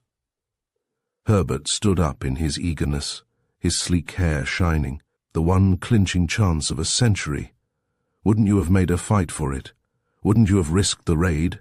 I can just conceive it, the amazing struggle in that darkness within a darkness, like some dazed alien bee bursting through the sentinels of a hive. One mad, impetuous clutch at victory, then the appalling stirring on the other side, the groping back to a house dismantled, rearranged, not, mind you, disorganized or disintegrated. He broke off with a smile, as if of apology for his long, fantastic harangue. Lawford sat listening, his eyes fixed on Herbert's colourless face. There was not a sound else, it seemed, than that slightly drawling, scrupulous voice poking its way amid a maze of enticing, baffling thoughts. Herbert turned away with a shrug. It's tempting stuff, he said, choosing another cigarette. But anyhow, the poor beggar failed. Failed? Why? Surely, if he had succeeded, I should not now be talking to a mere imperfect simulacrum, to the outward illusion of a passing likeness to the man, but to Sabathier himself. His eyes moved slowly round, and dwelt for a moment with a dark, quiet scrutiny on his visitor. You say a passing likeness, do you mean that? Herbert smiled indulgently. If one can mean what is purely a speculation, I am only trying to look at the thing dispassionately, you see. We are so much the slaves of mere repetition. Here is life. yours and mine, a kind of plenum in vacuo. It is only when we begin to play the eavesdropper, when something goes askew, when one of the sentries on the frontier of the unexpected shouts a hoarse qui vive, it is only then we begin to question, to prick our aldermen and pinch the calves of our kings. Why? Who is there can answer to anybody's but his own satisfaction? Just that one fundamental question. Are we the prisoners, the slaves, the inheritors, the creatures or the creators of our bodies? Fallen angels or horrific dust? As for identity or likeness or personality, we have only our neighbours' nod for them, and just a fading memory. No, the old fairy tales knew better, and witchcraft's witchcraft to the end of the chapter. Honestly, and just of course on that one theory, Lawford. I can't help thinking that Sabathia's raid only just so far succeeded as to leave his impression in the wax. It doesn't of course follow that it will necessarily end there. It may be even now just gradually fading away. It may, need driving out with whips and scorpions. It might perhaps work in. Lawford sat cold and still. It's no good, he said. I don't understand. I can't follow you. I was always stupid, always bigoted and cocksure. These things have never seemed anything but old women's tales to me. And now I must pay for it. And this, Nicholas Sabathia, you say he was a blackguard? Well, said Herbert with a faint smile, that depends on your definition of the word. He wasn't a flunky, a fool, or a prig, if that's what you mean. He wasn't perhaps on Mrs. Grundy's visiting list. He wasn't exactly gregarious, and yet, in a sense, that kind of temperament is so rare that Sappho, Nelson, and Shelley shared it. To the stodgy, suety world, of course, it's little else than sheer moonshine, midsummer madness. Naturally, in its own charming and stodgy way, the world kept flickering cold water in his direction. Naturally it hissed. I shall find the book. You shall have the book, oh yes. There's only one more question, said Lawford in a dull, slow voice, stooping and covering his face with his hands. I know it's impossible for you to realize, but to me time seems like that water there, to be heaping up about me. I wait, just as one waits when the conductor of an orchestra lifts his hand, and in a moment the whole surge of brass and wood, cymbal and drum will crash out and sweep me under. I can't tell you, Herbert, how it all is, with just these groping stirrings of that mole in my mind's dark. You say it may be this face working in. God knows. I find it easy to speak to you, this cold, clear sense, The others feel too much, or are afraid, or, let me think, yes, I was going to ask you a question, but no one can answer it. He peered darkly, with white face suddenly revealed between his hands. What remains now? Where do I come in? What is there left for me to do? And at that moment there sounded, even above the monotonous roar of the water beyond the window, there fell the sound of a light footfall approaching along the corridor. Listen, said Herbert, here's my sister coming, we'll ask her. Chapter 13. The door opened. Lawford rose, and into the further rays of the candlelight entered a rather slim figure in a light summer gown. Just home, said Herbert. We've been for a walk. My sister always forgets everything, said Herbert, turning to Lawford, even tea time. This is Mr. Lawford, Grizzle. We've been arguing no end, and we want you to give a decision. It's just this. Supposing if by some impossible trick you would come in now, not the charming familiar sister you are, but shorter, fatter, fair and round-faced, quite different, physically. What would you do? What nonsense you talk, Herbert. Yes, but supposing a complete transmogrification, by some unimaginable ingression or enchantment, by nibbling a bunch of roses or whatever you like to call it, only physically? Well, yes, actually, but potentially. Why, that's another matter. The dark eyes passed slowly from her brother's face and rested gravely on their visitor's. Is he making fun of me? Lawford almost imperceptibly shook his head. But what a question! And I've had no tea. She drew her gloves slowly through her hand. The thing, of course, isn't possible, I know. But shouldn't I go mad, don't you think? Lawford gazed quietly back into the clear, grave, deliberate eyes. Suppose, just for the sake of argument, he suggested. She turned her head and reflected, glancing from one to the other of the pure, steady candle flames. "And what was your answer?" she said, looking over her shoulder at her brother. "My dear child, you know what my answers are like. And yours?" Lawford took a deep breath, gazing mutely, forlornly, into the lovely, untroubled peace of her eyes, and without the least warning tears swept up into his own. With an immense effort he turned, and choking back every sound, beating back every thought, groped his way towards the square black darkness of the open door.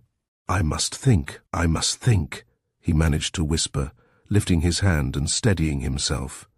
He caught over his shoulder the glimpse of a curiously distorted vision, a lifted candle, and a still face gazing after him with infinitely grieved eyes. Then found himself groping and stumbling down the steep, uneven staircase into the darkness of the queer old wooden and hushed and lonely house. The night air cold on his face calmed his mind. He turned and held out his hand. "You'll come again?" Herbert was saying, with a hint of anxiety, even of apology in his voice. Lawford nodded, with eyes fixed blankly on the candle, and turning once more, made his way slowly down the narrow green-bordered path upon which the stars rained a scattered light so feeble it seemed but as a haze that blurred the darkness. He pushed open the little white wicket and turned his face towards the soundless, leaf-crowned hill. He had advanced hardly a score of steps in the thick dust when, almost as if its very silence had struck upon his ear, he remembered the black, broken grave with its sightless heads that lay beyond the leaves. And fear, vast and menacing, fear such as only children know, broke like a sea of darkness on his heart. He stopped dead, cold, helpless, trembling, and in the silence he heard a faint cry behind him and light footsteps pursuing him. He turned again. In the thick, close gloom beneath the enormous elm boughs, the grey eyes shone clearly visible in the face upturned to him. "My brother," she began breathlessly, "the little French book. It was I who mislaid it." The set, stricken face listened unmoved. "You are ill. Come back. I am afraid you are very ill." "It's not that, Lawford muttered. "Don't leave me. I am alone. Don't question me," he said strangely, looking down into her face, clutching her hand. "Only understand that I can't go on." He swept a lean arm towards the unseen churchyard. "I am afraid." The cold hand clasped his closer. "Hush, don't speak. Come back. I am with you, a friend. You see, come back." Lawford clutched her hand as a blind man in sudden peril might clutch the hand of a child.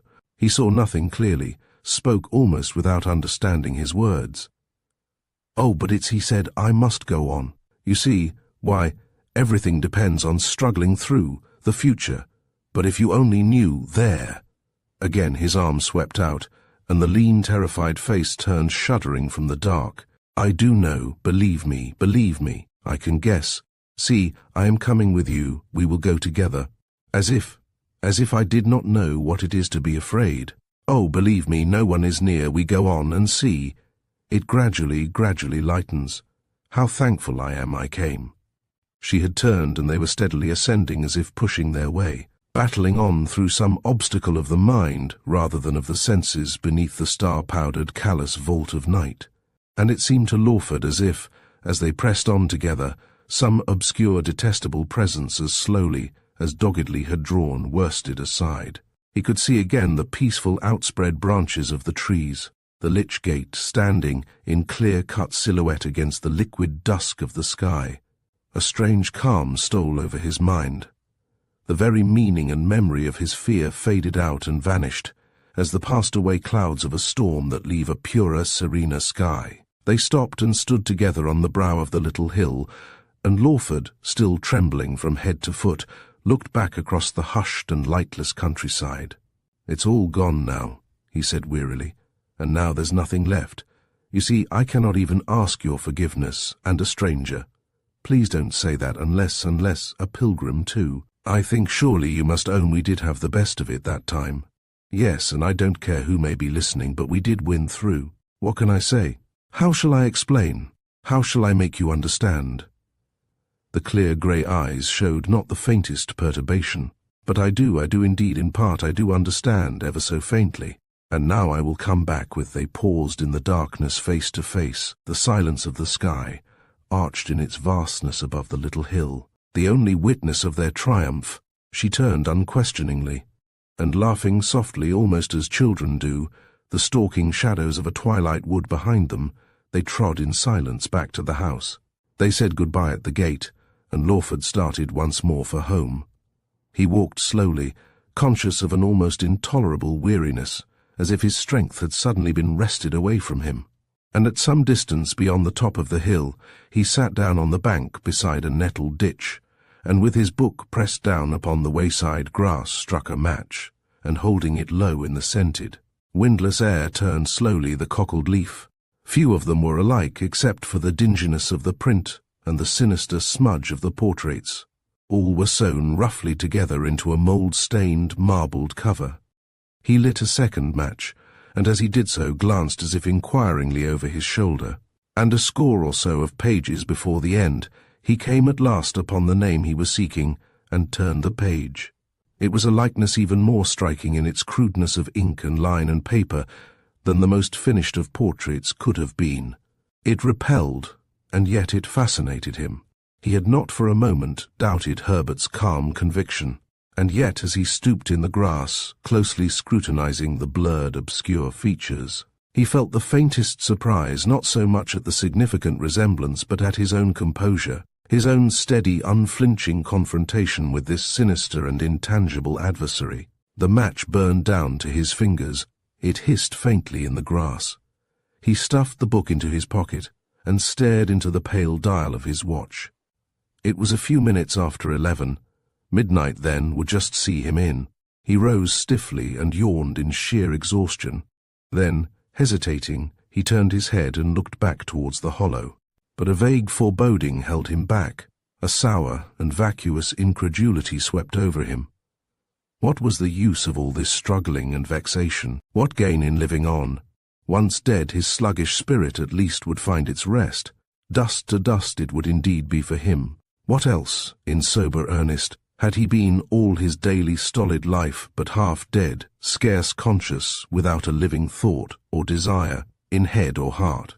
And while he was still gloomily debating within himself, he had turned towards home, and soon was walking in a kind of reverie, even his extreme tiredness in part forgotten, and only a far-away dogged recollection in his mind that in spite of shame, in spite of all his miserable weakness, the words had been uttered once for all, and in all sincerity. We did win through.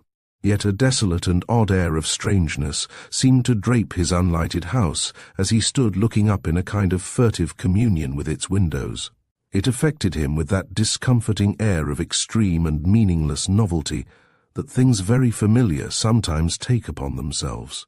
In this leaden tiredness no impression could be trustworthy. His lids shut of themselves as he softly mounted the steps. It seemed a needlessly wide door that soundlessly admitted him. But however hard he pressed the key, his bedroom door remained stubbornly shut until he found that it was already unlocked and he had only to turn the handle. A nightlight burned in a little basin on the washstand. The room was hung, as it were, with the stillness of night, and half lying on the bed in her dressing-gown, her head leaning on the rail at the foot, was Alice, just as sleep had overtaken her. Lawford returned to the door and listened. It seemed he heard a voice talking downstairs, and yet not talking, for it ran on and on in an incessant, slightly argumentative monotony that had neither break nor interruption.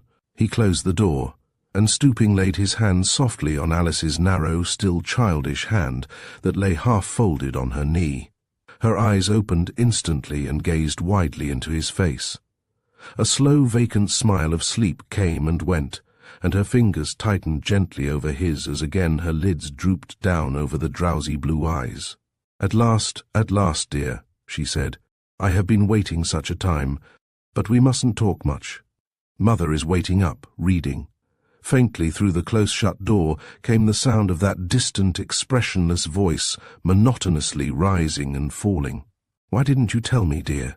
Alice still sleepily whispered. "Would I have asked a single question? How could I? Oh, if you had only trusted me. But the change, Alice, you must have seen that. You spoke to me. You did think I was only a stranger, and even when you knew, it was only fear on your face, dearest, and aversion, and you turned to your mother first. Don't think, Alice, that I am. God only knows I'm not complaining, but truth is best whatever it is. I do feel that. You mustn't be afraid of hurting me, my dear. Her very hands seemed to quicken in his as now, with sleep quite gone, the fret of memory returned, and she must reassure both herself and him. But you see, dear, Mother had told me that you, besides, I did know you at once, really, quite inside, you know, deep down. I know I was perplexed, I didn't understand, but that was all. Why, even when you came up in the dark, and we talked, if you only knew how miserable I had been. Though I knew even then there was something different, still I was not a bit afraid, was I? And shouldn't I have been afraid, horribly afraid, if you had not been? She repressed a little shudder and clasped his hand more closely. Don't let us say anything more about it, she implored him. We are just together again, you and I. That is all that matters. But her words were like brave soldiers who have fought their way through an ambuscade but have left all confidence behind them. Lawford listened, and that was enough just now, that she still, in spite of doubt, believed in him, and thought and cared for him. He was too tired to have refused the least kindness. He made no answer, but leant his head on the cool, slender fingers in gratitude and peace. And, just as he was, he almost instantly fell asleep. He woke in the darkness to find himself alone. He groped his way heavily to the door and turned the handle, but now it was really locked. Energy failed him. I suppose, Sheila, he muttered. Chapter 14. Sheila, calm, alert, reserved, was sitting at the open window when he awoke again. His breakfast tray stood on a little table beside the bed. He raised himself on his elbow and looked at his wife. The morning light shone full on her features as she turned quickly at sound of his stirring. You have slept late, she said in a low, mellow voice. Have I, Sheila? I suppose I was tired out. It is very kind of you to have got everything ready like this. I'm afraid, Arthur, I was thinking rather of the maids. I like to inconvenience them as little as possible, in their usual routine, I mean. How are you feeling, do you think, this morning? I haven't seen the glass, Sheila. She paused to place a little pencil tick at the foot of the page of her butcher's book. And did you try? Did I try? Try what? I understood, she said, turning slowly in her chair. You gave me to understand that you went out with the specific intention of trying to regain. But there, forgive me, Arthur. I think I must be getting a little bit hardened to the position. So far at least as any hope is in my mind, of rather amateurish experiments being of much help. I may seem unsympathetic in saying frankly what I feel, but amateurish or no, you are curiously erratic. Why, if you really were the Dr. Ferguson whose part you play so admirably, you could scarcely spend a more active life. All you mean, Sheila, I suppose, is that I have failed. Fail did not enter my mind. I thought, looking at you just now in your clothes on the bed, one might for the moment be deceived into thinking there was a slight, quite the slightest improvement. There was not quite that. She hovered for the right word, that tenseness. Whether or not, whether you desired any such change or didn't, I should have supposed in any case it would have been better to act as far as possible like any ordinary person. You were certainly in an extraordinarily sound sleep. I was almost alarmed, until I remembered that it was a little after 2 when I looked up from reading aloud to keep myself awake, and discovered that you had only just come. Home. I had no fire. You know how easily late hours bring on my headaches. A little thought might possibly have suggested that I should be anxious to hear. But no, it seems I cannot profit by experience, Arthur. And even now you have not answered surely a very natural question. You do not recollect perhaps exactly what did happen last night. Did you go in the direction even of Widderstone? Yes, Sheila. I went to Widderstone. It was of course absurd to suppose that sitting on a seat beside the broken-down grave of a suicide would have the slightest effect on one's physical condition, though possibly it might affect one's brain. It would mine, I am at least certain of that. It was your own prescription, however, and it merely occurred to me to inquire whether the actual experience has not brought you round to my own opinion. Yes, I think it has, Lawford answered calmly, but I don't quite see what suicide has got to do with it. Unless you know Widderstone then, Sheila. I drove there last Saturday afternoon. For prayer or praise? although Lawford had not actually raised his head. He became conscious rather of the wonderfully adjusted mass of hair than of the pained dignity in the face that was now closely regarding him. "I went," came the rigidly controlled retort, "simply to test an inconceivable story." "And returned?" "Convinced, Arthur, of its inconceivability. But if you would kindly inform me what precise formula you followed at Widdowstone last night, I would tell you why I think the explanation, or rather your first account of the matter, is not an explanation of the facts." Lawford shot a rather dog-like glance over his toast. "Danton," he said. "Candidly, Arthur, Mr. Danton doubts the whole story. Your very conduct, well, it would serve no useful purpose to go into that. Candidly, on the other hand, Mr. Danton did make some extremely helpful suggestions, basing them, of course, on the truth of your account. He has seen a good deal of life, and certainly very mysterious things do occur to quite innocent and well-meaning people without the faintest shadow of warning, and as Mr. Bethany himself said, evil birds do come home to roost, and often out of a clear sky, as it were. But there, every fresh solution that occurs to me only makes the thing more preposterous, more, I was going to say, disreputable, of course, to the outside world. And we have our duties to perform to them too, I suppose. Why? What can we say? What plausible account of ourselves have we? We shall never be able to look anybody in the face again. I am compelled to believe that God has been pleased to make this precise visitation upon us, an eye for an eye, I suppose, somewhere. And to that conviction I shall hold until actual circumstances convince me that it's false. What, however, and this is all that I have to say now, what I cannot understand are your amazing indiscretions. Do you understand your own, Sheila? My indiscretions, Arthur? Well, said Lawford, wasn't it indiscreet, don't you think, to risk divine retribution by marrying me? Shouldn't you have inquired? Wasn't it indiscreet to allow me to remain here in my visitation? Wasn't it indiscreet to risk the moral stigma this unhappy face of mine must cast on its surroundings? I'm not sure whether such a change as this constitutes cruelty. Oh, what is the use of fretting and babbling on like this? Am I to understand, then, that you refuse positively to discuss this horrible business any more? You are doing your best to drive me away, Arthur, you must see that. Will you be very disappointed if I refuse to go? Lawford rose from the bed. Listen just this once, he said, seating himself on the corner of the dressing table. Imagine all this, whatever you like to call it, obliterated. Take this, he nodded towards the glass, entirely for itself, on its own merits, as it were. Let the dead past bury its dead.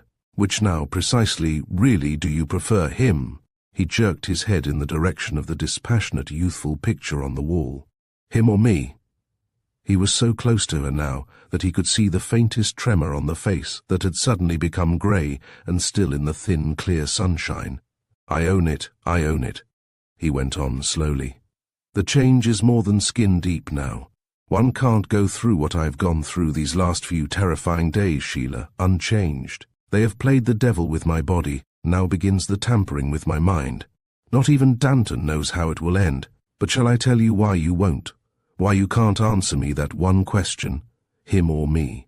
Shall I tell you? Sheila slowly raised her eyes. It is because, my dear, you don't care the ghost of a straw for either. That one, he was worn out long ago, and we never knew it. I know it now. Time and the sheer going on of day by day, without either of us guessing at it, wore that down till it had no more meaning for you or me than any other faded remembrance in this interminable footling with truth, that we call life. And this one, the whole abject meaning of it, lies simply in the fact that it has pierced down and shown us up. I had no courage. I couldn't see how feeble a hold I had on life, just one's friends' opinions. It was all at second hand. What I want to know now is, leave me out, don't think or care, or regard my living on one shadow of an iota. All I ask is, what am I to do for you? He turned away and stood staring down at the cinders in the fireless grate. I answer that mad, wicked outburst with one plain question, said a low, trembling voice. Did you or did you not go to Widdowstone yesterday? I did go. You sat there, Just as you said you sat before, and with all your heart and soul strove to regain yourself. Lawford lifted a still, colourless face into the sunlight. No, he said, I spent the evening at the house of a friend. Then I say it is infamous. You cast all this on me. You have brought me into contempt and poisoned Alice's whole life. You dream and idle on just as you used to do, without the least care or thought or consideration for others, and go out in this condition, go out absolutely unashamed, to spend the evening at a friend's. Peculiar friends they must be. Why really, Arthur, you must be mad. Lawford paused. Like a flock of sheep streaming helter-skelter before the onset of a wolf, were the thoughts that a moment before had seemed so orderly and sober. Not mad possessed, he said softly. And I add this, cried Sheila, as it were out of a tragic mask. Somewhere in the past, whether of your own life, or of the lives of those who brought you into the world which you pretend so conveniently to despise, somewhere is hidden some miserable secret. God visits all sins. On you has fallen at last the payment. That I believe. You can't run away, any more than a child can run away from the cupboard it has been locked into for a punishment. Who's going to hear you now? You have deliberately refused to make a friend of me. Fight it out alone, then.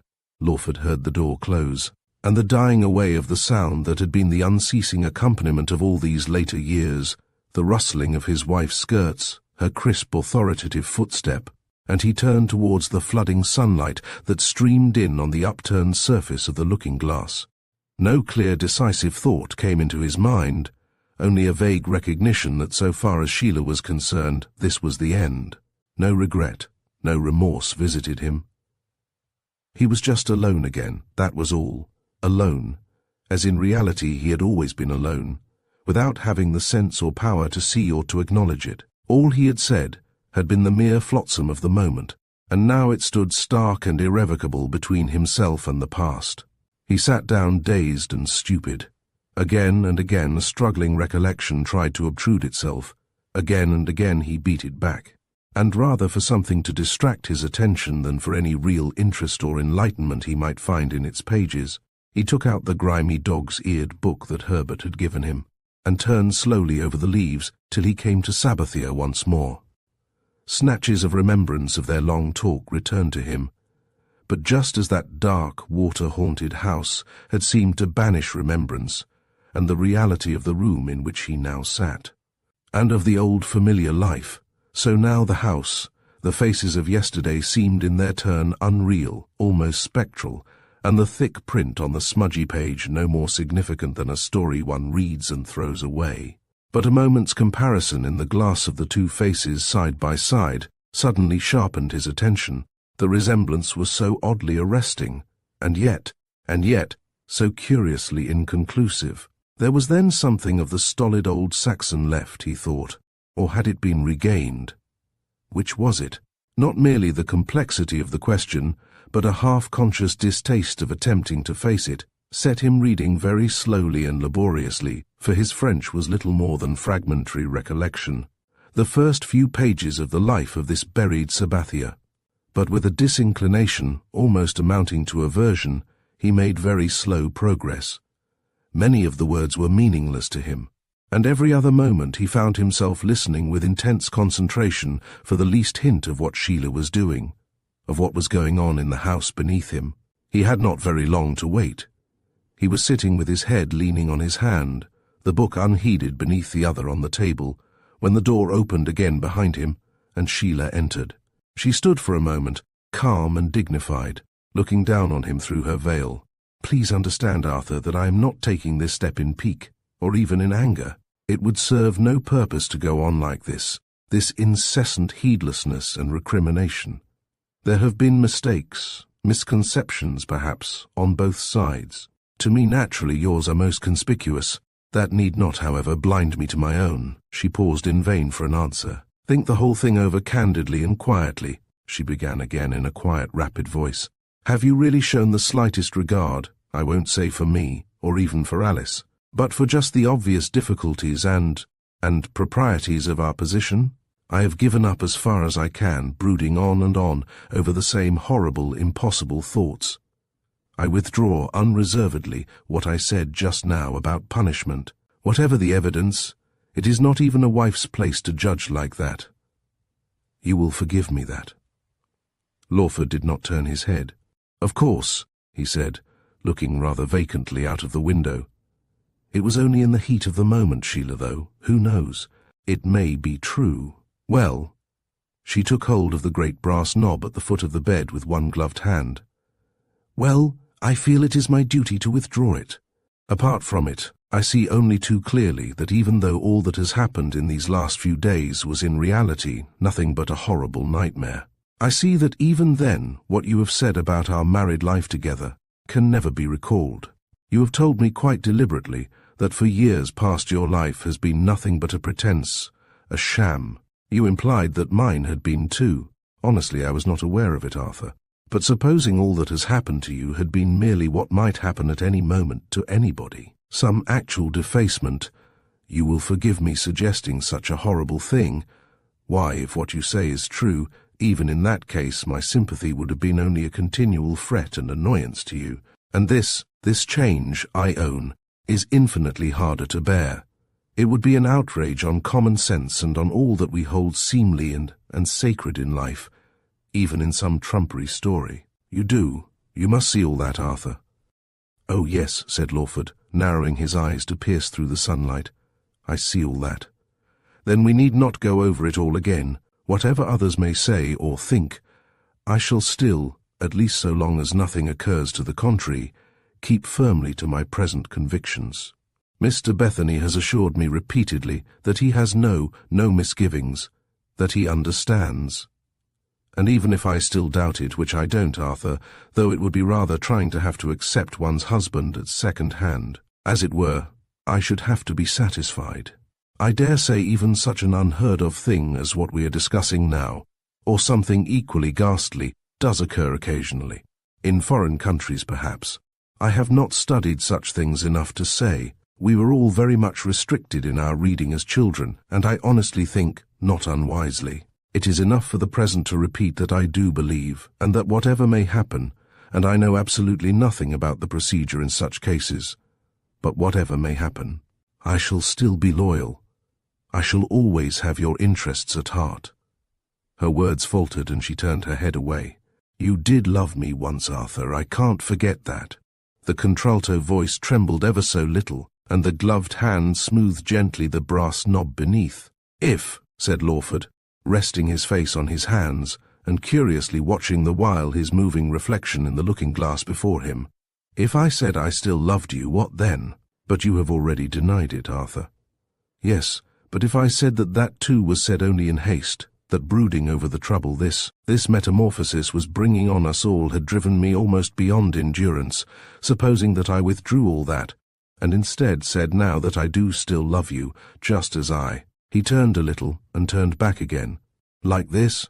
Sheila paused. Could any woman answer such a question? She almost sighed at last. "Yes, but," Lawford pressed on, in a voice almost naive and stubborn as a child's, "if I tried to make you. I did once, Sheila. I can't conceive such a position. Surely that alone is almost as frantic as it is heartless. Is it even right?" "Well, I've not actually asked it. I own," he added moodily, almost under his breath. "It would be dangerous. But there, Sheila, this poor old mask of mine is wearing out. I am somehow convinced of that. What will be left, God only knows. You were saying," he rose abruptly. Please sit down," he said. "I did not notice you were standing." "I shall not keep you a moment," she answered hurriedly. "I will sit here. The truth is, Arthur," she began again almost solemnly, "apart from all sentiment and good intentions, my presence here only harasses you and keeps you back. I am not so bound up in myself that I cannot realize that. The consequence is that after calmly, and I hope considerately, thinking the whole thing over, I have come to the conclusion that it would arouse very little comment, the least possible perhaps in the circumstances, if I just went away for a few days. You are not in any sense ill. In fact, I have never known you so robust, so energetic. You will be alone, Mr. Bethany, perhaps. You could go out and come in just as you pleased.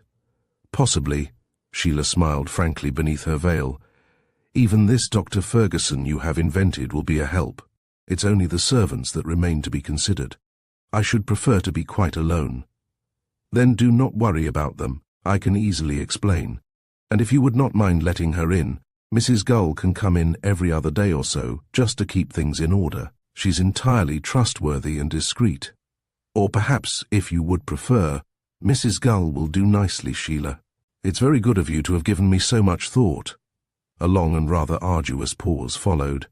Oh, one other thing, Arthur. You sent out to Mr. Critchett, do you remember? The night you first came home. I think, too, after the first awful shock, when we were sitting in our bedroom, you actually referred to violent measures. You will promise me, I may perhaps at least ask that, you will promise me on your word of honour, for Alice's sake, if not for mine, to do nothing rash. Yes, yes, said Lawford, sinking lower even than he had supposed possible into the thin and lightless chill of ennui. Nothing rash. Sheila rose with a sigh, only in part suppressed. I have not seen Mr. Bethany again. I think, however, it would be better to let Harry know, I mean, dear, of your derangement. After all, he is one of the family, at least, of mine. He will not interfere. He would, perhaps quite naturally, be hurt if we did not take him into our confidence. Otherwise there is no pressing cause for haste, at least for another week or so. After that, I suppose, something will have to be done. Then there's Mr. Wedderburn. Wouldn't it be as well to let him know that at least for the present you are quite unable to think of returning to town? That, too, in time will have to be arranged, I suppose, if nothing happens meanwhile. I mean, if things don't come right. And I do hope, Arthur, you will not set your mind too closely on what may only prove false hopes. This is all intensely painful to me, of course, to us both. Again Lawford, even though he did not turn to confront it, became conscious of the black veil turned towards him, tentatively, speculatively, impenetrably. Yes, he said, I'll write to Wedderburn. He's had his ups and downs too. I always rather fancied so, said Sheila reflectively. He looks rather a restless man. Oh, and then again, she broke off quickly, there's the question of money. I suppose it is only a conjecture. I suppose it would be better to do nothing in that direction just for the present. Ada has now gone to the bank. £50, Arthur. It is out of my own private account. Do you think that will be enough, just of course for your present needs? As a bribe, hush money, or a thank offering? Sheila, murmured her husband wearily. I don't follow you, replied the discreet voice from beneath the veil. He did actually turn this time, and glanced steadily over his shoulder. How long are you going for, and where? I propose to go to my cousin's, Betty Lovat's. That is, of course, if you have no objection. It's near. It will be a long-deferred visit, and she need know very little. And, of course, if for the least thing in the world you should want me, there I am within call, as it were. And you will write. We are acting for the best, Arthur. So long as it is your best, Sheila, Sheila pondered. You think, you mean, they'll all say I ought to have stayed. Candidly, I can't see it in that light. Surely every experience of life proves that in intimate domestic matters, and especially in those between husband and wife, only the parties concerned have any means of judging what is best for them. It has been our experience, at any rate, though I must in fairness confess that, outwardly at least, I haven't had much of that kind of thing to complain of. Sheila paused again for a reply. What kind of thing? Domestic experience, dear. The house was quiet. There was not a sound stirring in the still sunny road of orchards and discreet and drowsy villas. A long silence followed, immensely active and alert on the one side, almost morbidly lethargic so far as the stooping figure in front of the looking-glass was concerned. At last the last haunting question came in a kind of croak, as if only by a supreme effort could it be compelled to produce itself for consideration. And Alice, Sheila? Alice, dear, of course goes with you realize, he stirred uneasily. You realize it may be final.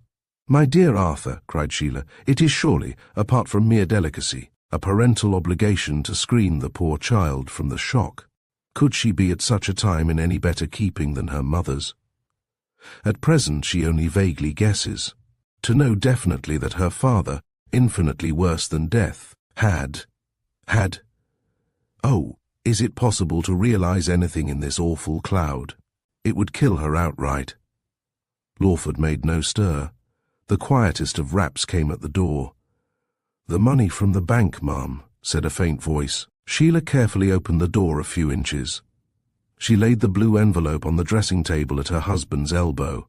"You would better perhaps count it," she said in a low voice. 40 in notes, the rest in gold, and narrowed her eyes beneath her veil upon her husband's very peculiar method of forgetting his responsibilities. "French," she said with a nod. "How very quaint." Lawford's eyes fell and rested gravely on the dingy page of Herbert's mean-looking bundle of print. A queer feeling of cold crept over him. "Yes," he said vaguely, "French," and hopelessly failed to fill in the silence that seemed like some rather sleek nocturnal creature quietly waiting to be fed. Sheila swept softly towards the door. "Well, Arthur, I think that is all. The servants will have gone by this evening. I have ordered a carriage for 12:30. Perhaps you would first write down anything that occurs to you to be necessary. Perhaps, too, it would be better if Dr. Simon were told that we shall not need him any more, that you are thinking of a complete change of scene. A voyage. He is obviously useless. Besides, Mr. Bethany, I think, is going to discuss a specialist with you. I have written him a little note, just briefly explaining. Shall I write to Dr. Simon, too? You remember everything," said Lawford. And it seemed to him it was a remark he had heard ages and ages ago. "It's only this money, Sheila. Will you please take that away?" "Take it away? I think, Sheila, if I do take a voyage, I should almost prefer to work my passage. As for a mere change of scene, that's quite uncostly." "It is only your face, Arthur," said Sheila solemnly, "that suggests these wicked stabs. Some day you will perhaps repent of every one." "It is possible, Sheila. We none of us stand still, you know. One rips open a lid sometimes and the wax face rots before one's eyes. Take back your blue envelope, and thank you for thinking of me. It's always the woman of the house that has the head." "I wish," said Sheila almost pathetically, and yet with a faint quaver of resignation, "I wish it could be said that the man of the house sometimes has the heart." "Think it over, Arthur." Sheila, with her husband's luncheon tray, brought also her farewells. Lawford surveyed, not without a faint, shy stirring of incredulity, the superbly restrained presence. He stood before her dry-lipped, inarticulate, a schoolboy caught red-handed in the shabbiest of offences. "It is your wish, then, that I go, Arthur," she said pleadingly. He handed her money without a word. "Very well, Arthur, if you won't take it," she said. "I should scarcely have thought this the occasion for mere pride. The 10th, she continued, as she squeezed the envelope into her purse, with only the least hardening of voice. "Although I dare say you have not troubled to remember it, the 10th will be the 18th anniversary of our wedding day. It makes parting, however advisable, and though only for the few days we should think nothing of in happier circumstances, a little harder to bear. But there, all will come right. You will see things in a different light, perhaps. Words may wound, but time will heal." But even as she now looked closely into his colourless, sunken face, some distant memory seemed to well up irresistibly. The memory of eyes just as ingenuous and as unassuming that even in claiming her love had expressed only their stolid unworthiness. "Did you know it? Have you seen it?" she said, stooping forward a little. "I believe in spite of all." He gazed on solemnly, almost owlishly, out of his fading mask. "Wait till Mr. Bethany tells you, you will believe it perhaps from him." He saw the grey-gloved hand a little reluctantly lifted towards him. "Goodbye, Sheila," he said, and turned mechanically back to the window. She hesitated, listening to a small, faraway voice that kept urging her with an almost frog-like pertinacity to say something, and yet as stubbornly would not say what, and she was gone. Chapter 15.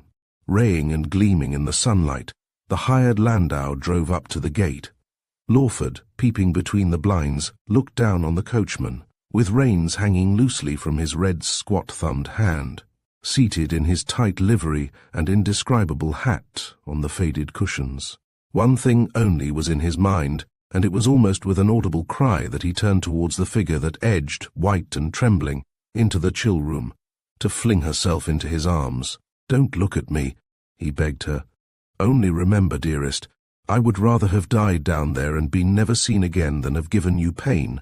Run, run, your mother's calling. Write to me, think of me, goodbye." He threw himself on the bed and lay there till evening, till the door had shut gently behind the last rat to leave the sinking ship. All the clearness, the calmness were gone again. Round and round in dizzy, sickening flare and clatter his thoughts whirled. Contempt, fear, loathing, blasphemy, laughter, longing. There was no end. Death was no end. There was no meaning, no refuge, no hope, no possible peace. To give up was to go to perdition. To go forward was to go mad. And even madness, he sat up with trembling lips in the twilight. Madness itself was only a state. Only a state.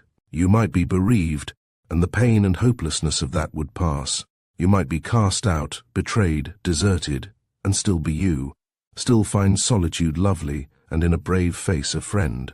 But madness, it surged in on him with all the clearness and emptiness of a dream. And he sat quite still, his hand clutching the bedclothes, his head askew, waiting for the sound of footsteps, for the presences and the voices that have their thin-walled dwelling beneath the shallow crust of consciousness. Inky blackness drifted up in wisps, in smoke before his eyes. He was powerless to move, to cry out. There was no room to turn, no air to breathe, and yet there was a low, continuous, never-varying stir, as of an enormous wheel whirling in the gloom. Countless infinitesimal faces arched like glimmering pebbles the huge dim-coloured vault above his head. He heard a voice above the monstrous rustling of the wheel, clamouring, calling him back. He was hastening headlong, muttering to himself his own flat, meaningless name, like a child repeating as he runs his errand.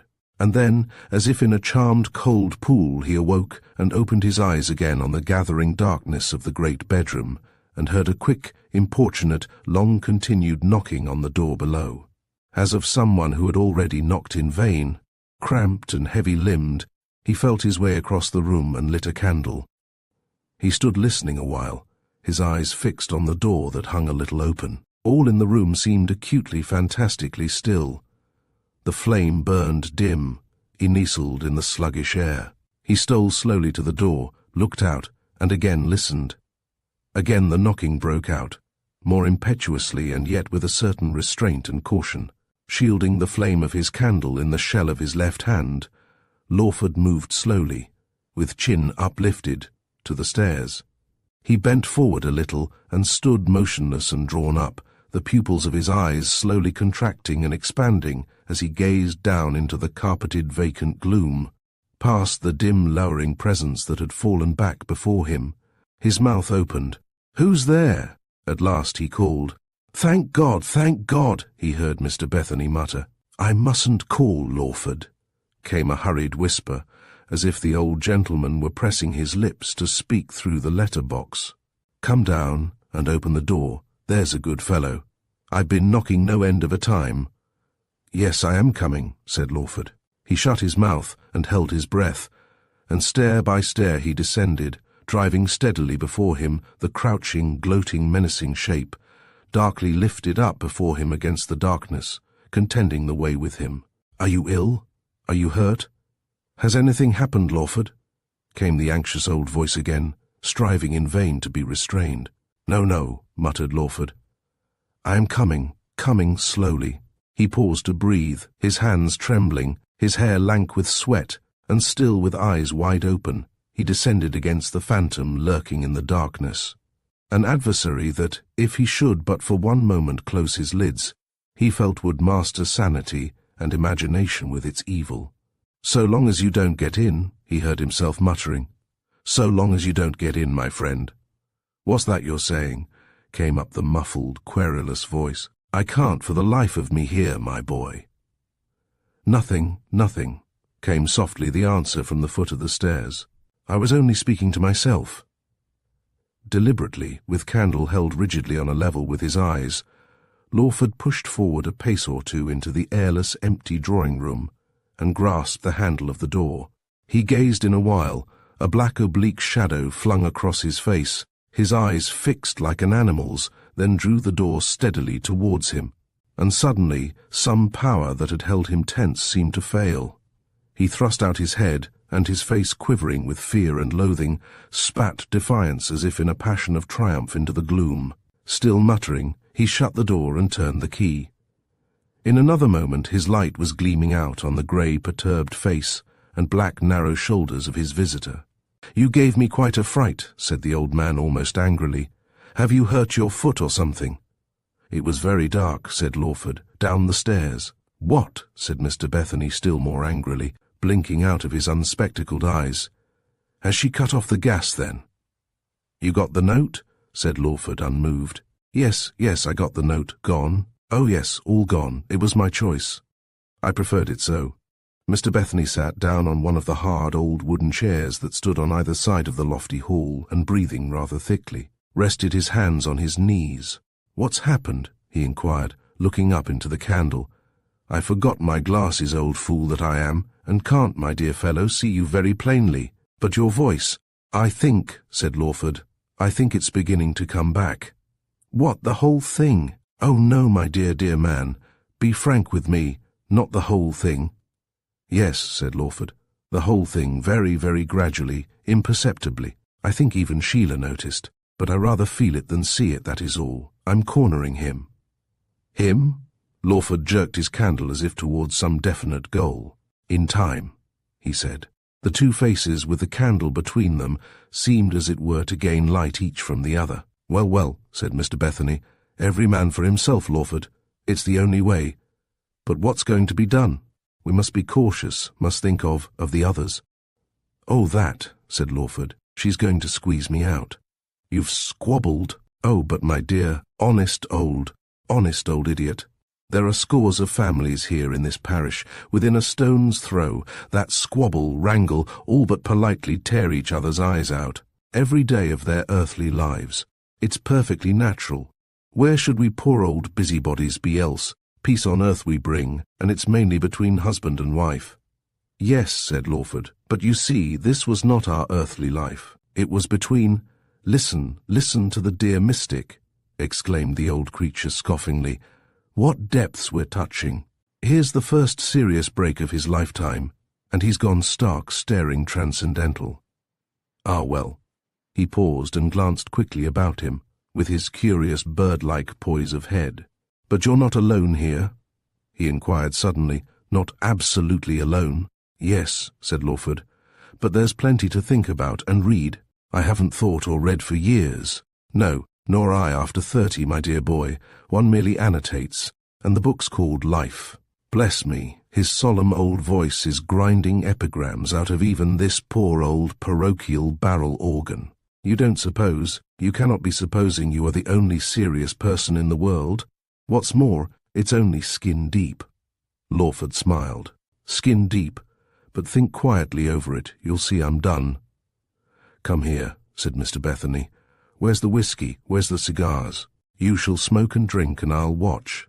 If it weren't for a pitiful old stomach, I'd join you. Come on." He led the way into the dining room. He looked sparer, more wizened and sinewy than ever as he stooped to open the sideboard.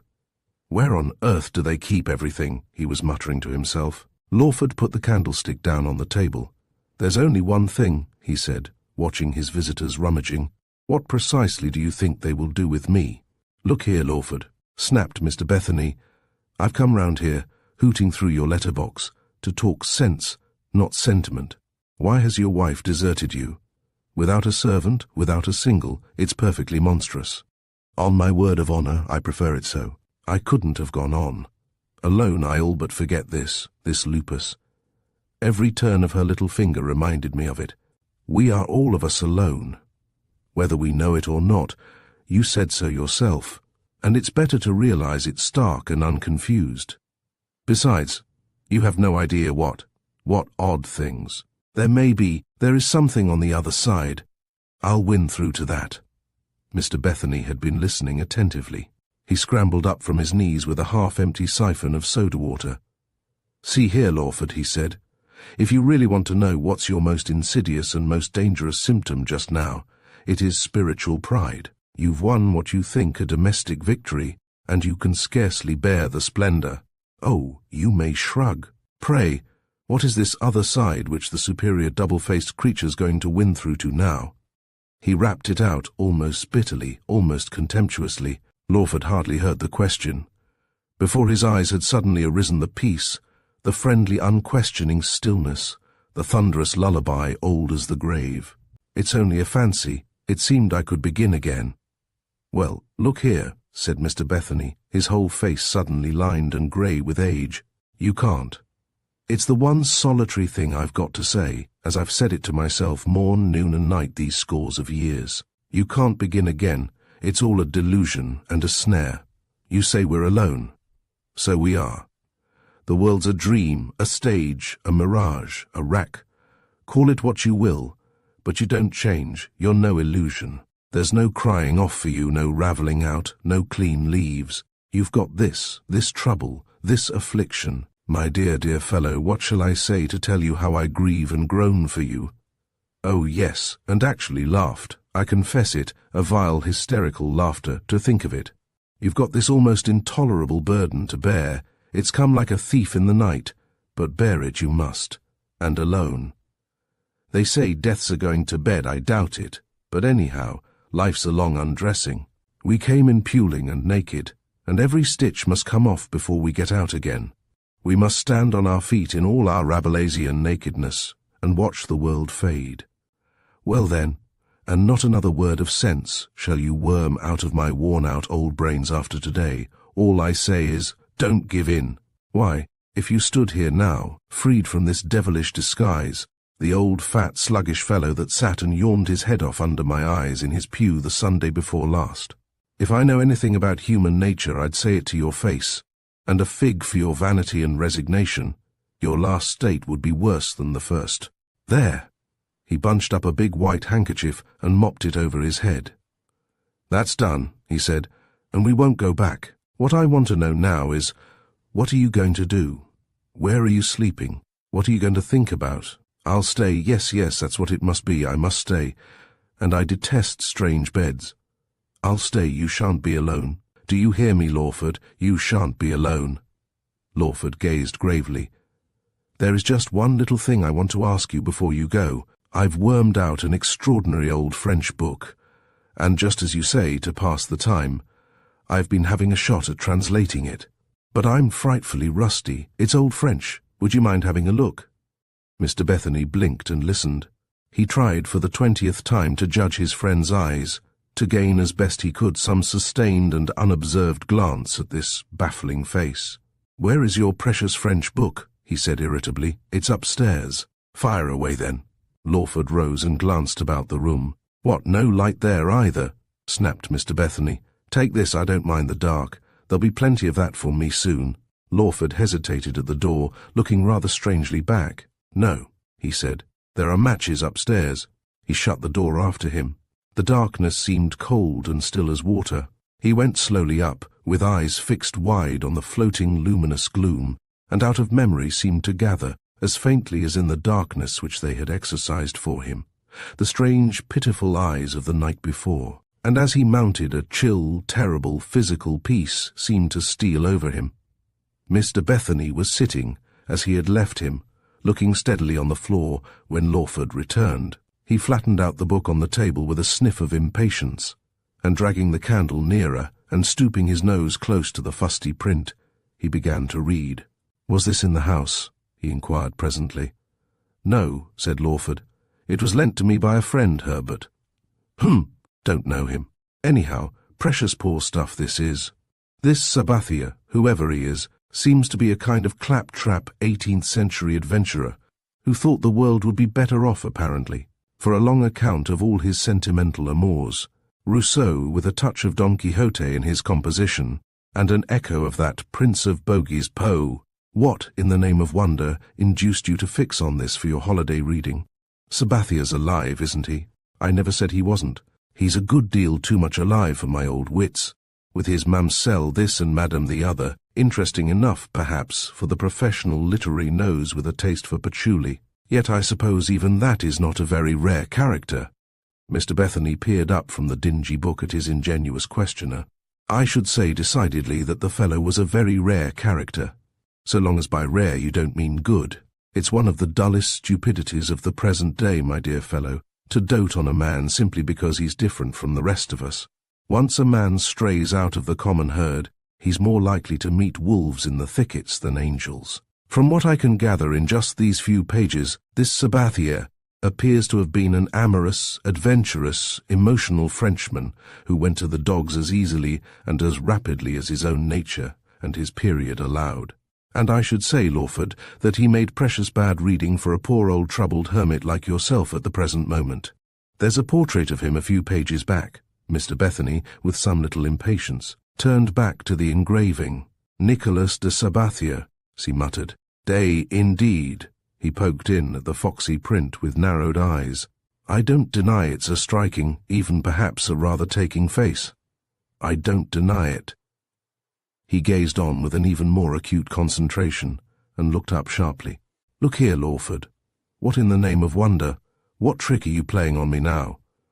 Trick, said Lawford, and the world fell with the tiniest plash in the silence, like a vivid little float upon the surface of a shadowy pool. The old face flushed. What conceivable bearing, I say, has this dead and gone old rue on us now? You don't think, then, you see any resemblance? Any resemblance at all? Resemblance? Repeated Mr. Bethany in a flat voice, and without raising his face again to meet Lawford's direct scrutiny. Resemblance to whom? To me as I am. But even, my dear fellow, forgive my dull old brains, even if there was just the faintest superficial suggestion of that. What then? Why, said Lawford, he's buried in Widdowston. Buried in Widdowston? The keen childlike blue eyes looked almost stealthily up across the book. The old man sat without speaking, so still that it might even be supposed he himself was listening for a quiet, distant footfall. He is buried in the grave beside which I fell asleep, said Lawford. All green and still and broken, he added faintly. You remember, he went on in a repressed voice, you remember you asked me if there was anybody else in sight, any eavesdropper. You don't think him? Mr. Bethany pushed the book a few inches away from him. Who did you say, who was it you said put the thing into your head? A queer friend, surely. He paused helplessly. And how, pray, do you know? He began again more firmly. Even if there is a Sabbathier buried at Widdowston, how do you know it is this Sabbathier? It's not, I think, he added boldly, a very uncommon name, with 2 B's at any rate. Whereabouts is the grave? Quite down at the bottom, under the trees. And the little seat I told you of is there too, where I fell asleep. You see, he explained, the grave's almost isolated, I suppose because he killed himself. Mr. Bethany clasped his knuckled fingers on the tablecloth. It's no good, he concluded after a long pause. The fellow's got up into my head. I can't think him out. We must thrash it out quietly in the morning with the blessed sun at the window, not this farthing dip. To me the whole idea is as revolting as it is incredible. Why, above a century, no, and on the other hand, how easily one's fancy builds. A few straws and there's a nest and squawking fledglings, all complete. Is that why that good, practical wife of yours and all your faithful household have absconded? Does it? He threw up his head as if towards the house above them. Does it reek with him? Lawford shook his head. She hasn't seen him. Not apart. I haven't told her. Mr. Bethany tossed the hugger-mugger of pamphlets across the table. Then, for simple sanity's sake, don't. Hide it, burn it, put the thing completely out of your mind. A friend? Who? Where is this wonderful friend? Not very far from Widdowston. He lives practically alone. And all that stumbling and muttering on the stairs? He leant forward almost threateningly. There isn't anybody here, Lawford. Oh, no, said Lawford. We are practically alone with this, you know. He pointed to the book and smiled frankly, however faintly. Again Mr. Bethany sank into a fixed yet uneasy reverie, and again shook himself and raised his eyes. Well then, he said, in a voice all but morose in its fretfulness, what I suggest is that first you keep quiet here, and next that you write and get your wife back. You say you are better. I think you said she herself noticed a slight improvement. Isn't it just exactly as I foresaw? And yet she's gone. But that's not our business. Get her back, and don't for a single instant waste a thought on the other. Not for a single instant, I implore you, Lawford. And in a week the whole thing will be no more than a dreary, preposterous dream. You don't answer me, he cried impulsively. But can one so easily forget a dream like this? You don't speak out, Lawford. You mean she won't? It must at least seem to have been in part of my own seeking, or contriving, or at any rate she said it, of my own hereditary or unconscious deserving. She said that. Mr. Bethany sat back. I see, he said. I'm nothing but a fumbling old meddler, and there was I, not 10 minutes ago, preaching for all I was worth on a text I knew nothing about. God bless me, Lawford. How long we take a-learning, I'll say no more. But what an illusion. To think this, he laid a long lean hand at arm's length flat upon the table towards his friend. To think this is our old jog-trot Arthur Lawford. From henceforth I throw you over, you old wolf in sheep's wool. I wash my hands of you, and now where am I going to sleep? He covered up his age and weariness for an instant with a small crooked hand. Lawford took a deep breath. You're going, old friend, to sleep at home, and I'm going to give you my arm to the vicarage gate. Here I am, immeasurably relieved, fitter than I've been since I was a dolt of a schoolboy. On my word of honour, I can't say why, but I am. I don't care that, vicar, honestly. Puffed up with spiritual pride. If a man can't sleep with pride for a bedfellow, well, he better try elsewhere. It's no good. I'm as stubborn as a mule. That's at least a relic of the old Adam. I care no more. He raised his voice firmly and gravely. I don't care a jot for solitude, not a jot for all the ghosts of all the catacombs. Mr. Bethany listened, grimly pursed up his lips. Not a jot for all the ghosts of all the catechisms, he muttered. Nor the devil himself, I suppose. He turned once more to glance sharply in the direction of the face he could so dimly and of set purpose discern, and without a word trotted off into the hall. Lawford followed with the candle. "'Pon my word, you haven't had a mouthful of supper. Let me forage just a quarter of an hour, eh?" "Not me," said Mr. Bethany. "If you won't have me, home I go. I refuse to encourage this miserable grass widowering. What would they say? What would the busybodies say? Ghouls and graves and shocking mysteries, Selina. Sister Anne, come on." He shuffled on his hat and caught firm hold of his knobbed umbrella. "Better not leave a candle," he said. Lawford blew out the candle. "What? What?" called the old man suddenly, but no voice had spoken. A thin trickle of light from the lamp in the street stuck up through the fanlight as, with a smile that could be described neither as mischievous, saturnine, nor vindictive, and was yet faintly suggestive of all three, Lawford quietly opened the drawing-room door and put down the candlestick on the floor within.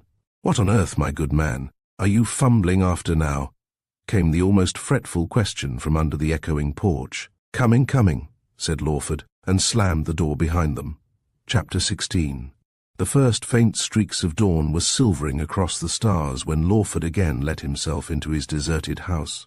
He stumbled down to the pantry and cut himself a crust of bread and cheese, and ate it, sitting on the table, watching the leafy eastern sky through the painted bars of the area window. He munched on, hungry and tired. His night walk had cooled head and heart. Having obstinately refused Mr. Bethany's invitation to sleep at the vicarage, he had sat down on an old low wall, and watched until his light had shone out at his bedroom window. Then he had simply wandered on, past rustling, glimmering gardens, under the great timbers of yellowing elms, hardly thinking, hardly aware of himself, except as in a faraway vision of a sluggish, insignificant creature struggling across the tossed-up crust of an old, incomprehensible world.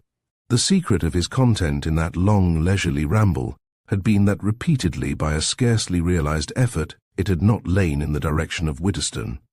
And now, as he sat hungrily devouring his breakfast on the table in the kitchen, with the daybreak comforting his eyes, he thought with a positive mockery of that poor old night thing he had given inch by inch into the safe keeping of his pink and white drawing-room.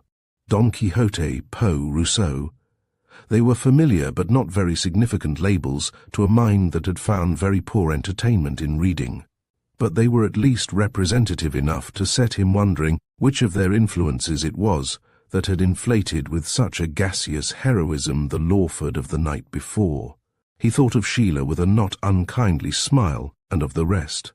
"I wonder what they'll do," had been a question almost as much in his mind during these last few hours as had "what am I to do" in the first bout of his visitation.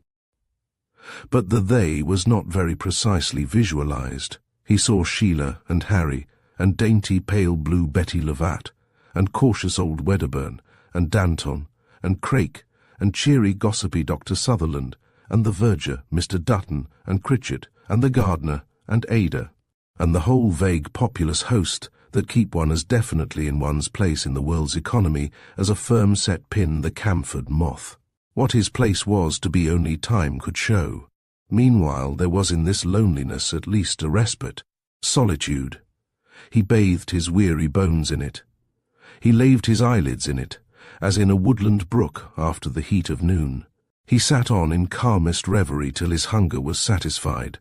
Then, scattering out his last crumbs to the birds from the barred window, he climbed upstairs again, past his usual bedroom, past his detested guest room, up into the narrow sweetness of Alice's, and flinging himself on her bed, fell into a long and dreamless sleep. By 10 next morning, Lawford had bathed and dressed, and at 10:30 he got up from Sheila's fat little French dictionary and his memoirs to answer Mrs. Gull's summons on the area bell.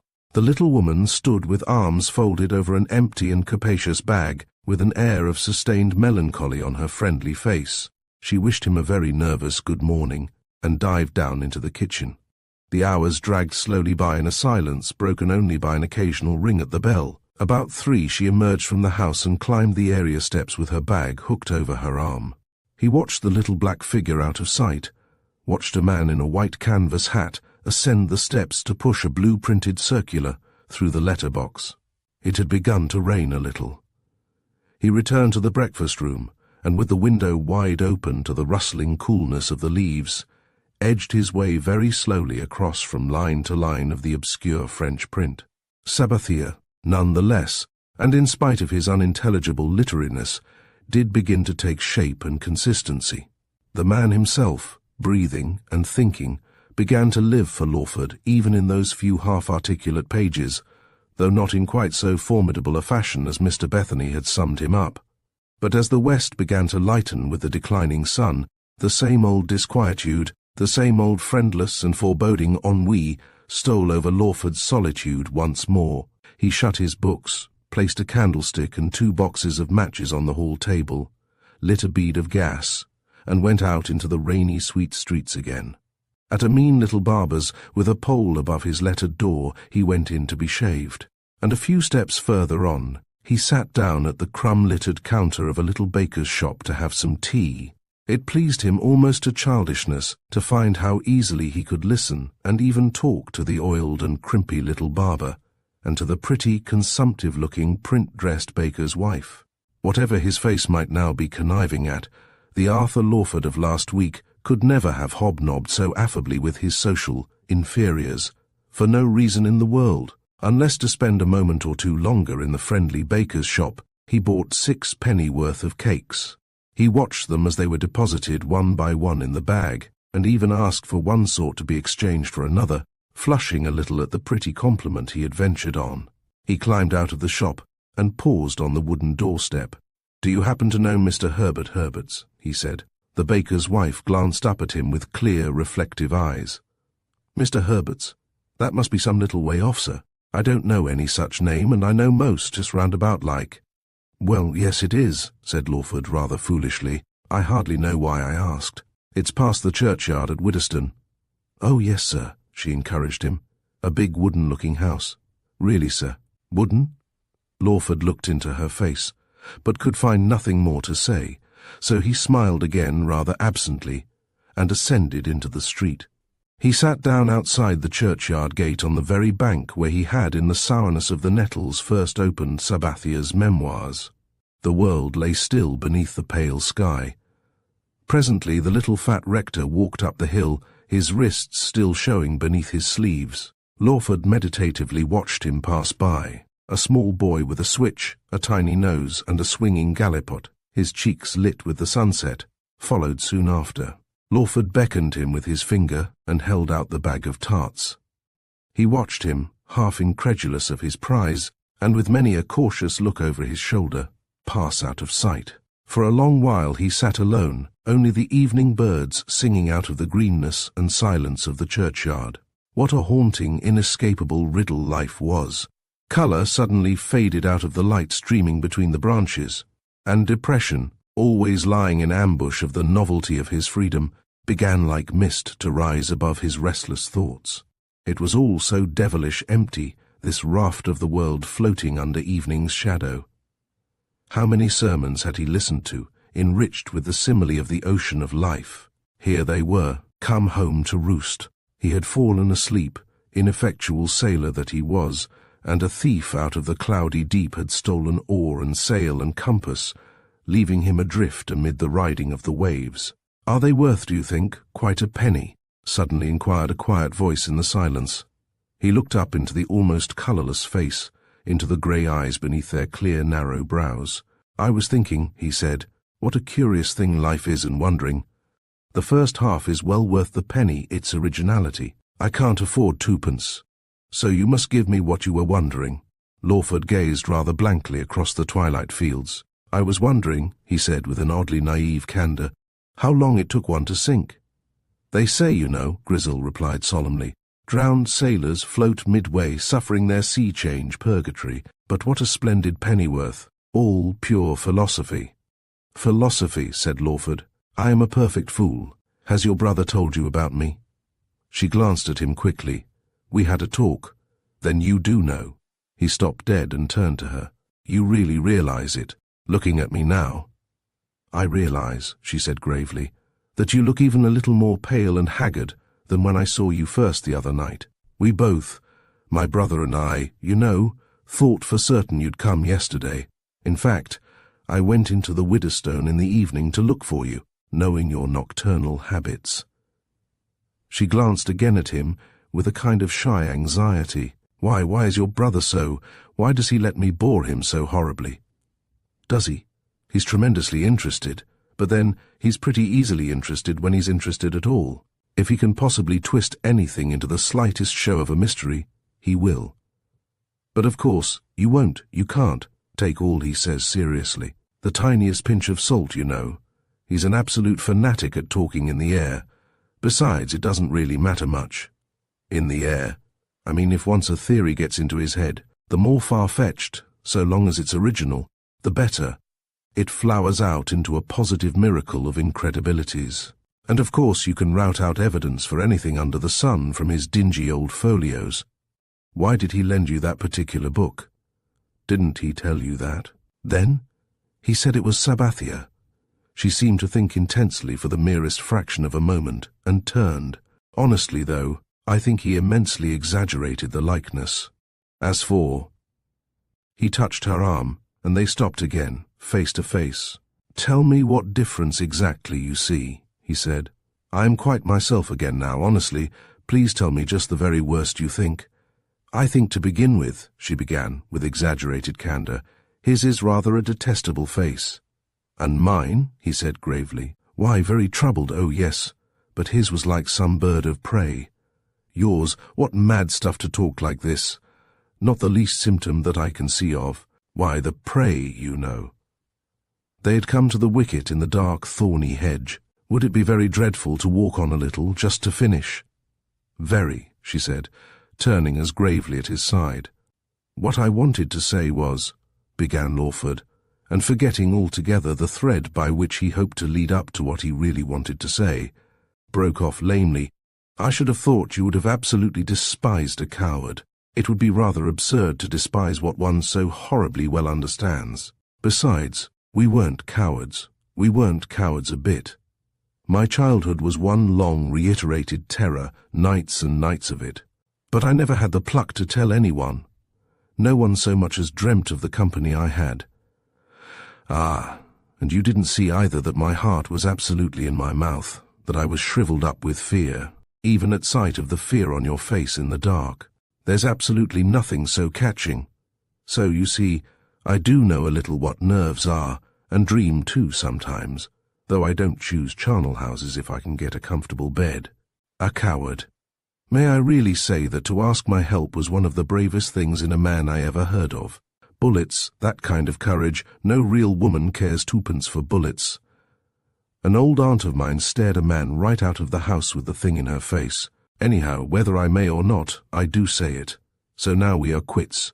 Will you? Began Lawford, and stopped. What I wanted to say was, he jerked on, it is sheer horrible hypocrisy to be talking to you like this, though you will never have the faintest idea of what it has meant and done for me, I mean. And yet, I do feel when just for the least moment I forget what I am, and that isn't very often. When I forget what I have become, and what I must go back to, I feel that I haven't any business to be talking with you at all. Quits! And here I am, an outcast from decent society. Ah, you don't know. She bent her head and laughed under her breath. You do really stumble on such delicious compliments. And yet, do you know, I think my brother would be immensely pleased to think you were an outcast from decent society, if only he could be thought one too. He has been trying half his life to wither decent society with neglect and disdain, but it doesn't take the least notice. The deaf adder, you know. Besides, what is all this meek talk? I detest meek talk, gods or men. Surely in the first and last resort all we are is ourselves. Something has happened, you are jangled, shaken. But to us, believe me, you are simply one of fewer friends, and I think, after struggling up Widderstone Lane hand in hand with you in the dark, I have a right to say friends than I could count on one hand. What are we all if we only realized it? We talk of dignity and propriety, and we are like so many children playing with knucklebones in a giant's scullery. Come along, he will, some supper time for us, each in turn, and how many even will so much as look up from their play to wave us goodbye? That's what I mean. The plot of silence we are all in. If only I had my brother's lucidity, how much better I would have said all this. It is only, believe me, that I want ever so much to help you, if I may, even at risk too, she added, rather shakily. Of having that help, well, I know it's little good. The lane had narrowed. They had climbed the arch of a narrow stone bridge that spanned the smooth, dark Widder. A few late starlings were winging far above them. Darkness was coming on apace.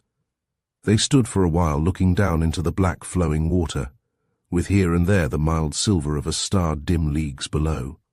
I am afraid, said Grizzle, looking quietly up, you have led me into talking most pitiless nonsense. How many hours, I wonder, did I lie awake in the dark last night thinking of you? Honestly, I shall never forget that walk. It haunted me, on and on. Thinking of me. Do you really mean that? Then it was not all imagination. It wasn't just the drowning man clutching at a straw. The grey eyes questioned him. You see, he explained in a whisper, as if afraid of being overheard, it came back again, and I don't mind a bit how much you laugh at me. I had been asleep, and had had a most awful dream. One of those dreams that seem to hint that someday that will be our real world. That someday we may awake where dreaming then will be of this. And I woke, came back, and there was a tremendous knocking going on downstairs. I knew there was no one else in the house. No one else in the house, and you like this? Yes, said Lawford stolidly. They were all out as it happened. And, of course, he went on quickly, there was nothing for me to do but simply to go down and open the door. And yet, do you know, at first I simply couldn't move. I lit a candle, and then somehow I got to know that waiting for me was just... But there, he broke off half ashamed. I mustn't bother you with all this morbid stuff. Will your brother be in now, do you think? My brother will be in, and of course expecting you, but as for bother, believe me, well, did I quite deserve it? She stooped towards him. You lit a candle, and then? They turned and retraced their way slowly up the hill. It came again. That presence, that shadow. I don't mean, of course, it's a real shadow. It comes, doesn't it, from within. As if from out of some unheard-of hiding place, where it has been lurking for ages and ages before one's childhood. At least, so it seems to me now. And yet, although it does come from within, there it is too, in front of you, before your eyes, feeding even on your fear, just watching, waiting for. What nonsense all this must seem to you. Yes, and then? Then, and you must remember the poor old boy had been knocking all this time, my old friend, Mr. Bethany, I mean, knocking and calling through the letterbox, thinking I was in extremis, or something then, how shall I describe it? Well, you came, your eyes, your face, As clear as when, the night before last, we went up the hill together. And then? And then we, you and I, simply drove him downstairs, and I could hear myself grunting as if it was really a physical effort. We drove him step by step downstairs. And he laughed outright, and boyishly continued his adventure. What do you think I did then, without the ghost of a smile, too, at the idiocy of the thing? I locked the poor beggar in the drawing room.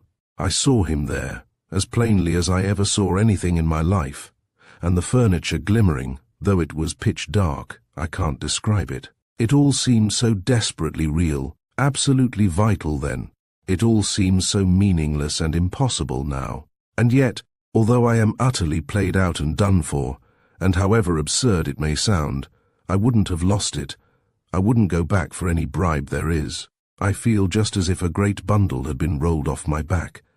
Of course, the queerest, the most detestable part of the whole business is that it, the thing on the stairs, was this. He lifted a grave and haggard face towards her again.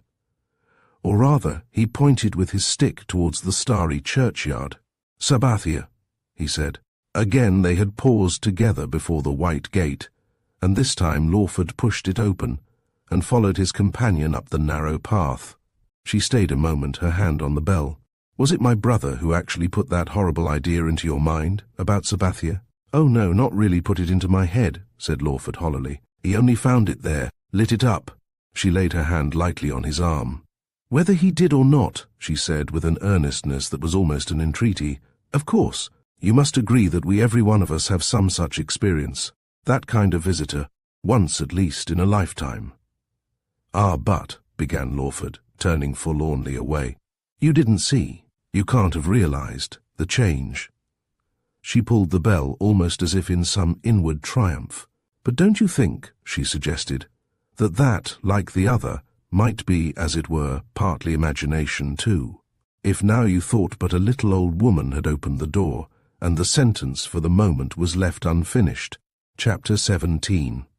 There was no one in the room and no light when they entered. For a moment Grizzle stood by the open window, looking out. Then she turned impulsively.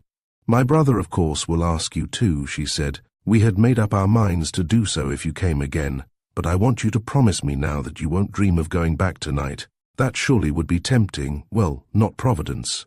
I couldn't rest if I thought you might be alone like that again." Her voice died away into the calling of the waters. A light moved across the dingy old rows of books, and as his sister turned to go out, Herbert appeared in the doorway, carrying a green-shaded lamp, with an old leather quarto under his arm. "Ah, here you are," he said. "I guessed you had probably met." He drew up, burdened, before his visitor, but his clear black glance, instead of wandering off at his first greeting, had intensified, and it was almost with an air of absorption that he turned away. He dumped his book onto a chair, and it turned over with scattered leaves onto the floor. He put the lamp down and stooped after it, so that his next words came up muffled, and as if the remark had been forced out of him. "You don't feel worse, I hope?" He got up and faced his visitor for the answer, and for the moment Lawford stood considering his symptoms. "No," he said almost gaily, "I feel enormously better." But Herbert's long, oval, questioning eyes beneath the sleek black hair were still fixed on his face. "I am afraid, my dear fellow," he said, with something more than his usual curiously indifferent courtesy, "the struggle has frightfully pulled you to pieces." "The question is," answered Lawford, with a kind of tired yet whimsical melancholy in his voice, "though I am not sure that the answer very much matters, what's going to put me together again? It's the old story of Humpty Dumpty, Herbert. Besides, one thing you said has stuck out in a quite curious way in my memory. I wonder if you will remember." "What was that?" said Herbert with unfeigned curiosity. "Why, you said even though Sabathia had failed, though I was still my own old stodgy self, that you thought the face, might work in. Somehow, sometimes I think it has. It does really rather haunt me. In that case, well, what then?" Lawford had himself listened to this involved explanation much as one watches the accomplishment of a difficult trick, marvelling more at its completion at all than at the difficulty involved in the doing of it. "Work in," repeated Herbert, like a rather blasé child confronted with a new mechanical toy. "Did I really say that?" Well, honestly, it wasn't bad. It's what one would expect on that hypothesis. You see, we are only different, as it were, in our differences. Once the foot's over the threshold, it's 9 points of the law. But I don't remember saying it. He shamefacedly and naively confessed it. I say such an awful lot of things, and I'm always changing my mind. It's a standing joke against me with my sister. She says the recording angel will have 2 sides to my account. Mondays, Wednesdays and Fridays, and Tuesdays, Thursdays and Saturdays. Diametrically opposite convictions, and both kinds wrong. On Sundays, I am all things to all men. As for Sabathia, by the way, I do want particularly to have another go at him. I've been thinking him over, and I'm afraid in some ways he won't quite wash. And that reminds me, did you read the poor chap? I just grubbed through a page or 2, but most of my French was left at school. What I did do, though, was to show the book to an old friend of ours, my wife's and mine, just to skim, a Mr. Bethany. He's an old clergyman, our vicar, in fact. Herbert had sat down, and with eyes slightly narrowed was listening with peculiar attention. He smiled a little magnanimously. His verdict, I should think, must have been a perfect joy. He said Lawford in his rather low, monotonous voice, he said it was precious poor stuff, that it reminded him of patchouli, and that Sabathia, the print I mean, looked like a foxy old roo. They were, I think, his exact words. We were alone together last night. You don't mean that he simply didn't see the faintest resemblance? Lawford nodded. But then, he added simply, whenever he comes to see me now, he leaves his spectacles at home. And at that, as if at some preconcerted signal, they both went off into a simple shout of laughter, unanimous and sustained. But this first wild bout of laughter over, the first real bursting of the dam, perhaps for years, Lawford found himself at a lower ebb than ever. You see, he said presently, and while still his companion's face was smiling around the remembrance of his laughter like ripples after the splash of a stone, Bethany has been absolutely my sheet anchor right through, and you can't possibly realize what a ghastly change it really was. I don't think anyone ever will. Herbert opened his hand and looked reflectively into its palm before allowing himself to reply. I wonder, I have been wondering a good deal, simply taking the other point of view for a moment, was it? I don't mean ghastly exactly like, say, smallpox, GPI, elephantiasis, but was it quite so complete, so radical, as in the first sheer gust of astonishment you fancied? Lawford thought on a little further. You know how one sees oneself in a passion. Why, how a child looks, the whole face darkened and drawn and possessed. That was the change.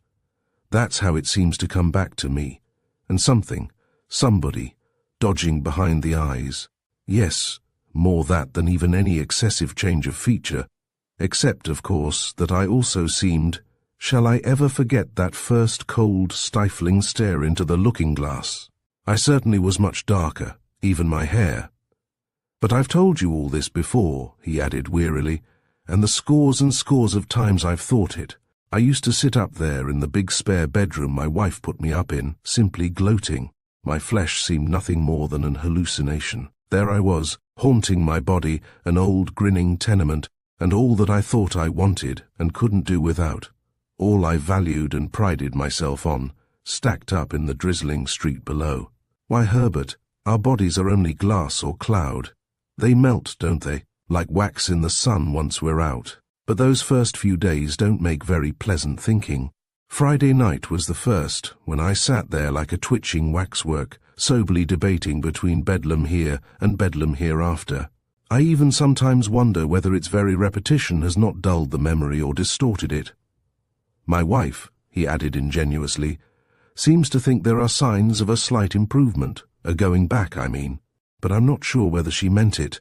Herbert surveyed his visitor critically. You say dark, he said, but surely, Lawford, your hair now is nearly grey, well flecked at least. Although the remark carried nothing comparatively of a shock with it, yet it seemed to Lawford as if an electric current had passed over his scalp, coldly stirring every hair upon his head. But somehow or other it was easier to sit quietly on, to express no surprise, to let them do or say what they liked. Well, he retorted with an odd, crooked smile, You must remember, I am a good deal older than I was last Saturday. I grew grey in the grave, Herbert. But it's like this, you know, said Herbert, rising excitedly, and at the next moment, on reflection, composedly reseating himself. How many of your people actually saw it? How many own to its being as bad, as complete as you made out? I don't want for a moment to cut right across what you said last night, our talk, but there are 2 million sides to every question, and as often as not the less conspicuous have sounder, well, roots. That's all. I think really, do you know, I would rather not go over the detestable thing again. Not many, my wife, though, and a man I know called Danton, who's prejudiced. After all, I have myself to think about too. And right through, there wasn't the least doubt of that. They all in their hearts knew it was me. They knew I was behind.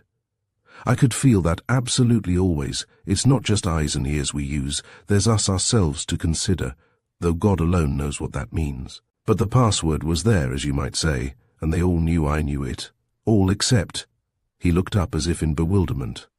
Except just one, a poor old lady, a very old friend of my mother's, whom I sabbathered. Whom you sabbathered, repeated Herbert carefully, with infinite relish, looking sidelong at his visitor. And it is just precisely that. But at that moment his sister appeared in the doorway to say that supper was ready, and it was not until Herbert was actually engaged in carving a cold chicken that he followed up his advantage. Mr. Lawford, Grizzle, he said, has just enriched our jaded language with a new verb, to sabbatheer, and if I may venture to define it in the presence of the distinguished neologist himself, it means to deal with histrionically, or rather, that's what it will mean a couple of 100 years hence. For the moment it means to act under the influence of subliminalization, to perplex or bemuse or estrange with. Do tell us, Lawford, more about the little old lady. He passed with her plate a little meaningful glance at his sister and repeated, Do, but I've been plaguing your sister enough already. Your wish. Lawford began, and turned his tired-out eyes towards those others awaiting them so frankly they seemed in their perfect friendliness a rest from all his troubles. You see, he went on, what I kept on thinking and thinking of was to get a quite unbiased and unprejudiced view.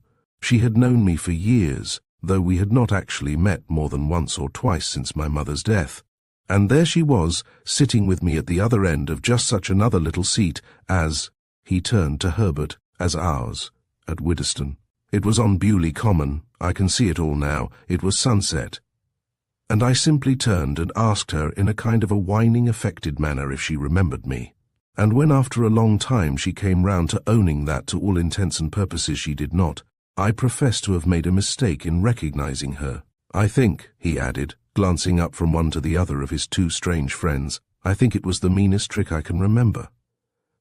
Said Herbert solemnly. I wish I had as sensitive a conscience. But as your old friend didn't recognize you, who's the worse? As for her not doing so, just think of the difference a few years makes to a man, and any severe shock. Life wears so infernally badly. Who, for that matter, does not change, even in character, and yet who professes to see it? Mind, I don't say in essence, but then how many of the human ghosts one meets does one know in essence? One doesn't want to. It would be positively cataclysmic. And that's what brings me around to feel, Lawford, if I may venture to say so, that you may have brooded a little too keenly on your own case. Tell anyone you feel ill, he will commiserate with you to positive nausea. Tell any priest your soul is in danger, will he wait for proof? It's misereres and penances world without end. Tell any woman you love her, will she, can she, should she gainsay you? There you are. The cat's out of the bag, you see. My sister and I sat up half the night talking the thing over. I said I'd take the plunge. I said I'd risk appearing the crassest, contradictoriest wretch that ever drew breath. I don't deny that what I hinted at the other night must seem in part directly contrary to what I'm going to say now. He wheeled his black eyes as if for inspiration and helped himself to salad. It's this, he said. Isn't it possible, isn't it even probable that being ill and overstrung, moping a little over things more or less out of the common ruck, and sitting there in a kind of trance, isn't it possible that you may have very largely imagined the change? hypnotized yourself into believing it much worse, more profound, radical, acute, and simply absolutely hypnotizing others into thinking so too. Christendom is just beginning to rediscover that there is such a thing as faith, that it is just possible that, say, megrims or melancholia may be removed at least as easily as mountains. The converse, of course, is obvious on the face of it. A man fails because he thinks himself a failure. It's the men that run away that lose the battle. Suppose then, Lawford, he leaned forward, keen and suave, suppose you have been and Sabbathiered yourself. Lawford had grown accustomed during the last few days to finding himself gazing out like a child into reality, as if from the windows of a dream. He had in a sense followed this long, loosely stitched, preliminary argument. He had at least in part realized that he sat there between two clear, friendly minds, acting in the friendliest and most obvious collusion, but he was incapable of fixing his attention very closely on any single fragment of Herbert's apology, or of rousing himself into being much more than a dispassionate and not very interested spectator of the little melodrama that fate, it appeared, had at the last moment decided rather capriciously to twist into a farce. He turned with a smile to the face so keenly fixed and enthusiastic with the question it had so laboriously led up to. But surely I don't quite see. Herbert lifted his glass as if to his visitor's acumen and set it down again without tasting it. "Why, my dear fellow," he said triumphantly, "even a dream must have a peg. Yours was this unforgettable old suicide. Candidly now, how much of Sabbathia was actually yours? In spite of all that fantastical fellow Herbert said last night, dead men don't tell tales. The last place in the world to look for a ghost is where his traitorous bones lie crumbling. Good heavens, think what irrefutable masses of evidence there would be at our fingertips if every tombstone hid its ghost. No, the fellow just arrested you with his creepy epitaph, an epitaph, mind you, that is in a literary sense distinctly fertilizing. It catches one's fancy in its own crude way, as pages and pages of infinitely more complicated stuff take possession of, germinate, and sprout in one's imagination in another way. We are all psychical parasites. Why, given his epitaph, given the surroundings, I wager any sensitive consciousness could have guessed at his face, and guessing, as it were, would have feigned it. What do you think, Grizzle? I think, dear, you are talking absolute nonsense. What do they call it? Darkening counsel. It's the hair of the dog, Mr. Lawford. Well then, you see, said Herbert over a hasty mouthful, and turning again to his victim. Then you see, when you were just in the pink of condition to credit any idle tale you heard, then I came in. What, with the least impetus, can one not see by moonlight? The howl of a dog turns the midnight into a brocken. The branch of a tree stoops out at you like a Beelzebub crusted with gadflies. I'd, mind you, sipped of the deadly old Huguenot too.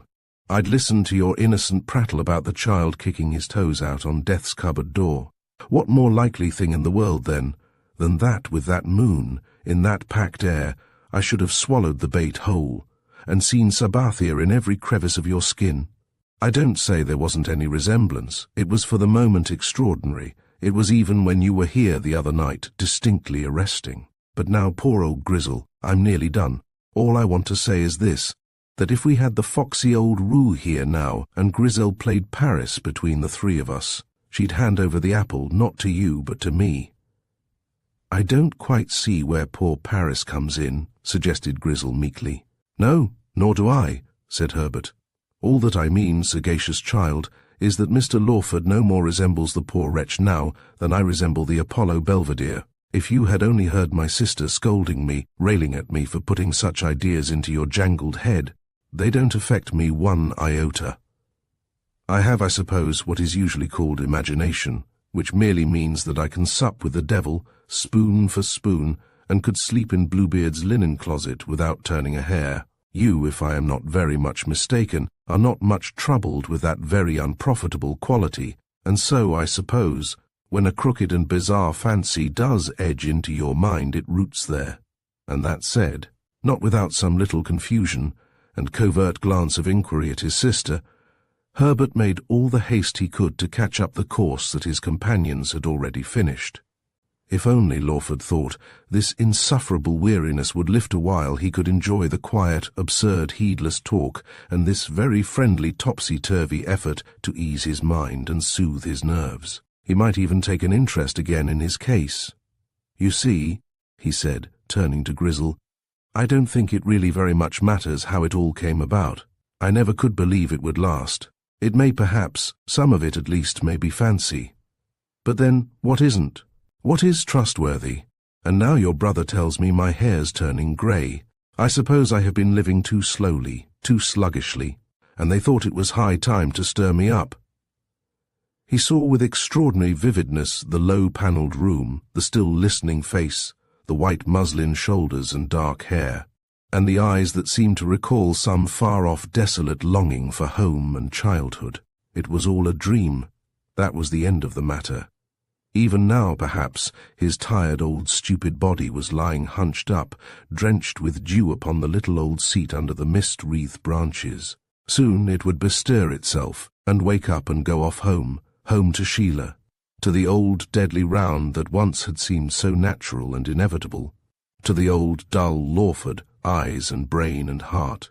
They returned up the dark shallow staircase to Herbert's book-room, and he talked on to very quiet and passive listeners in his own fantastic, endless fashion.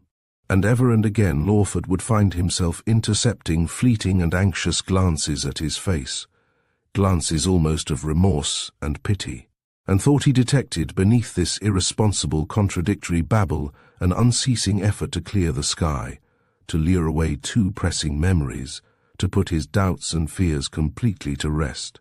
Herbert even went so far as to plead guilty, when Grizzle gave him the cue, of having a little heightened and overcoloured his story of the restless, phantasmal old creature that haunted their queer, wooden, hauntable old house. And when they rose, laughing and yawning to take up their candles, it was, after all, after a rather animated discussion, with many a hair-raising ghost story brought in for proof between brother and sister. As to exactly how many times that snuff-coloured spectre had made his appearance, and with less unanimity still, as to the precise manner in which he was in the habit of making his precipitant exit.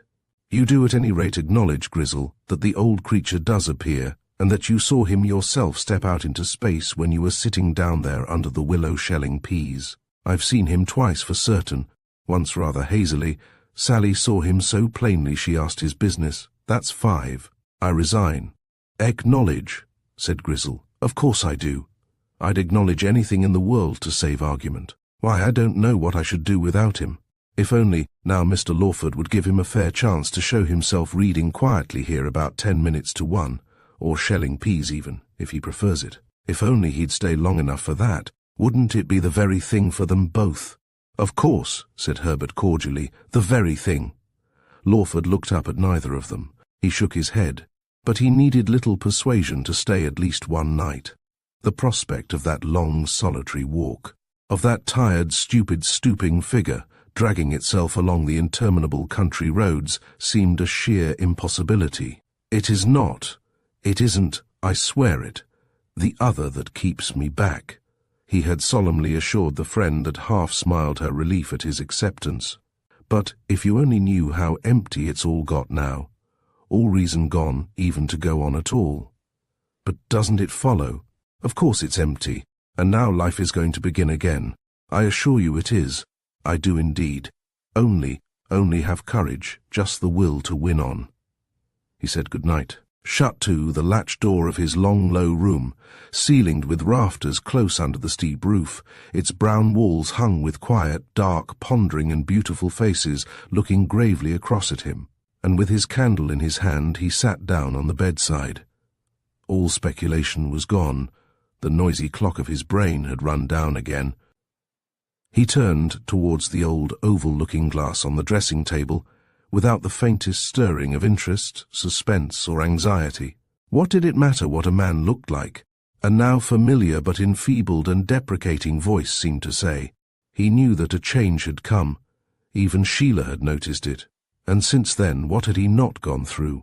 What now was here seemed of little moment, so far at least as this world was concerned. At last with an effort he rose, crossed the uneven floor, and looked in unmovedly on what was his own poor face come back to him.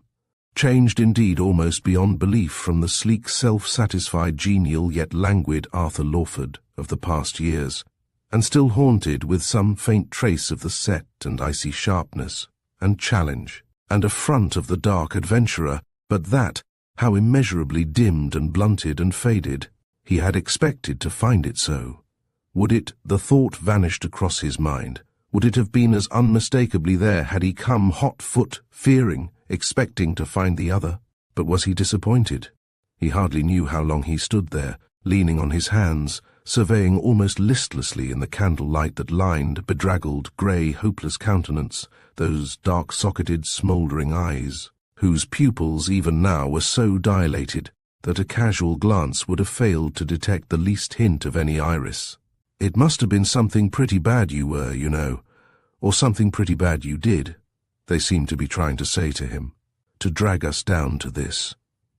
He knelt down by force of habit to say his prayers, but no words came. Well, between earthly friends a betrayal such as this would have caused a livelong estrangement and hostility. The God the old Lawford used to pray to would forgive him, he thought wearily, if just for the present he was a little too sore at heart to play the hypocrite.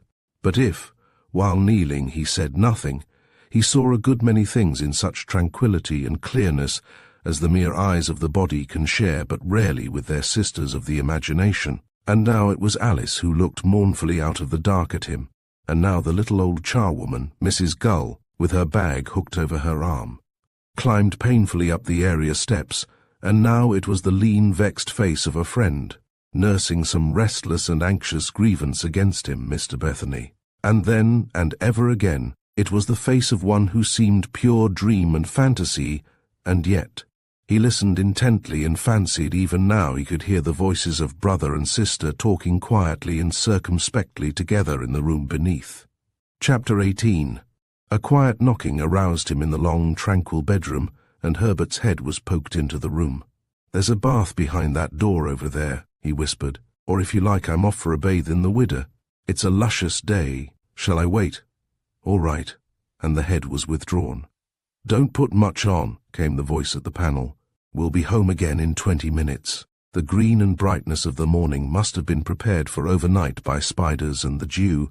Everywhere the gleaming nets were hung, and everywhere there rose a tiny splendor from the water drops, so clear and pure and changeable it seemed with their fire and color, they shook a tiny crystal music in the air.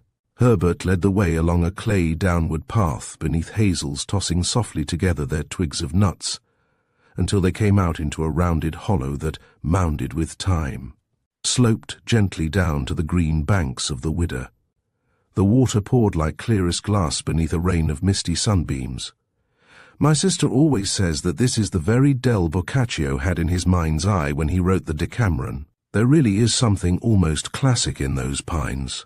And I'd sometimes swear with my eyes just out of the water I've seen dryads half in, hiding, peeping between those beeches. Good Lord, Lawford, what a world we wretched moderns have made, and missed." The water was violently cold. It seemed to Lawford, as it swept up over his body, and as he plunged his night-distorted eyes beneath its blazing surface, that it was charged with some strange, powerful enchantment to wash away in its icy clearness even the memory of the dull and tarnished days behind him.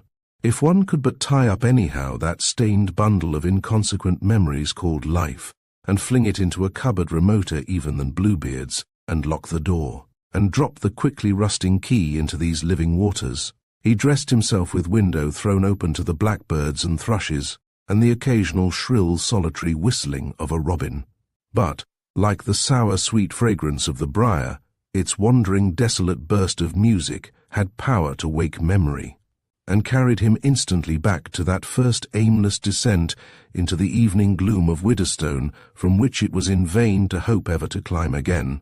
Surely never a more ghoulish face looked out on its man before than that which confronted him as with borrowed razor he stood shaving those sunken chaps, that angular chin. And even now, beneath the lantern of broad daylight, just as within that other face had lurked the undeniable ghost and presence of himself, so beneath the sunken features seemed to float, tenuous as smoke, scarcely less elusive than a dream between eye and object, the sinister darkness of the face that in those 2 bouts with fear he had by some strange miracle managed to repel. Work in, the chance phrase came back. It had worked in sober earnest, and so far as the living of the next few weeks went, surely it might prove an ally without which he simply could not conceive himself as struggling on at all. But as dexterous minds as even restless Sabbathiers had him just now in safe and kindly keeping. All the quiet October morning Herbert kept him talking and stooping over his extraordinary collection of books. The point is, he explained to Lawford, standing amid a positive archipelago of precious finds, with his foot hoisted onto a chair and a patched-up sea-stained folio on his knee. I honestly detest the mere give and take of what we are fools enough to call life. I don't deny life's there. He swept his hand towards the open window. In that frantic Tophet we call London. But there's no focus, no point of vantage. Even a scribbler only gets it piecemeal and through a dulled medium. We learn to read before we know how to see. We swallow our tastes, convictions, and emotions whole, so that 9/10 of the world's nectar is merely honeydew. He smiled pleasantly into the fixed vacancy of his visitor's face. That's why I've just gone on, he continued amiably, collecting this particular kind of stuff, what you might call riff-raff. There's not a book here, Lawford, that hasn't at least a glimmer of the real thing in it, just life, seen through a living eye and felt. As for literature and style and all that gallimaufry, don't fear for them if your author has the ghost of a hint of genius in his making. But surely, said Lawford, trying for the 20th time to pretend to himself that these endless books carried the faintest savour of the delight to him which they must, he rather forlornly supposed, shower upon Herbert. Surely genius is a very rare thing. Rare. The world simply swarms with it. But before you can bottle it up in a book, it's got to be articulate, just for a single instant. Imagine yourself Falstaff, and if there weren't hundreds of Falstaffs in every generation, to be examples of his ungodly life, he'd be as dead as a doornail tomorrow.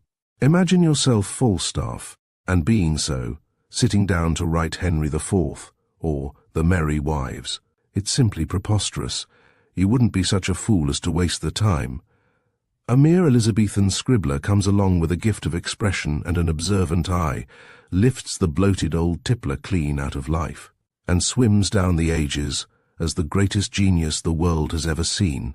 Whereas surely, though you mustn't let me bore you with all this piffle, it's Falstaff is the genius, and W.S. merely a talented reporter. Lear, Macbeth, Mercutio, they live on their own, as it were. The newspapers are full of them, if we were only the Shakespeares to see it. Have you ever been in a police court? Have you ever watched tradesmen behind their counters? My soul, the secrets walking in the streets. You jostle them at every corner. There's a Polonius in every first-class railway carriage, and as many Juliets as there are boarding schools. What the devil are you, my dear chap, but genius itself, with all the world brand new upon your shoulders? And who'd have thought it of you 10 days ago? It's simply and solely because we're all, poor wretches, dumb as butts of Malm says, dumb as drummerless drums. Here am I, ass that I am, trickling out this way that no more expresses me than Tupper does Sappho. But that's what I want to mean. How inexhaustibly rich everything is if you only stick to life. Here it is, packed away behind these rotting covers, just the real thing. No respectable stodge, no mere parasitic stuff, not more than a dozen poets, scores of outcasts and vagabonds, and the real thing in vagabonds is pretty rare in print, I can tell you. We're all, every one of us, sodden with facts, drugged with the second hand, and barnacled with respectability until the touch comes. Goodness knows where from, but there's no mistaking it, oh no. But what, said Lawford uneasily, what on earth do you mean by the touch? I mean when you cease to be a puppet only and sit up in the gallery too, when you squeeze through to the other side, when you suffer a kind of conversion of the mind, become aware of your senses, when you get a living inkling, when you become articulate to yourself, when you— I am awfully stupid, Lawford murmured, but even now I don't really follow you a bit. But when, as you say, you do become articulate to yourself, what happens then? Why then, said Herbert with a shrug almost of despair, then begins the weary tramp back. One by one, drop off the truisms, and the Grundyisms, and the pedantries, and all the stillborn claptrap of the marketplace sloughs off. Then one can seriously begin to think about saving one's soul. Saving one's soul, groaned Lawford. Why, I am not even sure of my own body yet. He walked slowly over to the window, and with every thought in his head as quiet as doves on a sunny wall, stared out into the garden of green things growing, leaves fading and falling water. I tell you what, he said, turning irresolutely, I wonder if you could possibly find time to write me out a translation of Sabathia. My French is much too hazy to let me really get at the chap. He's gone now, but I really should like to know what kind of stuff exactly he has left behind. Oh, Sabathia, said Herbert, laughing. What do you think of that, Grizzle?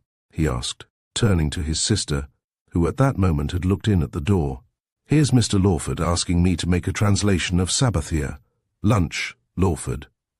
Lawford sighed, and not until he had slowly descended half the narrow, uneven stairs that led down to the dining room did he fully realize the guile of a sister that could induce a hopeless bookworm to waste a whole morning over the stupidest of companions, simply to keep his tired-out mind from rankling, and give his Sabathia a chance to go to roost. I think, you know, he managed to blurt out at last, I think I ought to be getting home again. The house is empty, and you shall go this evening, said Herbert, if you really must insist on it. But honestly, Lawford, we both think that after what the last few days must have been, it is merely common sense to take a rest. How can you possibly rest with a dozen empty rooms echoing every thought you think? There's nothing more to worry about, you agree to that. Send your people a note saying that you are here, safe and sound. Give them a chance of lighting a fire and driving in the fatted calf. Stay on with us just the week out. Lawford turned from one to the other of the two friendly faces, but what was dimly in his mind refused to express itself. I think, you know, he began falteringly. But it's just this thinking that's the deuce, this preposterous habit of having continually to make up one's mind. Off with his head, Grizzle.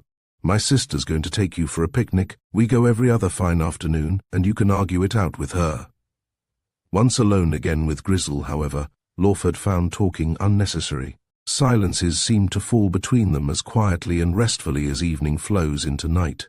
They walked on slowly through the fading woods, and when they had reached the top of the hill that sloped down to the dark and foamless Widder, they sat down in the honey-scented sunshine on a knoll of heather and bracken, and Grizzle lighted the little spirit kettle she had brought with her and busied herself very methodically over making tea.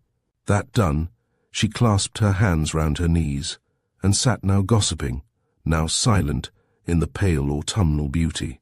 There was a bird wistfully twittering in the branches overhead, and ever and again a withered leaf would slip circling down from the motionless beech boughs arched in their stillness above their heads beneath the thin blue sky. Men, you know, she began again suddenly, starting out of reverie, really are absurdly blind and just a little bit absurdly kindly stupid.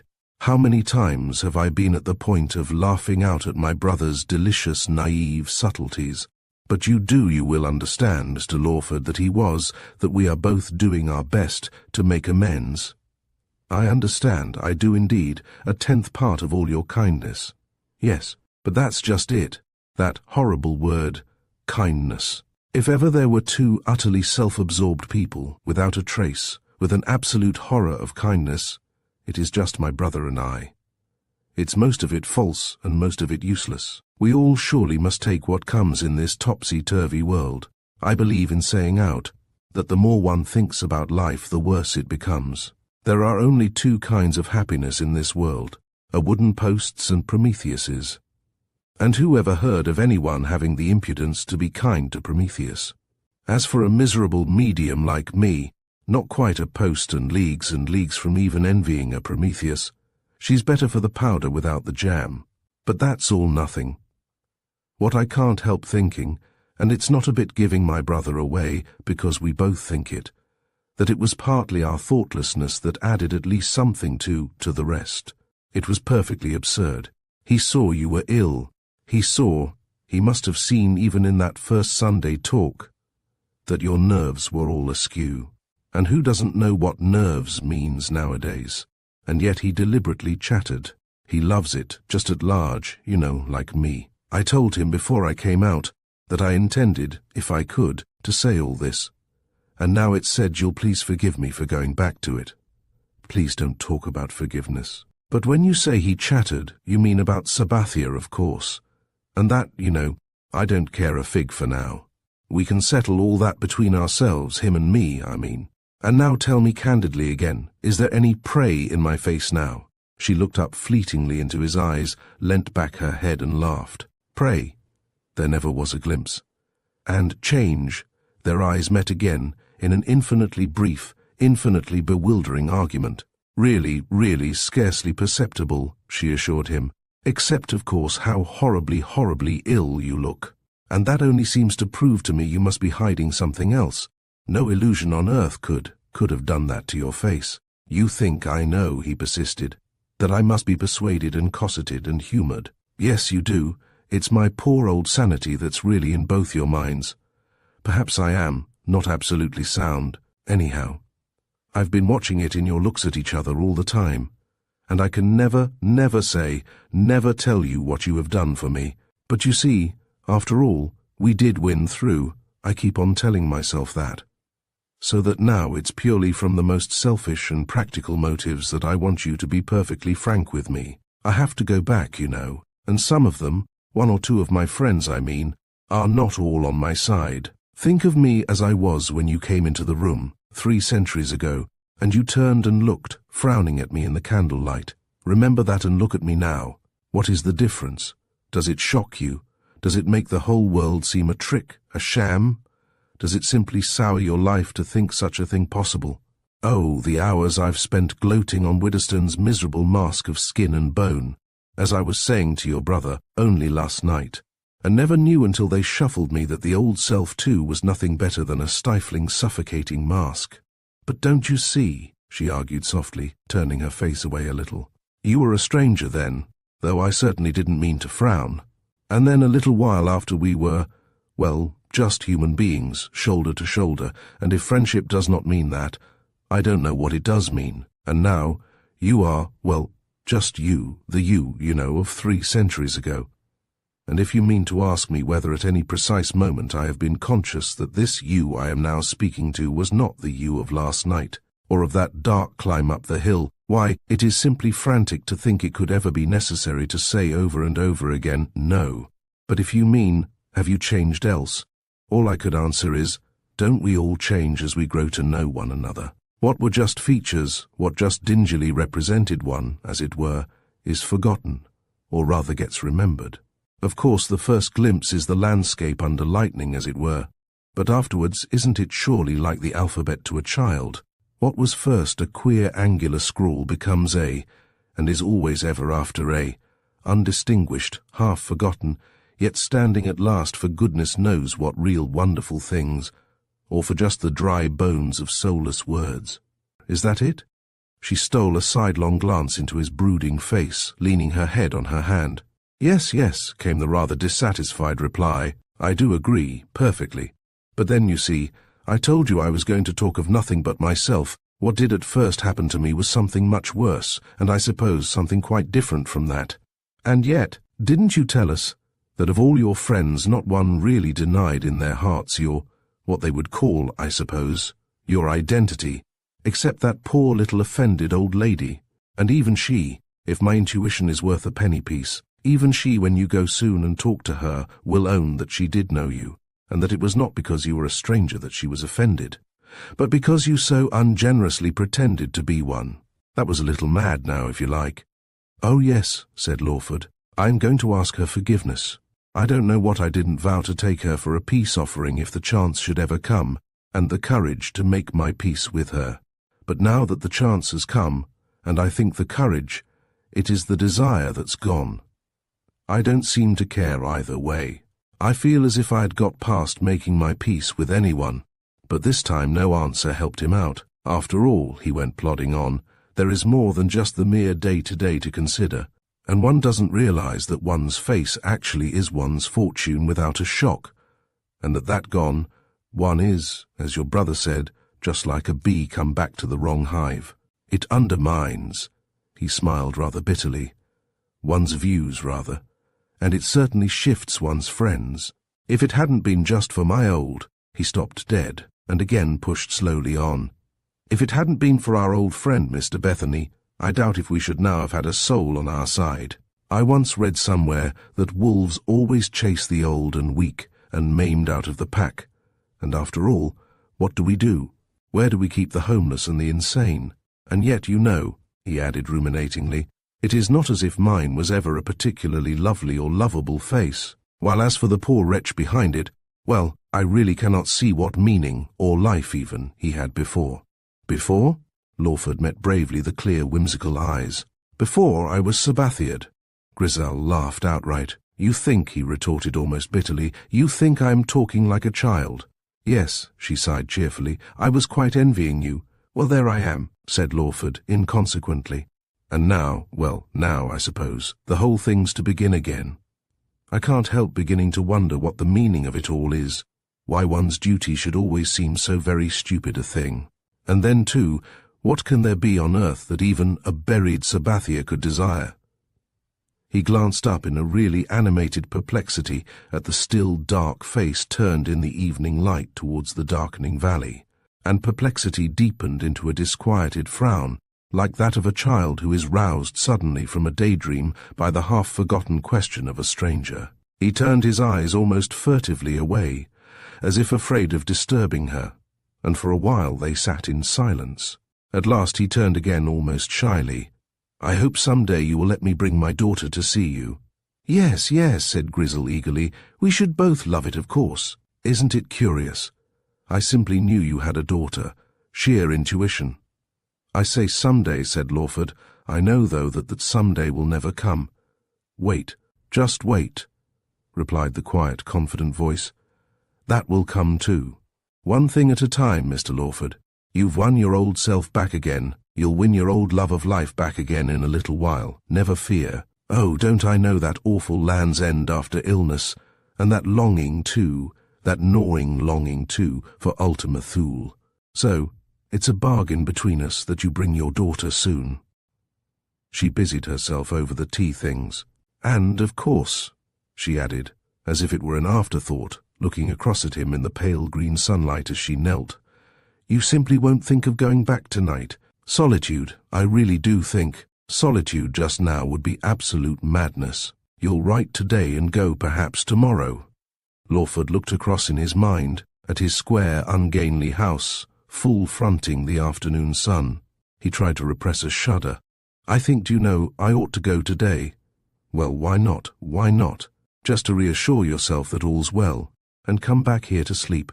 If you'd really promise that I'd drive you in, I'd love it. There's the jolliest little governess cart we sometimes hire for our picnics. May I? You've no idea how much easier in our minds my brother and I would be if you would. And then tomorrow, or at any rate the next day, you shall be surrendered, whole and in your right mind. There, that's a bargain too. Now we must hurry. Chapter 19. Herbert himself went down to order the governor's cart, and packed them in with a rug. And in the dusk, Grisel set Lawford down at the corner of his road, and drove on to an old bookseller's with a commission from her brother, promising to return for him in an hour. Dust and a few straws lay at rest as if in some abstruse arrangement on the stones of the porch, just as the last faint whirling gust of sunset had left them. Shut lids of sightless indifference seemed to greet the wanderer from the curtained windows. He opened the door and went in. For a moment he stood in the vacant hall, then he peeped first into the blind-drawn dining room, faintly, dingily sweet, like an empty wine bottle. He went softly on a few paces, and just opening the door looked in on the faintly glittering twilight of the drawing-room. But the congealed stump of candle that he had set in the corner, as a final rancorous challenge to the beaten shade, was gone. He slowly and deliberately ascended the stairs, conscious of a peculiar sense of ownership of what in even so brief an absence had taken on so queer a look of strangeness. It was almost as if he might be some lone heir come in the rather mournful dusk, to view what melancholy fate had unexpectedly bestowed on him. Work in, what on earth else could this chill sense of strangeness mean? Would he ever free his memory from that one haphazard haunting hint? And as he stood in the doorway of the big, calm room, which seemed even now to be stirring with the restless shadow of these last few faraway days, now pacing sullenly to and fro, now sitting hunched up to think, and now lying impotent in a vain, hopeless endeavor only for the breath of a moment to forget, he awoke out of reverie to find himself smiling at the thought that a changed face was practically at the mercy of an incredulous world, whereas a changed heart was no one's deadly dull affair but its owner's. The merest breath of pity even stole over him for the Sabbathier, who after all had dared and had needed, perhaps, nothing like so arrogant and merciless a coup de grace to realize that he had so ignominiously failed. "But there, that's done," he exclaimed out loud, not without a tinge of regret that theories, however brilliant and bizarre, could never now be anything else. That now indeed that the symptoms had gone, the malady, for all who had not been actually admitted into the shocked circle, was become nothing more than an inanely tall story, stuffing not even savory enough for a goose. How wide exactly, he wondered, would Sheila's discreet, shocked circle prove? He stood once more before the looking-glass, hearing again Grizel's words in the still green shadow of the beech tree, except, of course, horribly, horribly ill. What a fool, what a coward she thinks I am. There was still nearly an hour to be spent in this great barn of faded interests. He lit a candle and descended into the kitchen. A mouse went scampering to its hole as he pushed open the door. The memory of that ravenous morning meal nauseated him. It was sour and very still here. He stood erect. The air smelt faint of earth. In the breakfast room, the bookcase still swung open. Late evening mantled the garden, and in sheer ennui again he sat down to the table and turned for a last not unfriendly hobber-nob with his poor old friend Sabbathier. He would take the thing back. Herbert, of course, was going to translate it for him. Now, if the patient old Frenchman had stormed Herbert instead, that surely would have been something like a coup. Those frenzied books, the absurd talk of the man.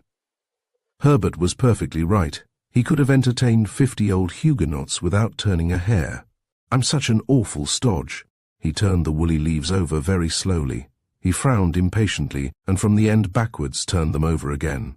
Then he laid the book softly down on the table and sat back. He stared with narrowed lids into the flame of his quiet, friendly candle. Every trace, every shred of portrait and memoir were gone. Once more, deliberately, punctiliously, he examined page by page the blurred and unfamiliar French. The sooty heads, the long lean noses, the baggy eyes passing like figures in a peep-show one by one under his hand, to the last fragmentary and dexterously mended leaf. Yes, Sabbathier was gone. Quite the old slow Lawford smile crept over his face at the discovery. It was a smile a little sheepish too, as he thought of Sheila's quiet vigilance, and the next instant he had looked up sharply, with a sudden peculiar shrug and a kind of cry, like the first thin cry of an awakened child, in his mind. Without a moment's hesitation, he climbed swiftly upstairs again to the big sepulchral bedroom. He pressed with his fingernail the tiny spring in the looking-glass. The empty drawer flew open. There were finger marks still in the dust. Yet, strangely enough, beneath all the clashing thoughts that came flocking into his mind, as he stood with the empty drawer in his hand, was a wounding, yet still a little amused pity for his old friend Mr. Bethany.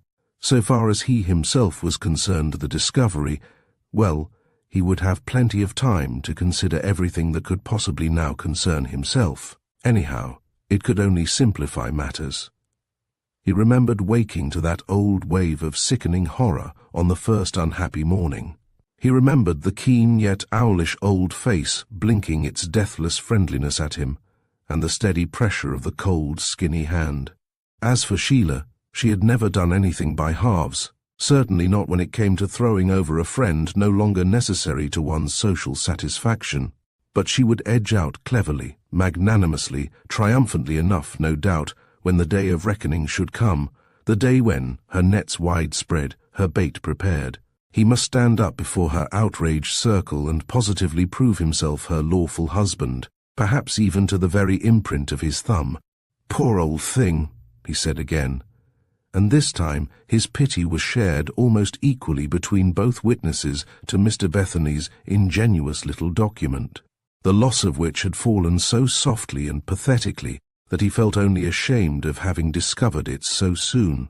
He shut back the telltale drawer, and after trying to collect his thoughts in case anything should have been forgotten, he turned with a deep, trembling sigh to descend the stairs. But on the landing, he drew back at the sound of voices and then a footstep. Soon came the sound of a key in the lock. He blew out his candle and leant listening over the balusters. "Who's there?" he called quietly. "Me, sir," came the feeble reply out of the darkness. "What is it, Ada? What have you come for?" "Only, sir, to see that all was safe and you were in, sir." "Yes," he said, "all safe, and I am in. What if I had been out?" It was like dropping tiny pebbles into a deep well. So long after came the answering feeble splash. "Then I was to go back, sir," and a moment after the discreet voice floated up with the faintest tinge of effrontery out of the hush. "Is that Dr. Ferguson too, sir?" "No, Ada, and please tell your mistress from me that Dr. Ferguson is unlikely to call again." A keen but rather forlorn smile passed over his face. "He's dining with friends, no doubt, at Holloway. But of course, if she should want to see him, he will see her tomorrow at any hour at Mrs. Lovat's. And Ada—" "Yes, sir." "Say that I'm a little better. Your mistress will be relieved to hear that I'm a little better. Still not quite myself, say, but I think a little better." "Yes, sir, and I'm sure I'm very glad to hear it," came fainter still. "What voice was that I heard just now?" "Miss Alice's, sir, but she came quite against my wishes, and I hope you won't repeat it, sir. She promised if she came that mistress shouldn't know. I was only afraid she might disturb you, or Dr. Ferguson." "And did you say, sir, that I was to tell mistress that he might be coming back?" "Ah, that I don't know, so perhaps it would be as well not to mention him at all. Is Miss Alice there?" "I said I would tell her if you were alone, but I hope you'll understand that it was only because she begged so. Mistress has gone to St. Peter's Bazaar, and that's how it was." "I quite understand. Beckon to her." There came a hasty step in the hall and a hurried murmur of explanation. Lawford heard her call as she ran up the stairs, and the next moment he had Alice's hand in his, and they were groping together through the gloaming back into the solitude of the empty room again. "Don't be alarmed, dear," he heard himself imploring. "Just hold tight to that clear common sense, and above all you won't tell. It must be our secret, a dead secret from every one, even your mother, for just a little while, just a mere 2 days or so in case. I'm better, dear." He fumbled with the little box of matches, dropped one, broke another, but at last the candle flame dipped, brightened, and with the door shut and the last pale blueness of dusk at the window, Lawford turned and looked at his daughter. She stood with eyes wide open, like the eyes of a child walking in its sleep, then twisted her fingers more tightly within his. "Oh, dearest, how ill you look," she whispered. "But there, never mind.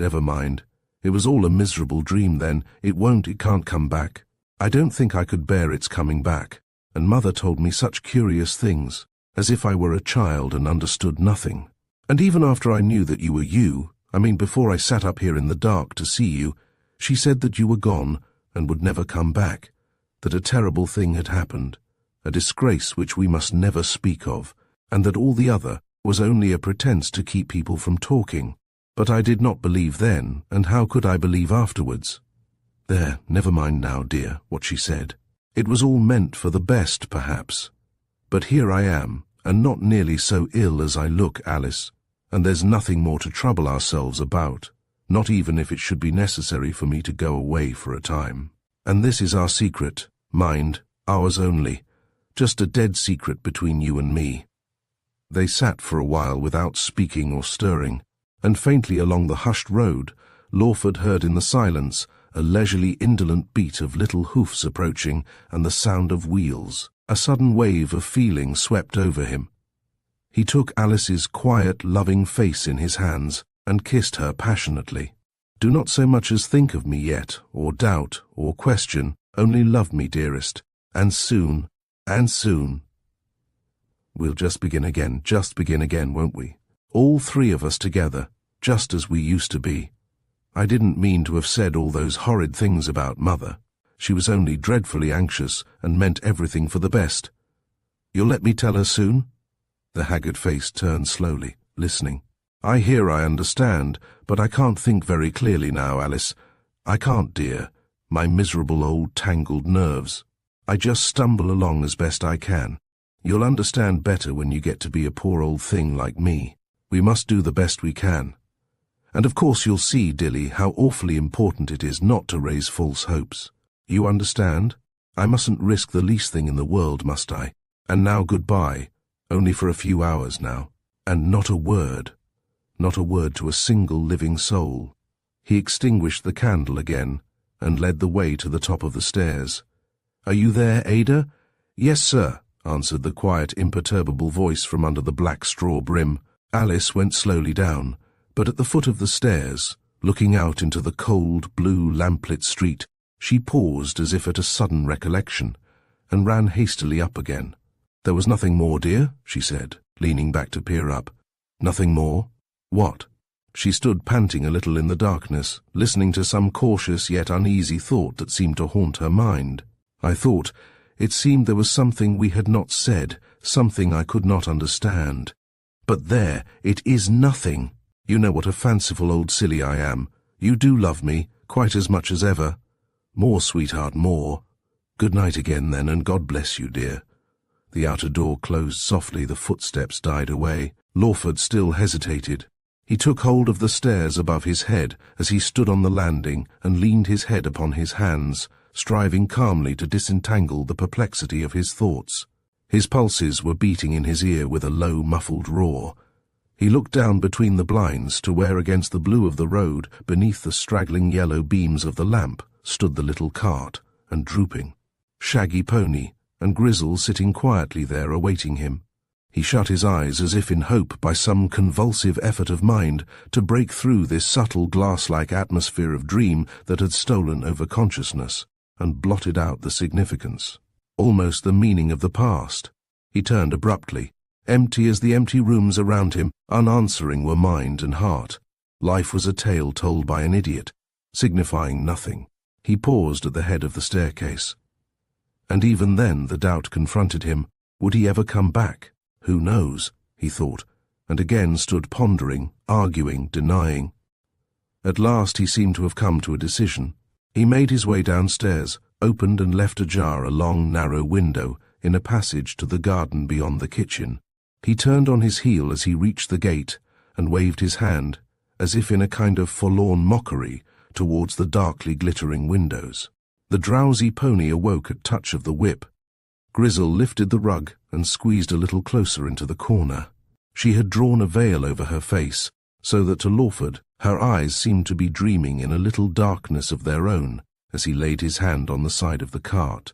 "It's a most curious thing," he said, "but peeping down at you just now when the sound of the wheels came, a memory came clearly back to me of years and years ago, of my mother. She used to come to fetch me at school in a little cart like this, and a little pony just like this, with a thick, dusty coat. And once I remember I was simply sick of everything, a failure and fagged out and all that, and was looking out in the twilight. I fancy even it was autumn too. It was a little side staircase window. I was horribly homesick. And she came quite unexpectedly. I shall never forget it. The misery, and then her coming." He lifted his eyes, cowed with the incessant struggle, and watched her face for some time in silence. "Ought I to stay?" "I see no ought," she said. "No one is there. Only a miserable broken voice out of a broken cage called conscience. Don't you think perhaps that even that has a good many disguises? Convention, cowardice, weakness, ennui. They all take their turn at hooting in its feathers. You really must have rest. You don't know, you don't see, I do. Just a little snap, some one last exquisite thread gives way, and then it is all over. You see, I have even to try to frighten you, for I can't tell you how you distress me." "Why do I distress you? My face, my story, you mean?" "No, I mean you. Your trouble, that horrible empty house, and, oh dear me, yes, your courage too. Listen, said Lawford, stooping forward. He could scarcely see the pale, veiled face through this mist that had risen up over his eyes. I have no courage apart from you, no courage and no hope. Ask me to come. A stranger with no history, no mockery, no miserable rant of a grave and darkness and fear behind me. Are we not all haunted, every one? That forgotten, and the fool I was, and the vacillating, and the pretense, oh, how it all sweeps clear before me, without a will, without a hope, or glimpse, or whisper of courage. Be just the memory of my mother, the face, the friend I've never seen, the voice that every dream leaves echoing. Ask me to come. She sat unstirring, and then, as if by some uncontrollable impulse, stooped a little closer to him, and laid her gloved hand on his. I hear, you know, I hear too, she whispered. But we mustn't listen. Come now, it's growing late. The little village echoed back from its stone walls the clatter of the pony's hoofs. Night had darkened to its deepest when their lamp shone white on the wicket in the hedge. They had scarcely spoken. Lawford had simply watched pass by, almost without a thought, the arching trees, the darkening fields. Had watched rise up in a mist of primrose light the harvest moon to shine in saffron on the faces and shoulders of the few wayfarers they met, or who passed them by. The still grave face beneath the shadow of its veil had never turned, though the moon poured all her flood of brilliance upon the dark profile. And once, when as if in sudden alarm he had lifted his head and looked at her, a sudden doubt had assailed him so instantly that he had half put out his hand to touch her, and had as quickly withdrawn it, lest her beauty and stillness should be, even as the moment's fancy had suggested, only a far-gone memory returned in dream. Herbert hailed them from the darkness of an open window. He came down, and they talked a little in the cold air of the garden. He lit a cigarette and climbed languidly into the cart, and drove the drowsy little pony off into the moonlight. Chapter 20. It was a quiet supper the three friends sat down to. Herbert sat narrowing his eyes over his thoughts, which, when the fancy took him, he scattered out upon the other's silence. Lawford apparently had not yet shaken himself free from the sorcery of the moonlight. His eyes shone dark and full like those of a child who has trespassed beyond its hour for bed, and sits marvelling at reality in a waking dream. Long after they had bidden each other good night, long after Herbert had trodden on tiptoe with his candle past his closed door, Lawford sat leaning on his arms at the open window, staring out across the motionless moonlit trees that seemed to stand like draped and dreaming pilgrims, come to the peace of their nirvana at last beside the crashing music of the waters. And he himself, the self that never sleeps beneath the tides and waves of consciousness, was listening too, almost as unmovedly and unheedingly to the thoughts that clashed in conflict through his brain. Why, in a strange transitory life was one the slave of these small cares? What if even in that dark pit beneath, which seemed to whisper Lethe to the tumultuous, swirling waters, what if there too were merely a beginning again, and to seek a slumbering refuge there merely a blind and reiterated plunge into the heat and tumult of another day? Who was that poor, dark, homeless ghoul, Sabathia? Who was this Helen of an impossible dream? Her face with its strange smile, her eyes with their still pity and rapt courage had taken hope away. "Here's not your rest," cried one insistent voice. "She is the mystery that haunts day and night, past all the changing of the restless hours. Chance has given you back eyes to see, a heart that can be broken. Chance and the stirrings of a long-gone life have torn down the veil age spins so thick and fast. Pride and ambition, what dull fools men are! Effort and duty, what dull fools men are!" He listened on and on to these phantom pleadings, and to the rather coarse old Lawford conscience, grunting them mercilessly down. Too weary even to try to rest, rooks at dawn came sweeping beneath the turquoise of the sky. He saw their sharp-beaked heads turn this way, that way, as they floated on outspread wings across the misty world. Except for the hoarse roar of the water under the huge thin-leafed trees, not a sound was stirring. One thing, he seemed to hear himself mutter as he turned with a shiver from the morning air. "It won't be for long. You can, at least, poor devil, wait the last act out." If in this foolish hustling mob of the world, hired anywhere and anywhen for the one poor dubious wage of a penny, if it was only his own small dull part to carry a mock spear and shout huzza with the rest, there was nothing for it. He grunted obstinately to himself. Shout he would with the loudest. He threw himself onto the bed, with eyes so wearied with want of sleep, it seemed they had lost their livelong skill in finding it. Not the echo of triumph, nor even a sigh of relief stirred the torpor of his mind. He knew vaguely that what had been the misery and madness of the last few days was gone, but the thought had no power to move him now. Sheila's good sense and Mr. Bethany's stubborn loyalty were alike old stories that had lost their savour and meaning. Gone, too, was the need for that portentous family gathering that had sat so often in his fancy during these last few days around his dining-room table, discussing with futile decorum the problem of how to hush him up, to muffle him down. Half dreaming, half awake, he saw the familiar door slowly open, and, like the timely hero in a melodrama, his own figure appear before the stricken and astonished company. His eyes opened half fearfully, and glanced up in the morning twilight. Their perplexity gave place to a quiet, almost vacant smile. The lids slowly closed again, and at last the lean hands twitched a while in sleep. Next morning he spent rummaging among the old books, dipping listlessly here and there as the tasteless fancy took him, while Herbert sat writing with serene face and lifted eyebrows at his open window. But the unfamiliar long S's, the close type, and the spelling of the musty old books wearied eye and mind. What he read, too, however far-fetched or lively or sententious or gross, seemed either to be of the same texture as what had become his everyday experience, and so baffled him with its nearness, or else was only the meaningless ramblings of an idle pen. And this, he thought to himself, looking covertly up at the spruce, clear-cut profile at the window, this is what Herbert had called life. "Am I interrupting you, Herbert? Are you very busy?" he asked at last, taking refuge on a chair in a far corner of the room. "Bless me, no, not a bit, not a bit," said Herbert amiably, laying down his pen. "I'm afraid the old leather jackets have been boring you.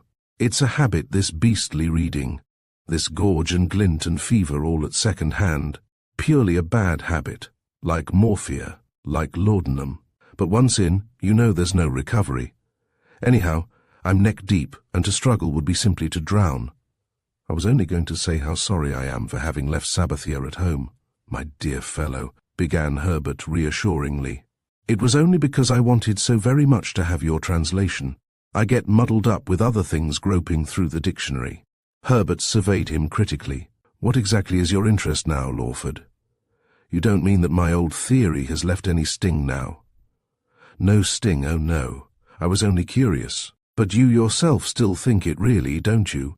Herbert turned for a moment to the open window.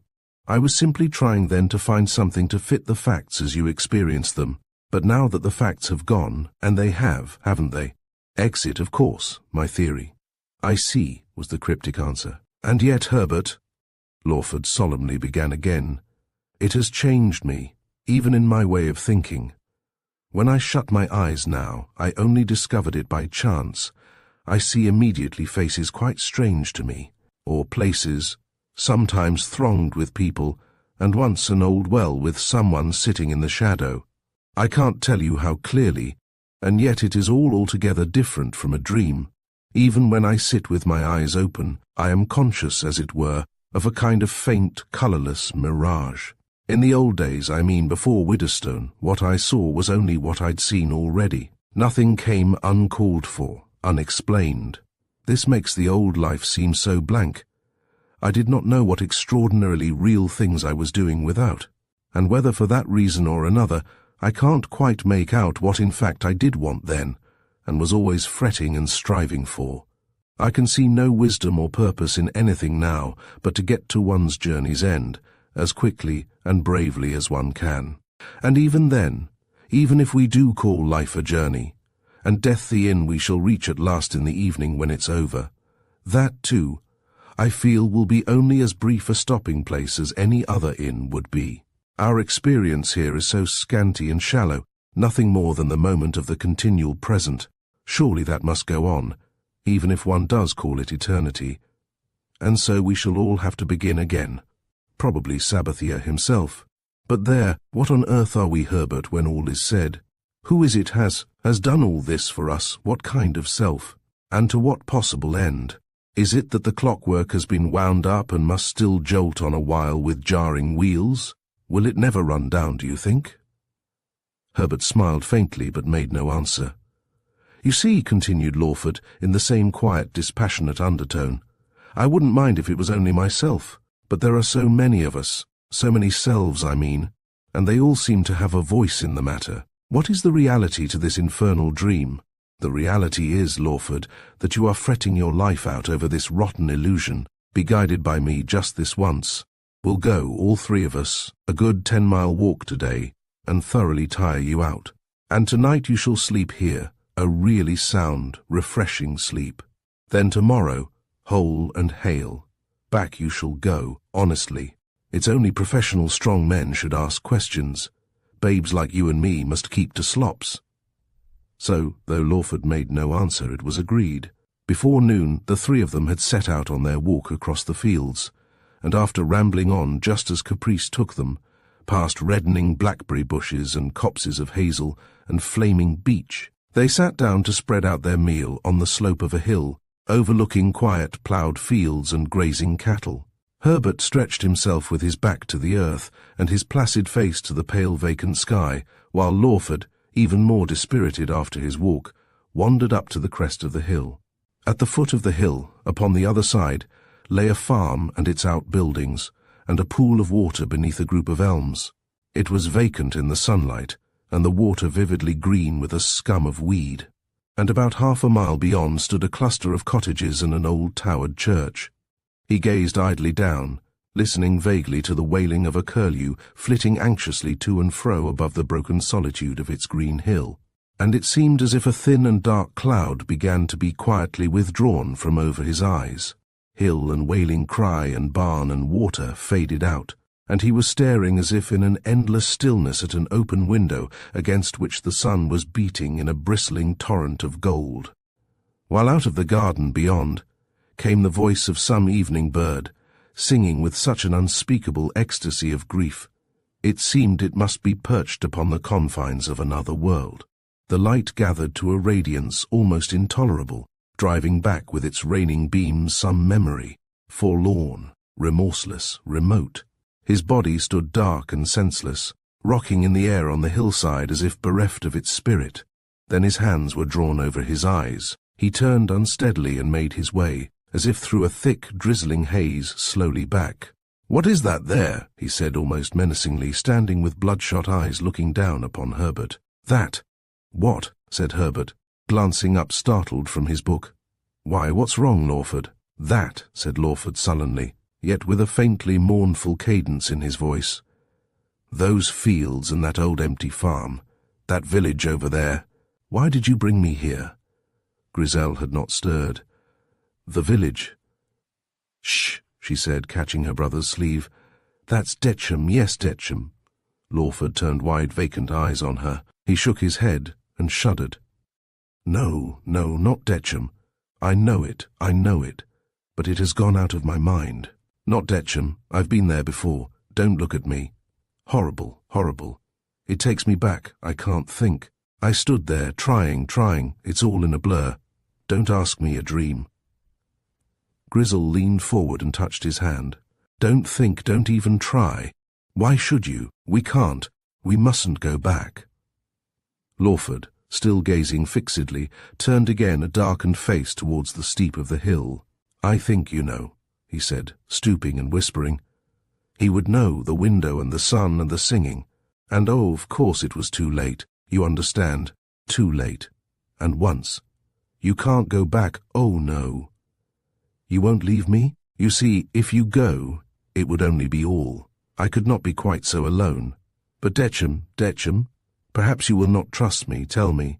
That was not the name. He shuddered violently and turned dog-like beseeching eyes. "Tomorrow, yes, tomorrow," he said. "I will promise anything if you will not leave me now." Once. But again the thread running so faintly through that inextricable maze of memory eluded him. "So long as you won't leave me now, he implored her. She was vainly trying to win back her composure and could not answer him at once.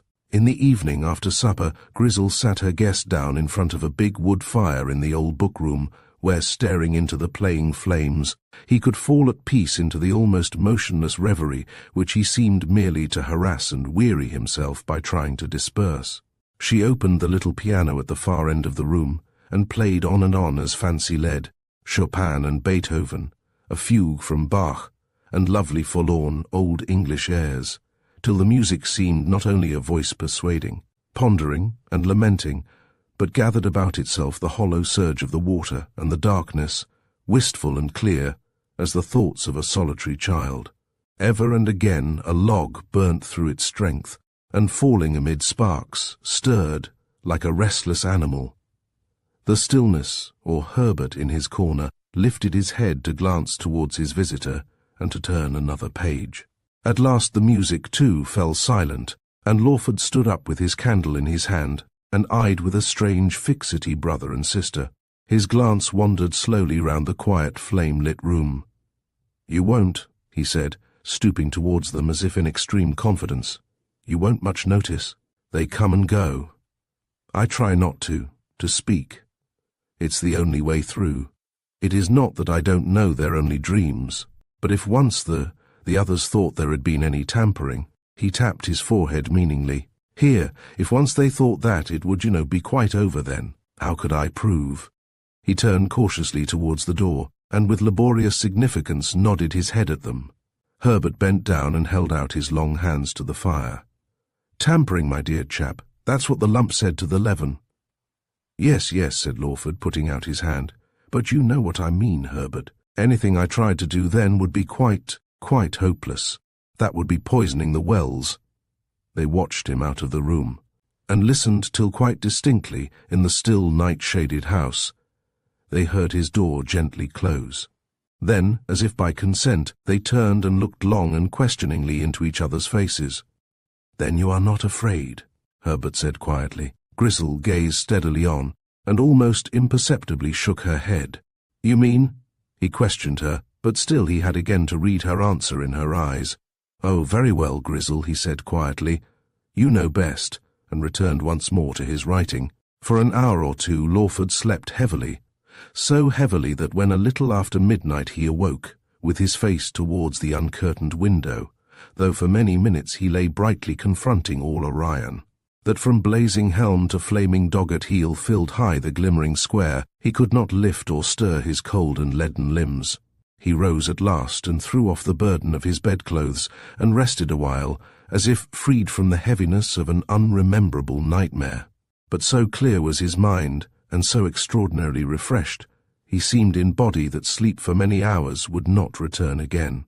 And he spent almost all the remainder of the lagging darkness pacing softly to and fro, one face only before his eyes, the one sure thing, the one thing unattainable in a world of phantoms. Herbert waited on in vain for his guest next morning, and after wandering up and down the mossy lawn at the back of the house, went off cheerfully at last alone for his dip. When he returned, Lawford was in his place at the breakfast table. He sat on, moody and constrained, until even Herbert's haphazard talk trickled low. "I fancy my sister is nursing a headache," he said at last, "but she'll be down soon. And I'm afraid from the looks of you, Lawford, your night was not particularly restful." He felt his way very heedfully. "Perhaps we walked you a little too far yesterday. We are so used to tramping that." Lawford kept thoughtful eyes fixed on the deprecating face. "I see what it is, Herbert. You are humouring me again.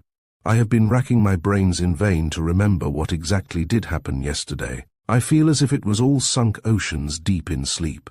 I get so far, and then I'm done. It won't give up a hint. But you really mustn't think I'm an invalid, or in my second childhood. The truth is," he added, "it's only my first, come back again. But now that I've got so far, now that I'm really better, He broke off rather vacantly, as if afraid of his own confidence. "I must be getting on," he summed up with an effort. "And that's the solemn fact. I keep on forgetting I'm a ratepayer." Herbert sat round in his chair. "You see, Lawford, the very term is little else than double Dutch to me. As a matter of fact, Griselle sends all my hush money to the horrible people that do the cleaning up, as it were. I can't catch their drift. Government to me is merely the spectacle of the clever, or the specious, managing the dull. It deals merely with the physical and just the fringe of consciousness. I am not joking. I think I follow you. All I mean is that the obligations, mainly tepid, I take it, that are luring you back to the fold, would be the very ones that would scare me quickest off. The imagination, the appeal faded. We're dead. Lawford opened his mouth, temporarily tepid. He at last all but coughed out. "Oh, yes, of course," said Herbert intelligently. "Only temporarily. It's this beastly gregariousness that's the devil. The very thought of it undoes me, with an absolute shock of sheepishness. I suddenly realize my human nakedness, that here we are, little better than naked animals, bleating behind our illusory wattles on the slopes of infinity. And nakedness, after all, is a wholesome thing to realize only when one thinks too much of one's clothes. I peer sometimes, feebly enough, out of my wool, and it seems to me that all these busybodies, all these fact-devourers, all this news-reading rabble, are nothing brighter than very dull-witted children trying to play an imaginative game, much too deep for their poor reasons. I don't mean that your wanting to go home is anything gregarious, but I do think their insisting on your coming back at once might be. And I know you won't visit this stuff on me as anything more than just my scum, as Griselle calls the fine flower of my maiden meditations. All that I really want to say is that we should both be more than delighted if you'd stay just as long as it will not be a bore for you to stay. Stay till you're heartily tired of us. Go back now, if you must. Tell them how much better you are. Bolt off to a nerve specialist. He'll say complete rest, change of scene and all that. They all do. Instinct via intellect. And why not take your rest here? We are such miserably dull company to one another. It would be a greater pleasure to have you with us than I can say. I mean it from the very bottom of my heart. Do. Lawford listened. I wish, he began, and stopped dead again. Anyhow, I'll go back. I am afraid, Herbert, I've been playing truant. It was all very well while. To tell you the truth, I can't think quite straight yet. But it won't last forever. Besides, well, anyhow, I'll go back. Right you are, said Herbert, pretending to be cheerful. You can't expect, you really can't, everything to come right straight away. Just have patience. And now, let's go out and sit in the sun. They've mixed September up with May, and about half an hour afterwards, he glanced up from his book to find his visitor fast asleep in his garden chair. Griselle had taken her brother's place, with a little pile of needlework beside her on the grass, when Lawford again opened his eyes under the rosy shade of a parasol. He watched her for a while without speaking. "How long have I been asleep?" he said at last. She started and looked up from her needle. "That depends on how long you have been awake," she said, smiling. "My brother tells me," she went on, beginning to stitch, "that you have made up your mind to leave us today. Perhaps we are only flattering ourselves it has been a rest. But if it has, is that, do you think, quite wise?" He leant forward and hid his face in his hands. It's because it's the only must I can see. But even musts, well, we have to be sure even of musts, haven't we?" As she glanced up, and for an instant their eyes met, and the falling water seemed to be sounding out of a distance so remote it might be but the echo of a dream. She stooped once more over her work. "Supposing," he said very slowly, and almost as if speaking to himself, "supposing Sabathia, and you know he's merely like a friend now one mustn't be seen talking to, supposing he came back, what then?" "Oh, but Sabathia's gone. He never really came. It was only a fancy, a mood. It was only you, another you." "Who was that yesterday, then?" She glanced at him swiftly and knew the question was but a venture. "Yesterday?" "Oh, very well," he said fretfully. "You too. But if he did, come really back, pray and all. What is the riddle?" she said, taking a deep breath and facing him brightly. Would my must still be the face he raised to her, as he leaned forward under the direct light of the sun, was so colourless, cadaverous and haggard. The thought crossed her mind that it did indeed seem little more than a shadowy mask that but 1 hour of darkness might dispel. "You said, you know, we did win through. Why then should we be even thinking of defeat now? "We oh no, you," she cried triumphantly. "You do not answer my question, nor you mine. It was a glorious victory. Is there the ghost of a reason why you should cast your mind back? Is there now?" "Only," said Lawford, looking patiently up into her face, "only because I love you," and listened in the silence to the words as one may watch a bird that has escaped forever and irrevocably out of its cage, steadily flying on and on till lost to sight. For an instant the grey eyes faltered. "But that, surely," she began in a low voice, still steadily sewing, "that was our compact last night, that you should let me help, that you should trust me just as you trusted the mother years ago, who came in the little cart with a shaggy dusty pony to the homesick boy watching at the window. Perhaps," she added, her fingers trembling, "in this odd shuffle of souls and faces, I am that mother, and most frightfully anxious you should not give in. Why, even because of the tiredness, even because the cause seems vain, you must still fight on. Wouldn't she have said it? Surely there are prizes, a daughter, a career, no end. And even they gone, still the self undimmed, undaunted. That took its drubbing like a man. I know you know I'm all but crazed. You see this wretched mind all littered and broken down. Look at me like that then. Forget even you have befriended me and pretended. Why must I blunder on and on like this? Oh, Grizzle, my friend, if only you loved me." Tears clouded her eyes. She turned vaguely as if for a hiding place. "We can't talk here. How mad the day is. Listen, listen. I do love you, mother and woman and friend, from the very moment you came. It's all so clear that, and you're miserable must, my friend. Come, we will go away by ourselves a little and talk. That way. I'll meet you by the gate." Chapter 21. She came out into the sunlight, and they went through the little gate together. She walked quickly, without speaking, over the bridge, past a little cottage whose hollyhocks leaned fading above its low flint wall. Skirting a field of stubble, she struck into a wood by a path that ran steeply up the hillside. And by they came to a glen where the woodman of a score of years ago had felled the trees, leaving a green hollow of saplings in the midst of their towering neighbours. "There," she said, holding out her hand to him. "Now we are alone. Just 6 hours or so, and then the sun will be there." She pointed to the treetops to the west. "And then you will have to go for good. For good. You your way, and I mine. What a tangle is this life of ours. Could I have dreamt we should ever be talking like this, you and I, friends of an hour? What will you think of me? Does it matter? Don't speak. Say nothing, poor face, poor hands. If only there was something to look to pray to." She bent over his hand and pressed it to her breast. "What worlds we've seen together, you and I. And then, another parting." They wandered on a little way, and came back and listened to the first few birds that flew up into the higher branches, noonday being past, to sing. They talked and were silent, and talked again without question or sadness or regret or reproach, she mocking even at themselves, mocking at this change. Why, and yet without it, would you ever even have dreamed once a poor fool of a Frenchman went to his restless grave for me, for me? Need we understand? Were we told to pry? Who made us human must be human too. Why must we take such care, and make such a fret this soul? I know it, it is all we have. To save, they say, poor creatures. No, never to spend. And so they daren't for a solitary instant lift it on the finger from its cage.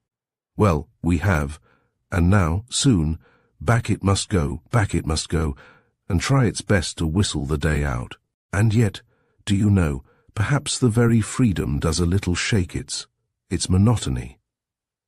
It's true, you see, they have lived a long time, these worldly wise folk. They were wise, before they were swaddled. There, and you are hungry? She asked him, laughing in his eyes.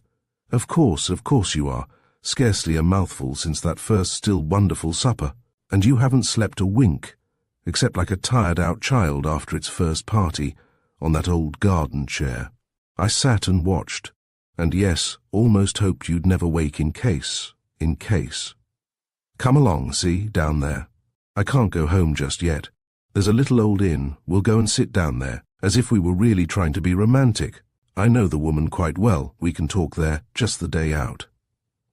They sat at a little table in the garden of the cherry trees, its thick green apple branches burdened with ripened fruit, and Grizel tried to persuade him to eat and drink. For tomorrow we die, she said, her hands trembling, her face as it were veiled with a faint, mysterious light. There are dozens and dozens of old stories, you know, she said, leaning on her elbows. Dozens and dozens, meaning only us. You must eat. Look, just an apple. We've got to say goodbye. And faintness will double the difficulty. She lightly touched his hand, as if to compel him to smile with her. There, I'll peel it, and this is Eden, and soon it will be the cool of the evening. And then, oh yes, the voice will come. What nonsense I am talking. Never mind. They sat on in the quiet sunshine, and a spider slid softly through the air, and with busy claws set to its nets. And those small ghosts, the robins, went whistling restlessly among the heavy boughs. A child presently came out of the porch of the inn into the garden, and stood with its battered doll in its arms, softly watching them a while. But when Grizel smiled and tried to coax her over, she burst out laughing and ran in again. Lawford stooped forward on his chair with a groan. You see, he said, the whole world mocks me. You say, this evening, need it be, must it be this evening? If you only knew how far they have driven me. If you only knew what we should only detest each other for saying and for listening to. The whole thing's dulled and staled. Who wants a changeling? Who wants a painted bird? Who does not loathe the converted? And I'm converted to Sabbathia's God. Should we be sitting here talking like this if it were not so? I can't go back. She rose and stood with her hand pressed over her mouth, watching him. Won't you understand? He continued. I am an outcast, a felon caught red-handed, come in the flesh to a hideous and righteous judgment. I hear myself saying all these things. And yet, Grizel, I do love you with all the dull best I ever had. Not now, then. I don't ask you even. I would begin again. God knows my face has changed enough even as it is. Think of me as that poor wandering ghost of yours. How easily I could hide away, in your memory, and just wait for you. In time even this wild, futile madness too would fade away. Then I could come back. May I try? I can't answer you. I can't reason. Only still I do know, talk, put off, forget as I may. Must is must. Right and wrong, who knows what they mean, except that one's to be done and one's to be forsworn, or, forgive, my friend, the truest thing I ever said, or else we lose the savour of both. Oh then, and I know too you'd weary of me. I know you, Monsieur Nicholas, better than you can ever know yourself, though you have risen from your grave. You follow a dream, no voice or face or flesh and blood, and not to do what the one old raven within you cries you must, would be in time to hate the very sound of my footsteps. You shall go back, poor turncoat, and face the clearness, the utterly more difficult, bald and heartless clearness, as together we face the dark. Life is a little while, and though I have no words to tell what always are, and must be foolish reasons because they are not reasons at all but ghosts of memory, I know in my heart that to face the worst is your only hope of peace. Should I have staked so much on your finding that, and now throw up the game? Don't let us talk any more. I'll walk half the way, perhaps. Perhaps I will walk all the way. I think my brother guesses, at least my madness. I've talked and talked him nearly past his patience. And then, when you are quite safely, oh yes, quite safely and soundly gone, then I shall go away for a little, so that we can't even hear each other speak, except in dreams. Life. Well, I always thought it was much too plain a tale to have as dull an ending. And with us the powers beyond have played a newer trick, that's all. Another hour, and we will go. Till then there's just the solitary walk home, and only the dull old haunted house that hoards as many ghosts as we ourselves to watch our coming.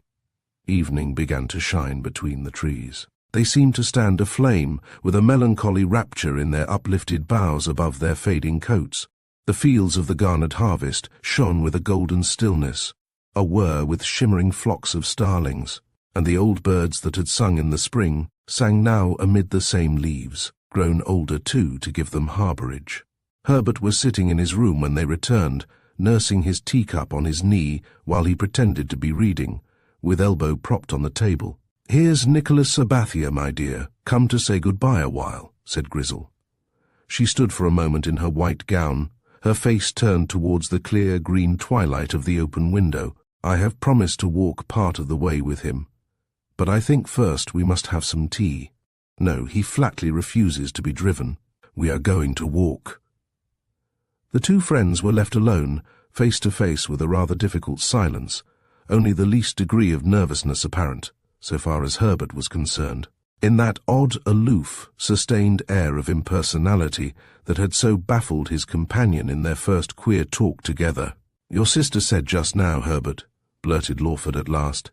"Here's Nicholas Sabathia come to say goodbye." "Well, what I want you to understand is that it is Sabathia, the worst he ever was, but also that it is goodbye." Herbert slowly turned. "I don't quite see why goodbye, Lawford, and frankly there is nothing to explain. We have chosen to live such a very out-of-the-way life," he went on, as if following up a train of thought. "The truth is, if one wants to live at all, one's own life, there's no time for many friends.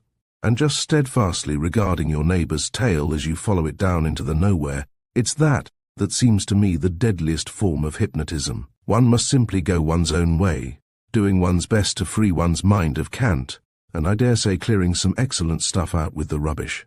One consequence is that I don't think, however foolhardy it may be to say so, I don't think I care a groat for any opinion as human as my own, good or bad.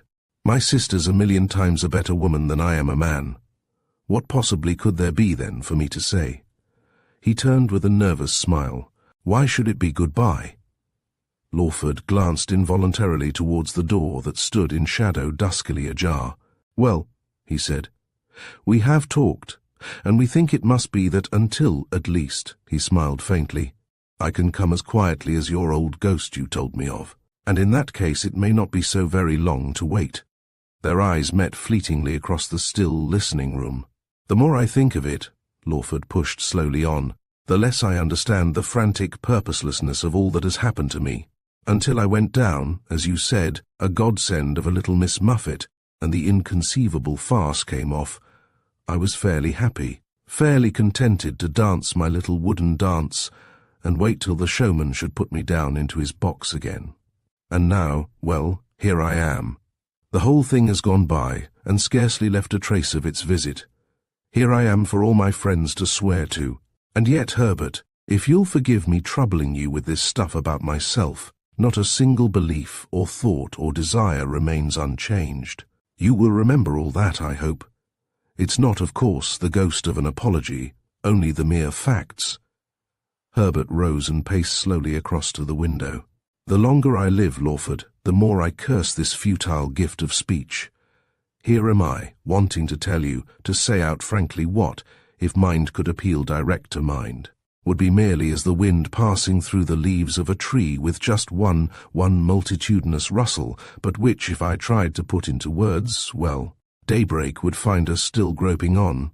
He turned, a peculiar wry smile on his face. "It's a dumb world, but there we are. And some day you'll come again." "Well," said Lawford, as if with an almost hopeless effort to turn thought into such primitive speech, "that's where we stand. Then." He got up suddenly like a man awakened in the midst of unforeseen danger. "Where is your sister?" he cried, looking into the shadow, and as if in actual answer to his entreaty, they heard the clinking of the cups on the little old green lacquer tray she was at that moment carrying into the room. She sat down on the window seat and put the tray down beside her. "It will be before dark even now," she said, glancing out at the faintly burning skies. They had trudged on together with almost as deep a sense of physical exhaustion as peasants have who have been labouring in the fields since daybreak. And a little beyond the village, before the last long road began that led in presently to the housed and scrupulous suburb, she stopped with a sob beside an old scarred milestone by the wayside. "This is as far as I can go," she said. She stooped and laid her hand on the cold, moss-grown surface of the stone. Even now it's wet with dew. She rose again and looked strangely into his face. Yes, here it is, she said. Oh, and worse than any fear. But nothing now can trouble you again of that. We're both at least past that. Grizzle, he said. Forgive me, but I can't. I can't go on. Don't think, she said, taking his hands and lifting them to her bosom. It's only how the day goes. And it has all, my one dear, happened scores and scores of times before. Mother and child and friend. And lovers that are all these too, like us. We mustn't cry out. Perhaps it was all before even we could speak, this sorrow came. Take all the hope and all the future, and then may come our chance. What's life to me now? You said the desire would come back, that I should shake myself free. I could if you would help me. I don't know what you are, or what your meaning is, only that I love you, care for nothing, wish for nothing but to see you and think of you. A flat, dull voice keeps saying that I have no right to be telling you all this. You will know best. I know I am nothing. I ask nothing. If we love one another, what is there else to say? Nothing to say except only goodbye. What could you tell me that I have not told myself over and over again? Reason's gone. Thinking's gone. Now I am only sure. She smiled shadowily. What peace did he find who couldn't, perhaps like you, face the last goodbye? They stood in utter solitude a while in the evening gloom. The air was as still and cold as some grey, unfathomable, untraversed sea. Above them, uncountable clouds drifted slowly across space. Why do they all keep whispering together? He said in a low voice with cowering face. Oh, if you knew, Grizzle, how they have hemmed me in, how they have come pressing in through the narrow gate I left ajar, only to mock and mislead. It's all dark and unintelligible. He touched her hand, peering out of the shadows that seemed to him to be gathering between their faces. He drew her closer and touched her lips with his fingers. Her beauty seemed to his distorted senses to fill earth and sky. This, then, was the presence, the grave and lovely overshadowing dream whose surrender made life a torment, and death the near fold of an immortal starry veil. She broke from him with a faint cry, and he found himself running and running, just as he had run that other night, with death instead of life for inspiration, towards his earthly home. Chapter 22. He was utterly wearied, but he walked on for a long while with a dogged, unglancing pertinacity and without looking behind him. Then he rested under the dew-sodden hedgeside and buried his face in his hands. Once, indeed, he did turn and grind his way back with hard uplifted face for many minutes. But at the meeting with an old woman who in the late dusk passed him unheeded on the road, he stopped again, and after standing a while looking down upon the dust, trying to gather up the tangled threads of his thoughts, he once more set off homewards. It was clear, starry, and quite dark when he reached the house. The lamp at the roadside obscurely lit its breadth and height. Lamplight within, too, was showing yellow between the Venetian blinds. A cold gas jet gleamed out of the basement window. He seemed bereft now of all desire or emotion, simply the passive witness of things external in a calm which, though he scarcely realized its cause, was an exquisite solace and relief. His senses were intensely sharpened with sleeplessness. The faintest sound belled clear and keen on his ear. The thinnest beam of light besprinkled his eyes with curious brilliance. As quietly as some nocturnal creature, he ascended the steps to the porch, and leaning between stone pilaster and wall, listened intently for any rumor of those within. He heard a clear, rather languid and delicate voice quietly speak on, until it broke into a little peal of laughter, followed, when it fell silent, by Sheila's, rapid, rich, and low. The first speaker seemed to be standing. Probably, then, his evening visitors had only just come in, or were preparing to depart. He inserted his latchkey and gently pushed at the cumbersome door. It was locked against him. With not the faintest thought of resentment or surprise, he turned back, stooped over the balustrade, and looked down into the kitchen. Nothing there was visible but a narrow strip of the white table, on which lay a black cotton glove, and beyond, the glint of a copper pan. What made all these mute and inanimate things so coldly hostile, An extreme, almost nauseous distaste filled him at the thought of knocking for admission, of confronting Ada, possibly even Sheila, in the cold echoing gloom of the detestable porch, of meeting the first wild, almost metallic, flash of recognition. He swept softly down again and paused at the open gate. Once before the voices of the night had called him, they would not summon him forever in vain. He raised his eyes again towards the window. Who were these visitors met together to drum the alien out? He narrowed his lids and smiled up at the vacuous, unfriendly house. Then, wheeling, on a sudden impulse, he groped his way down the gravel path that led into the garden. As he had left it, the long white window was ajar. With extreme caution he pushed it noiselessly up and climbed in, and stood listening again in the black passage on the other side. When he had fully recovered his breath and the knocking of his heart was stilled, he trod on softly, till turning the corner he came in sight of the kitchen door. It was now narrowly open, just enough, perhaps, to admit a cat, and as he softly approached, looking steadily in, he could see Ada sitting at the empty table beneath the single whistling chandelier, in her black dress and black straw hat. She was reading, apparently, but her back was turned to him, and he could not distinguish her arm beyond the elbow. Then, almost in an instant, he discovered, as drawn up and unstirring he gazed on, that she was not reading, but had covertly and instantaneously raised her eyes from the print on the table beneath, and was transfixedly listening too. He turned his eyes away and waited. When again he peered in, she had apparently bent once more over her magazine, and he stole on. One by one, with a thin, remote exultation in his progress, he mounted the kitchen stairs, and with each deliberate and groping step, the voices above him became more clearly audible. At last, in the darkness of the hall, but faintly stirred by the gleam of lamplight from the gap of the dining-room door, he stood on the threshold of the drawing-room door, and could hear with varying distinctness what those friendly voices were so absorbedly discussing.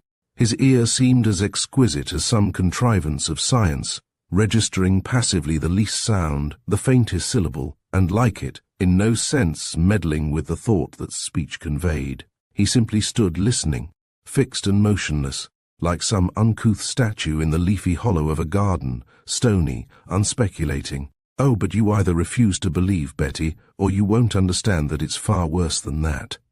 Sheila seemed to be upbraiding, or at least reasoning with, the last speaker. Ask Mr. Danton. He actually saw him. Saw him, repeated a thick, still voice. He stood there in that very doorway, Mrs. Lovat, and positively railed at me. He stood there and streamed out all the names he could lay his tongue to. I wasn't unfriendly to the poor beggar.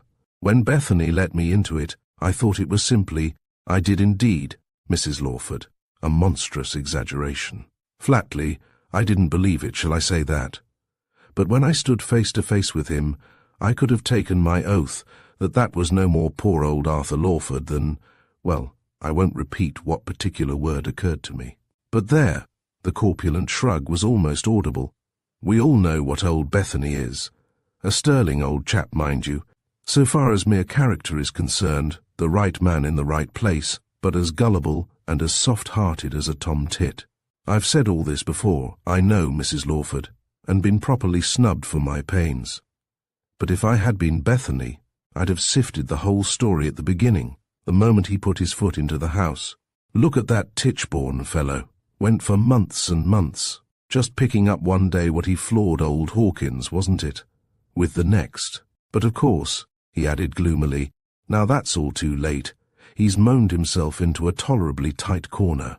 I'd just like to see, though, a British jury comparing this claimant with his photograph. 'Pon my word, I would. Where would he be then, do you think? But my dear Mr. Danton, went on the clear, languid voice Lawford had heard break so light-heartedly into laughter, you don't mean to tell me that a woman doesn't know her own husband when she sees him, or, for the matter of that, when she doesn't see him? If Tom came home from a ramble as handsome as Apollo tomorrow, I'd recognize him at the very first blush. Literally. He'd go nuzzling off to get his slippers, or complain that the lamps had been smoking, or hunt the house down for last week's paper. Oh, besides, Tom's Tom, and there's an end of it. That's precisely what I think, Mrs. Lovat. One is saturated with one's personality, as it were. You see, that's just it. That's just exactly every woman's husband all over. He is saturated with his personality. Bravo, Mr. Craik." "Good Lord," said Danton softly. "I don't deny it." "But that," broke in Sheila crisply, "that's just precisely what I asked you all to come in for. It's because I know now, apart altogether from the mere evidence, that he is Arthur. Mind, I don't say I ever really doubted. I was only so utterly shocked, I suppose. I positively put posers to him, but his memory was perfect in spite of the shock which would have killed a more sensitive nature." She had risen, it seemed, and was moving with all her splendid impressiveness of silk and presence across the general line of vision. But the hall was dark and still. Her eyes were dimmed with light. Lawford could survey her there unmoved. "Are you there, Ada?" she called discreetly. "Yes, ma'am," answered the faint voice from below. "You have not heard anything? No knock?" "No, ma'am, no knock." "The door is open if you should call." "Yes, ma'am." "The girl's scared out of her wits," said Sheila, returning to her audience. "I've told you all that miserable Ferguson story. A piece of calm, callous presence of mind I should never have dreamed my husband capable of. And the curious thing is, at least, it is no longer curious in the light of the ghastly facts I am only waiting for Mr. Bethany to tell you. From the very first she instinctively detested the very mention of his name. I believe, you know," said Mr. Craik with some decision, "that servants must have the same wonderful instinct as dogs and children. They are natural, intuitive judges of character."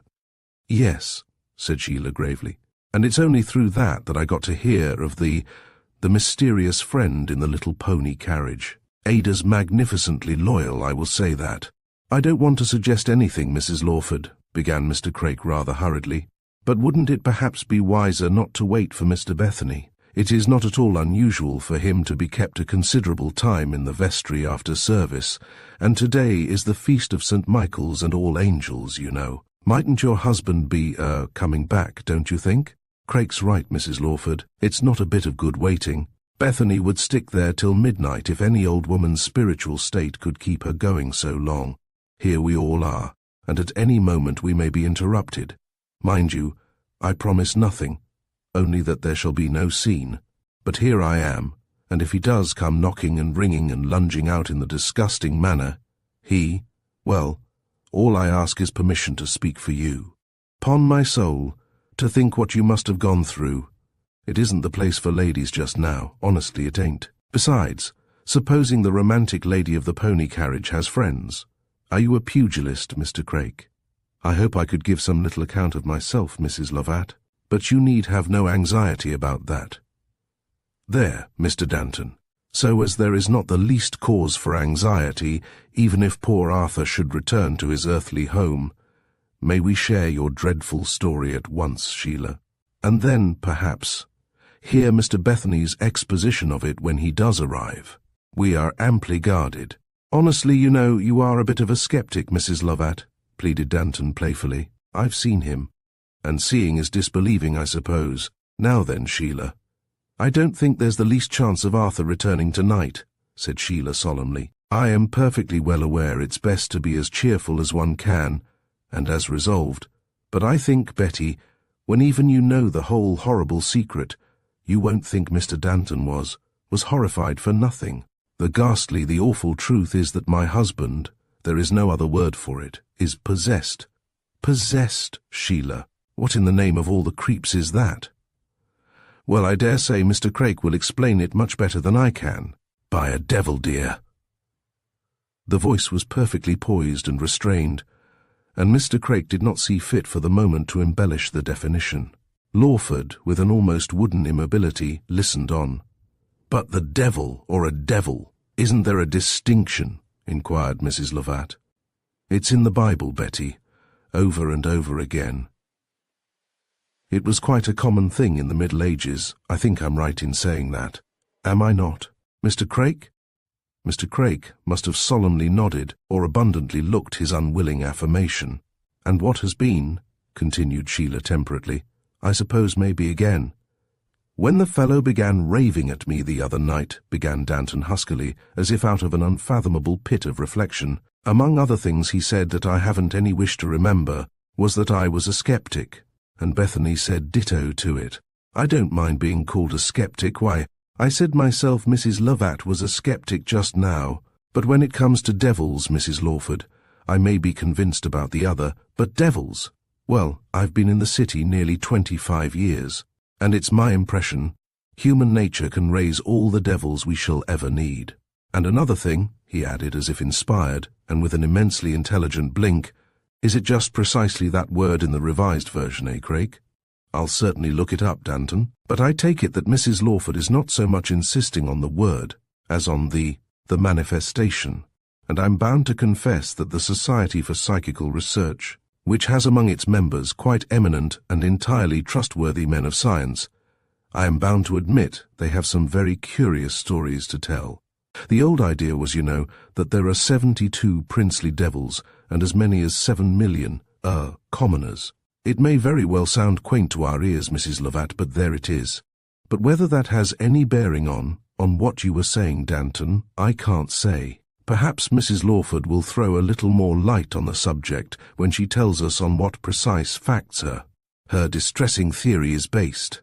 Lawford had soundlessly stolen a pace or two nearer, and by stooping forward a little he could, each in turn, scrutinize the little intent company sitting over his story around the lamp at the further end of the table, squatting like little children with their twigs and pins, fishing for wonders on the brink of the unknown. Yes, Mrs. Lovat was saying, I quite agree, Mr. Craik.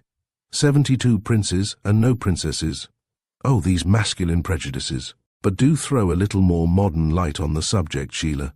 I mean this, said Sheila firmly.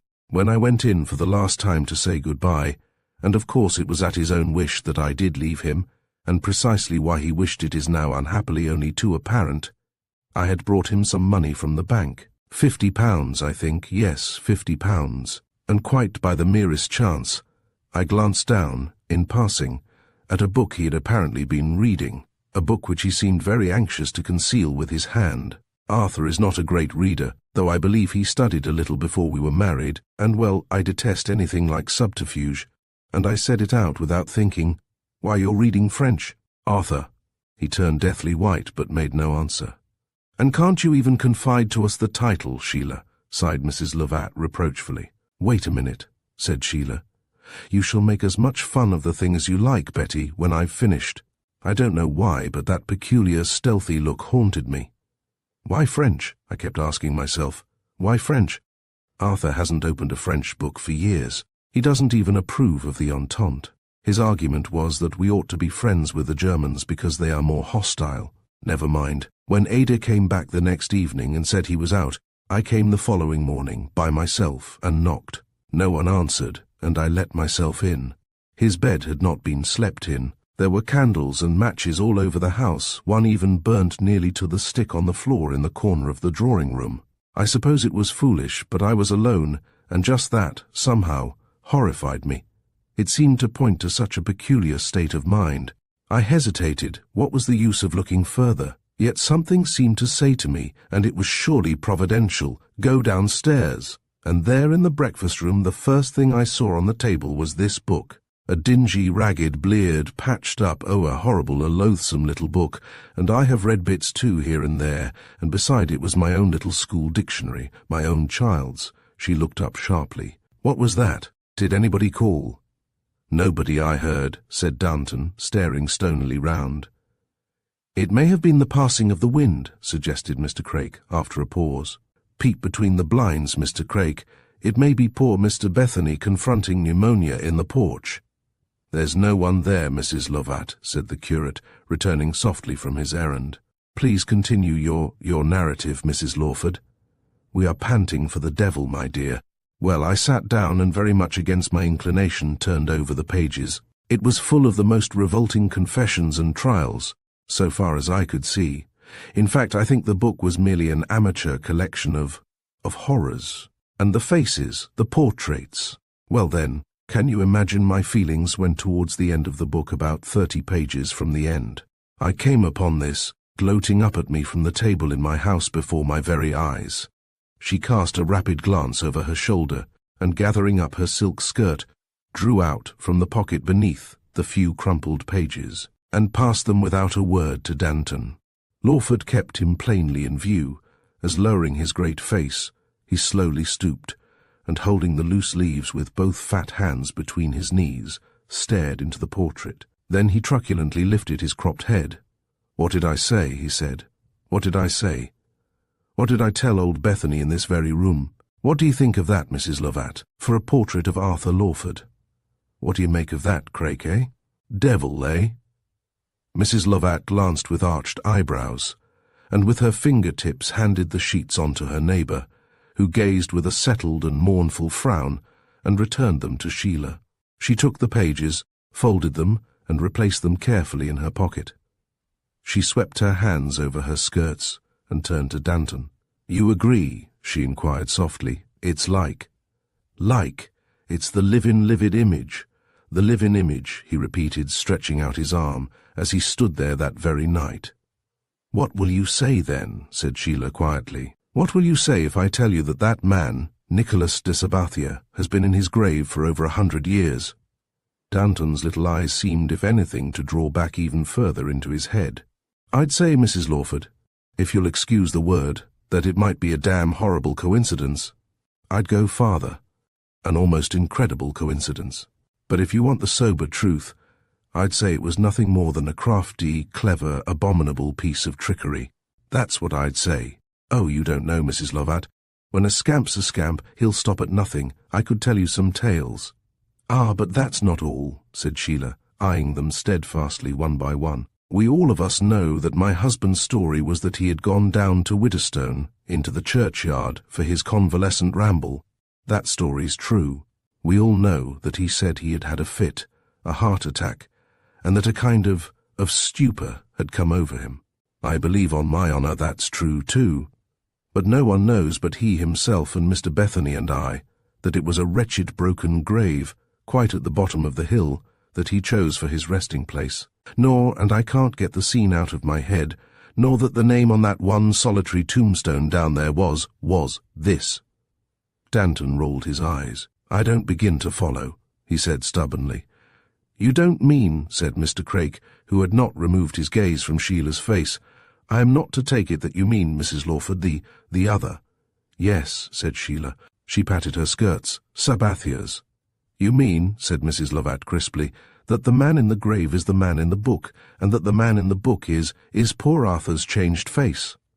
Sheila nodded. Danton rose cumbrously from his chair, looking beadily down on his three friends. "Oh, but you know, it isn't right," he began. "Lord, I can see him now. Glassy, yes, that's the very word I said, glassy. It won't do, Mrs. Lawford, on my solemn honour, it won't do. I don't deny it. Call it what you like, yes, devils, if you like. But what I say as a practical man is that it's just rank, that's what it is. Bethany's had too much rope. The time's gone by for sentiment and all that foolery. Mercy's all very well, but after all it's justice that clinches the bargain. There's only one way. We must catch him. We must lay the poor wretch by the heels before it's too late. No publicity, God bless me, no. We'd have all the rags in London on us. They'd pillory us 9 days on end. We'd never live it down. No, we must just hush it up, a home or something, an asylum. For my part," he turned like a huge toad, his chin low in his collar, "and I'd say the same if it was my own brother. And after all, he is your husband, Mrs. Lawford. I'd sooner he was in his grave. It takes two to play at that game, that's what I say, to lay himself open. I can't stand it, honestly, I can't stand it. And yet," he jerked his chin over the peak of his collar towards the ladies, "and yet you say he's being fetched, comes creeping home, and is fetched at dark by a lady in a pony carriage. God bless me, it's rank. What?" he broke out violently again. "What was he doing there in a cemetery after dark?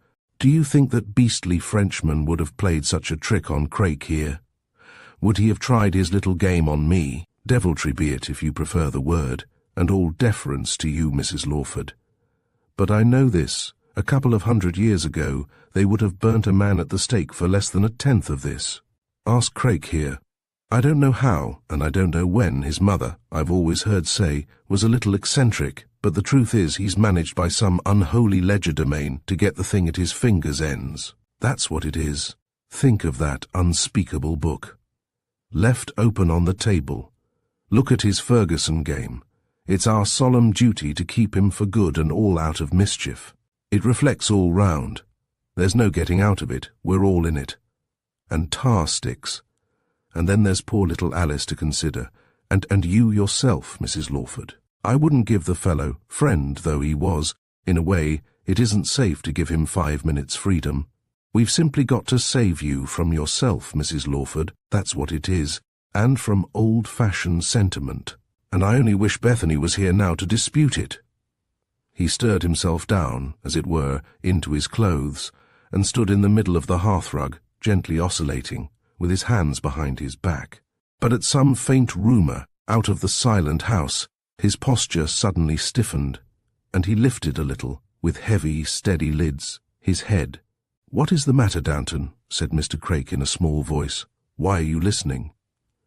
"I wasn't listening," said Danton stoutly. "I was thinking." At the same moment, at the creak of a footstep on the kitchen stairs, Lawford also had drawn soundlessly back into the darkness of the empty drawing-room. "While Mr. Danton is thinking, Sheila," Mrs. Lovat was softly interposing, "do please listen a moment to me. Do you mean really that that Frenchman, the one you've pocketed, is the poor creature in the grave?" "Yes, Mrs. Lawford," said Mr. Craik, putting out his face a little. "Are we to take it that you mean that?" "It's the same date, dear, the same name even to the spelling. What possibly else can I think? And that the poor creature in the grave actually climbed up out of the darkness and, well, what? I know no more than you do now, Betty. But the two faces, you must remember you haven't seen my husband. You must remember you haven't heard the most peculiar things. He, Arthur himself, has said to me. Things such as a wife, and not in jest, Betty, I assure you." And Mr. Bethany interpolated Mr. Craik modestly, feeling his way. "Pa, Bethany, Craik. He'd back old Nick himself if he came with a good tale. We've got to act, we've got to settle his hash before he does any mischief." "Well," began Mrs. Lovat, smiling a little remorsefully beneath the arch of her raised eyebrows, "I sincerely hope you'll all forgive me, but I really am heart and soul with old Nick, as Mr. Danton seems on intimate terms enough to call him, dead. He is really immensely alluring, and alive, I think, awfully, just awfully pitiful and pathetic. But if I know anything of Arthur, he won't be beaten by a Frenchman. As for just the portrait, I think, do you know, I almost prefer dark men." She glanced up at the face immediately in front of the clock. "At least," she added softly, "when they are not looking very vindictive. I suppose people are fairly often possessed, Mr. Craik? How many deadly sins are there?" "As a matter of fact, Mrs. Lovat, there are 7. But I think in this case Mrs. Lawford intends to suggest not so much that her husband is in that condition, habitual sin, you know, grave enough, of course I own, but that he is actually being compelled, even to the extent of a more or less complete change of physiognomy, to follow the biddings of some atrocious spiritual influence. It is no breach of confidence to say that I have myself been present at a deathbed, where the struggle against what I may call the end was perfectly awful to witness. I don't profess to follow all the ramifications of the affair, but though possibly Mr. Danton may seem a little harsh, such harshness, if I may venture to intercede, is not necessarily vindictive, and personal security is a consideration. If you only knew the awful fear, the awful uncertainty I have been in, Betty. Oh, it is worse, infinitely worse, than you can possibly imagine. I have myself heard the voice speak out of him, a high, hard, nasal voice. I've seen what Mr. Danton calls the glassiness come into his face, and an expression so wild and so appallingly depraved, as it were, that I have had to hurry downstairs to hide myself from the thought. I'm willing to sacrifice everything for my own husband and for Alice, but can it be expected of me to go on harbouring? Lawford listened on in vain for a moment. Poor Sheila, it seemed, had all but broken down. "Look here, Mrs. Lawford," began Danton huskily, "you really mustn't give way, you really mustn't. It's awful, unspeakably awful, I admit, but here we are, friends, in the midst of friends. And there's absolutely nothing. What's that? Eh? Who is it?" "Oh, the maid." Ada stood in the doorway looking in. "All I've come to ask, ma'am," she said in a low voice, "is, am I to stay downstairs any longer? And are you aware there's somebody in the house? What's that? What's that you're saying? Broke out the husky voice again. Control yourself. Speak gently. What's that? Begging your pardon, sir, I'm perfectly under control. And all I say is that I can't stay any longer alone downstairs there. There's somebody in the house. A concentrated hush seemed to have fallen on the little assembly. Somebody? But who? Said Sheila out of the silence. You come up here, Ada, with these idle fancies. Who's in the house? There's been no knock, no footstep. No knock, no footstep, ma'am, that I've heard. It's Dr. Ferguson, ma'am. He was here that first night, and he's been here ever since. He was here when I came on Tuesday, and he was here last night, and he's here now. I can't be deceived by my own feelings. It's not right. It's not outspoken to keep me in the dark like this, and if you have no objection, I would like to go home. Lawford, in his utter weariness, had nearly closed the door, and now sat bent up on a chair, wondering vaguely when this poor play was coming to an end, longing with an intensity almost beyond endurance for the keen night air, the open sky. But still his ears drank in every tiniest sound or stir. He heard Danton's lowered voice muttering his arguments. He heard Ada quietly sniffing in the darkness of the hall. And this was his world. This was his life's panorama, creaking on at every jolt. This was the must Grizzle had sent him back to, these poor fools packed together in a panic at an old stale tale. Well, they would all come out presently, and cluster, and the crested, cackling fellow would lead them safely away out of the haunted farmyard. He started out of his reverie at Danton's voice close at hand. Look here, my good girl, we haven't the least intention of keeping you in the dark. If you want to leave your mistress like this in the midst of her anxieties, she says you can go and welcome. But it's not a bit of good in the world coming up with these cock and bull stories. The truth is your master's mad. That's the sober truth of it. Hopelessly insane, you understand. And we've got to find him. But nothing's to be said, do you see? It's got to be done without fuss or scandal. But if there's any witness wanted, or anything of that kind, why, here you are. And, he dropped his voice to an almost inaudible hoot, and well worth your while. You did see him, eh? Step into the trap and all that? Ada stood silent a moment. I don't know, sir, she began quietly, by what right you speak to me about what you call my cock and bull stories. If the master is mad, all I can say to anybody is I'm very sorry to hear it. I came to my mistress, sir, if you please, and I prefer to take my orders from one who has a right to give them. Did I understand you to say, ma'am, that you wouldn't want me any more this evening? Sheila had swept solemnly to the door. Mr. Danton meant all that he said quite kindly, Ada.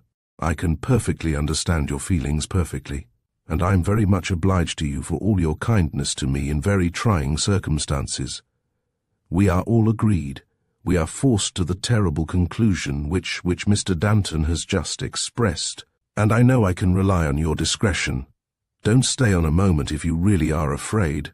But when you say someone, Ada, do you mean someone like you or me, or do you mean the other? I've been sitting in the kitchen, ma'am, unable to move. I'm watched everywhere. The other evening I went into the drawing room. I was alone in the house, and I can't describe it. It wasn't dark, and yet it was all still and black, like the ruins after a fire. I don't mean I saw it, only that it was like a scene. And then the watching, I am quite aware to some it may sound all fancy, but I'm not superstitious, never was. I only mean that I can't sit alone here. I daren't, else I'm quite myself. So if so be you don't want me any more, if I can't be of any further use to you or to Mr. Lawford, I'd prefer to go home. Very well, Ada, thank you. You can go out this way. The door was unchained and unbolted, and good night said, and Sheila swept back in sombre pomp to her absorbed friends. She's quite a good creature at heart, she explained frankly, as if to disclaim any finesse, and almost quixotically loyal. But what really did she mean, do you think? She is so obstinate. That maddening someone. How they do repeat themselves. It can't be my husband, not Dr. Ferguson, I mean. You don't suppose, oh surely not someone else. Again the dark silence of the house seemed to drift in on the little company. Mr. Craik cleared his throat. "I failed to catch quite all that the maid said," he murmured apologetically, "but I certainly did gather it was to some kind of emanation she was referring. And the ruin, you know. I'm not a mystic, and yet do you know, that somehow seemed to me almost offensively suggestive of demonic influence. You don't suppose, Mrs. Lawford, and of course I wouldn't for a moment venture on such a conjecture unsupported. But even if this restless spirit, let us call it, did succeed in making a footing, it might possibly be rather in the nature of a lodging than a permanent residence. Moreover, we are, I think, bound to remember that probably in all spheres of existence attracts even the Gadarene episode seems to suggest a possible he peered largely. You don't suppose, Mrs. Lawford? I think Mr. Craik doesn't quite relish having to break the news, Sheila dear, explained Mrs. Lovat soothingly, that perhaps Sabathia's out, which really is quite a heavenly suggestion, for in that case your husband would be in, wouldn't he? Just our old stolid Arthur again, you know. And next Mr. Craik is suggesting, and it certainly does seem rather fascinating, that poor Ada's got mixed up with the Frenchman's friends, or perhaps, even, with one of the 72 princes royal. I know women can't or mustn't reason, Mr. Danton, but you do, I hope. Just catch the drift. Danton started. I wasn't really listening to the girl, he explained nonchalantly, shrugging his black shoulders and pursing up his eyes. Personally, Mrs. Lovat, I'd pack the baggage off tonight, box and all, but it's not my business. You mustn't be depressed, must he, Mr. Craik? After all, my dear man, the business, as you call it, is not exactly entailed. But really, Sheila, I think it must be getting very late. Mr. Bethany won't come now, and the dear old thing ought certainly to have his say before we go any further, oughtn't he, Mr. Danton? So what's the use of worriting poor Ada's ghost any longer? And as for poor Arthur, I haven't the faintest desire in the world to hear the little cart drive up, simply in case it should be to leave your unfortunate husband behind it, Sheila. What it must be to be alone all night in this house with a dead and buried Frenchman's face, well, I shudder, dear. And yet, Mrs. Lovat, said Mr. Craik, with some little show of returning bravado, as we make our bed, you know. But in this case, you see, she replied reflectively, if all accounts are true, Mr. Craik, it's manifestly the wicked Frenchman who has made the bed, and Sheila who refu. But look, Mr. Danton is fretting to get home. If you'll all go to the door, said Danton, seizing a fleeting opportunity to raise his eyebrows more expressively even than if he had again shrugged his shoulders at Sheila. I'll put out the light. The night air flowed into the dark house as Danton hastily groped his way out of the dining room. There's only one thing, said Sheila slowly. When I last saw my husband, you know, he was, I think, the least bit better. He was always stubbornly convinced it would all come right in time. That's why I think he's been spending his evenings away from home. But supposing it did? For my part, said Mrs. Lovat, breathing the faint wind that was rising out of the west, I'd sigh, I'd rub my eyes, I'd thank God for such an exciting dream, and I'd turn comfortably over and go to sleep again. I'm all for Arthur, absolutely back against the wall. For my part, said Danton, looming in the dusk, friend or no friend, I'd cut him dead. But don't fret, Mrs. Lawford, devil or no devil, he's gone for good. And for my part, began Mr. Craik, but the door at that moment slammed. Voices, however, broke out almost immediately in the porch, and after a hurried consultation, Lawford in his stagnant retreat heard the door softly reopen, and the striking of a match, and Mr. Craik, followed closely by Danton's great body, stole circumspectly across his dim gap, and the first adventurer went stumbling down the kitchen staircase. I suppose, muttered Lawford, turning his head in the darkness, they have come back to put out the kitchen gas. Danton began a busy, tuneless whistle between his teeth. Coming, Craik? He called thickly, after a long pause. Apparently no answer had been returned to his inquiry. He waited a little longer, with legs apart and eyeballs enveloped in brooding darkness. I'll just go and tell the ladies you're coming, he suddenly bawled down the hollow. Do you hear, Craik? They're alone, you know. And with that, he resolutely wheeled and rapidly made his way down the steps into the garden. Some few moments afterwards, Mr. Craik shook himself free of the basement, hastened at a spirited trot to rejoin his companions, and in his absence of mind omitted to shut the front door. Chapter 23. Lawford sat on in the darkness, and now one sentence and now another of their talk would repeat itself in his memory in much the same way as one listlessly turns over an antiquated diary, to read here and there a flattened and almost meaningless sentiment. Sometimes a footstep passed echoing along the path under the trees. Then his thoughts would leave him, and he would listen and listen till it had died quite out. It was all so very far away. And they too, these talkers, so very far away, as remote and yet as clear as the characters in a play when they have made their final bow and have left the curtained stage. And one is standing uncompanioned, and nearly the last of the spectators, and the lights that have summoned back reality again are being extinguished. It was only by painful effort of mind that he kept recalling himself to himself, why he was here, what it all meant, that this was indeed actuality. Yet, after all, this by now was his customary loneliness. There was little else he desired for the present than the hospitality of the dark. He glanced around him in the clear, black, stirless air. Here and there, it seemed, a humped or spindled form held against all comers its passive place. Here and there a tiny faintness of light played. Night after night these chairs and tables kept their blank vigil. Why, he thought, pleased as an overtired child with the fancy, in a sense they were always alone, shut up in a kind of senselessness, just like us all. But what? He had suddenly risen from his chair to ask himself, what on earth are they alone with? No precise answer had been forthcoming to that question, but as in turning in the doorway, he looked out into the night. Flashing here and there in dark spaces of the sky above the withering apple leaves, the long dark wall and quiet untrodden road, with the tumultuous beating of the stars. One thing at least he was conscious of having learned in these last few days. He knew what kind of a place he was alone in. It seemed to weave a spell over him, to call up a nostalgia he had lost all remembrance of since childhood. And that queer homesickness, at any rate, was all Sabathia's doing, he thought, smiling in his rather careworn fashion. Sabathia. It was this mystery, bereft now of all fear, and this beauty together, that made life the endless, changing and yet changeless thing it was. And yet, mystery and loveliness alike were only really appreciable with one's legs, as it were, dangling down over into the grave, just with one's lantern lit, on the edge of the whispering unknown, and a reiterated going back out of the solitude into the light and warmth, to the voices and glancing of eyes, to say goodbye, that after all was this life on earth for those who watched as well as acted. What if one's earthly home were empty?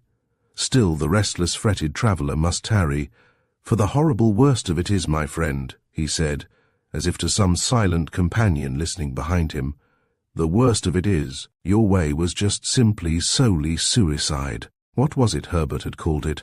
Yes, a cul-de-sac, black, lofty, immensely still and old and picturesque, but none the less merely a contemptible cul-de-sac.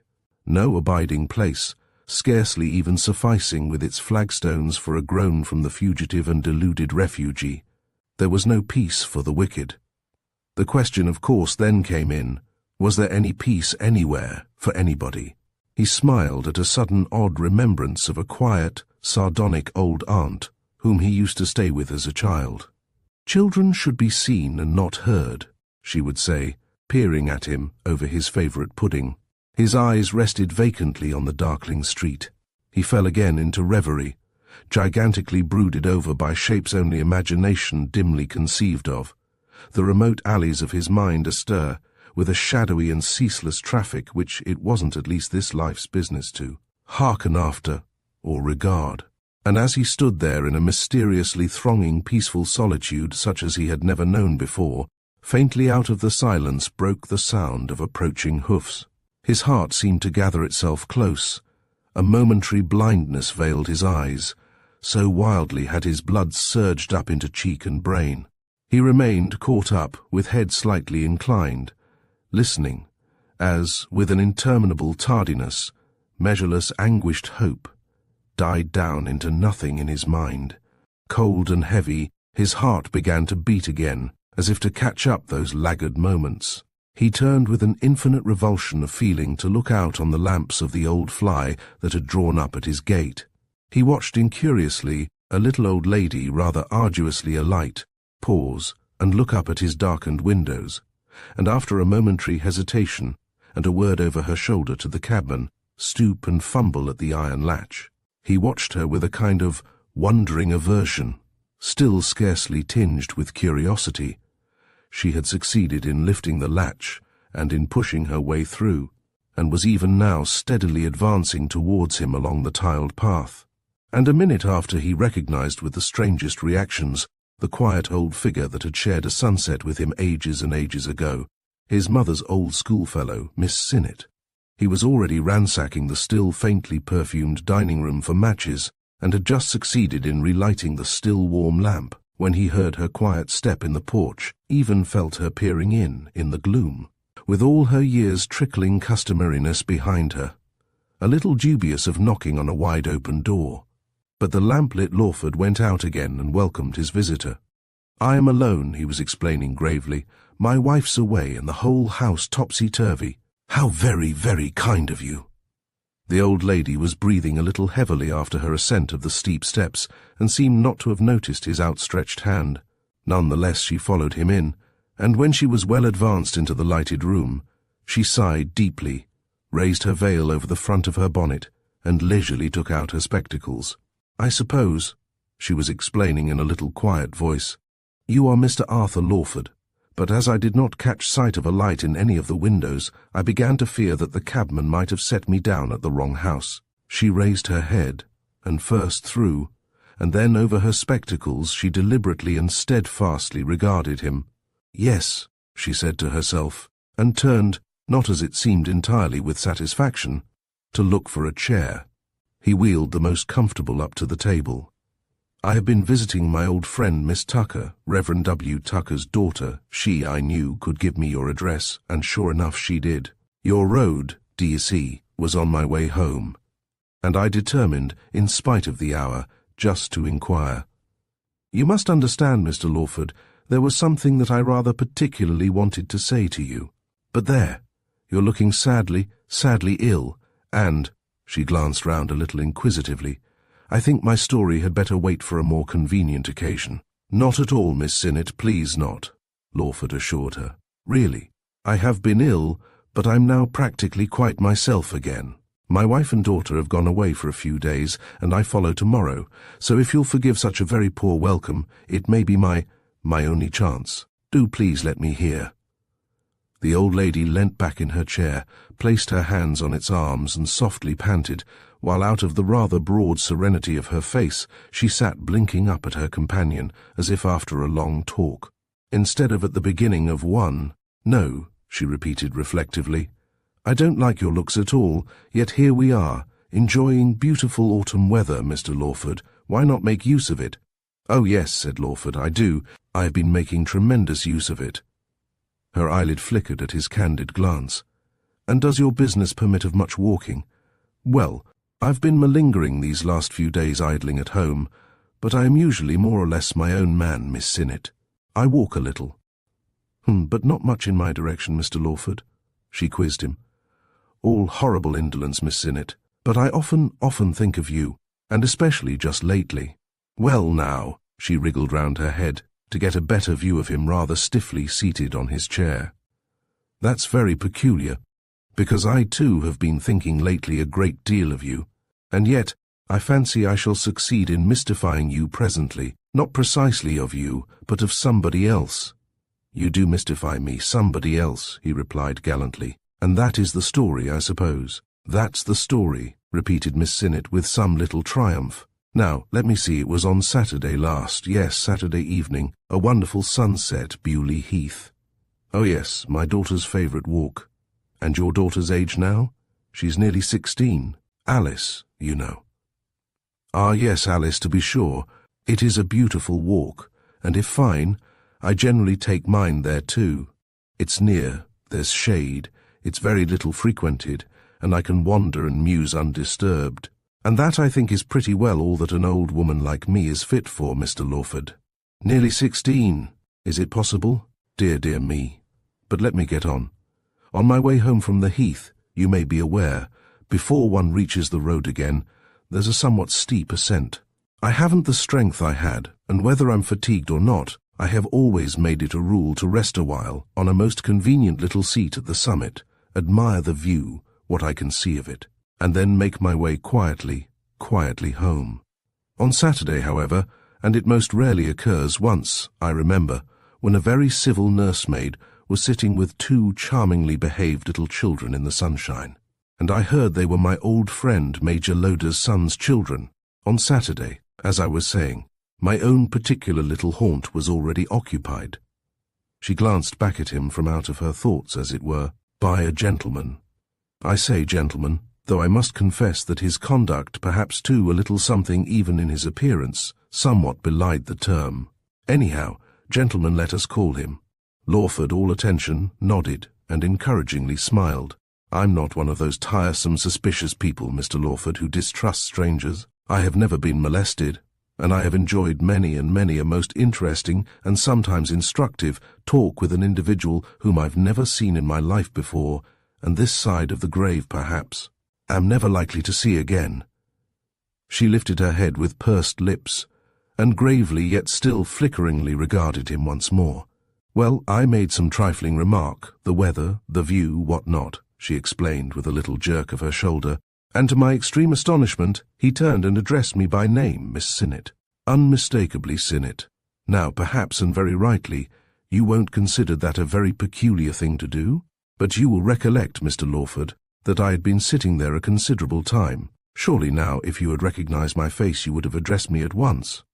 Was he, do you think, Miss Sinnett, a little uncertain? Perhaps? Never mind, never mind. Let me get on with my story first. The next thing my gentleman does is more mysterious still. His whole manner was a little peculiar, perhaps, a certain restlessness, what, in fact, one might be almost tempted to call a certain furtiveness of behavior. Never mind. What he does next is to ask me a riddle. Perhaps you won't think that was peculiar either. What was the riddle? Smiled Lawford. Why, to be sure, to guess his name. Simply guided, so I surmised, by some very faint resemblance in his face to his mother, who was, he assured me, an old schoolfellow of mine at Brighton. I thought and thought. I confess the adventure was beginning to be a little perplexing, but of course, very, very few of my old schoolfellows remain distinctly in my memory now, and I fear that grows more treacherous the longer I live. Their faces as girls are clear enough, but later in life most of them drifted out of sight. Many, alas, are dead, and well, at last I narrowed my man down to one. And who now do you suppose that was? Lawford sustained an expression of abysmal mystification.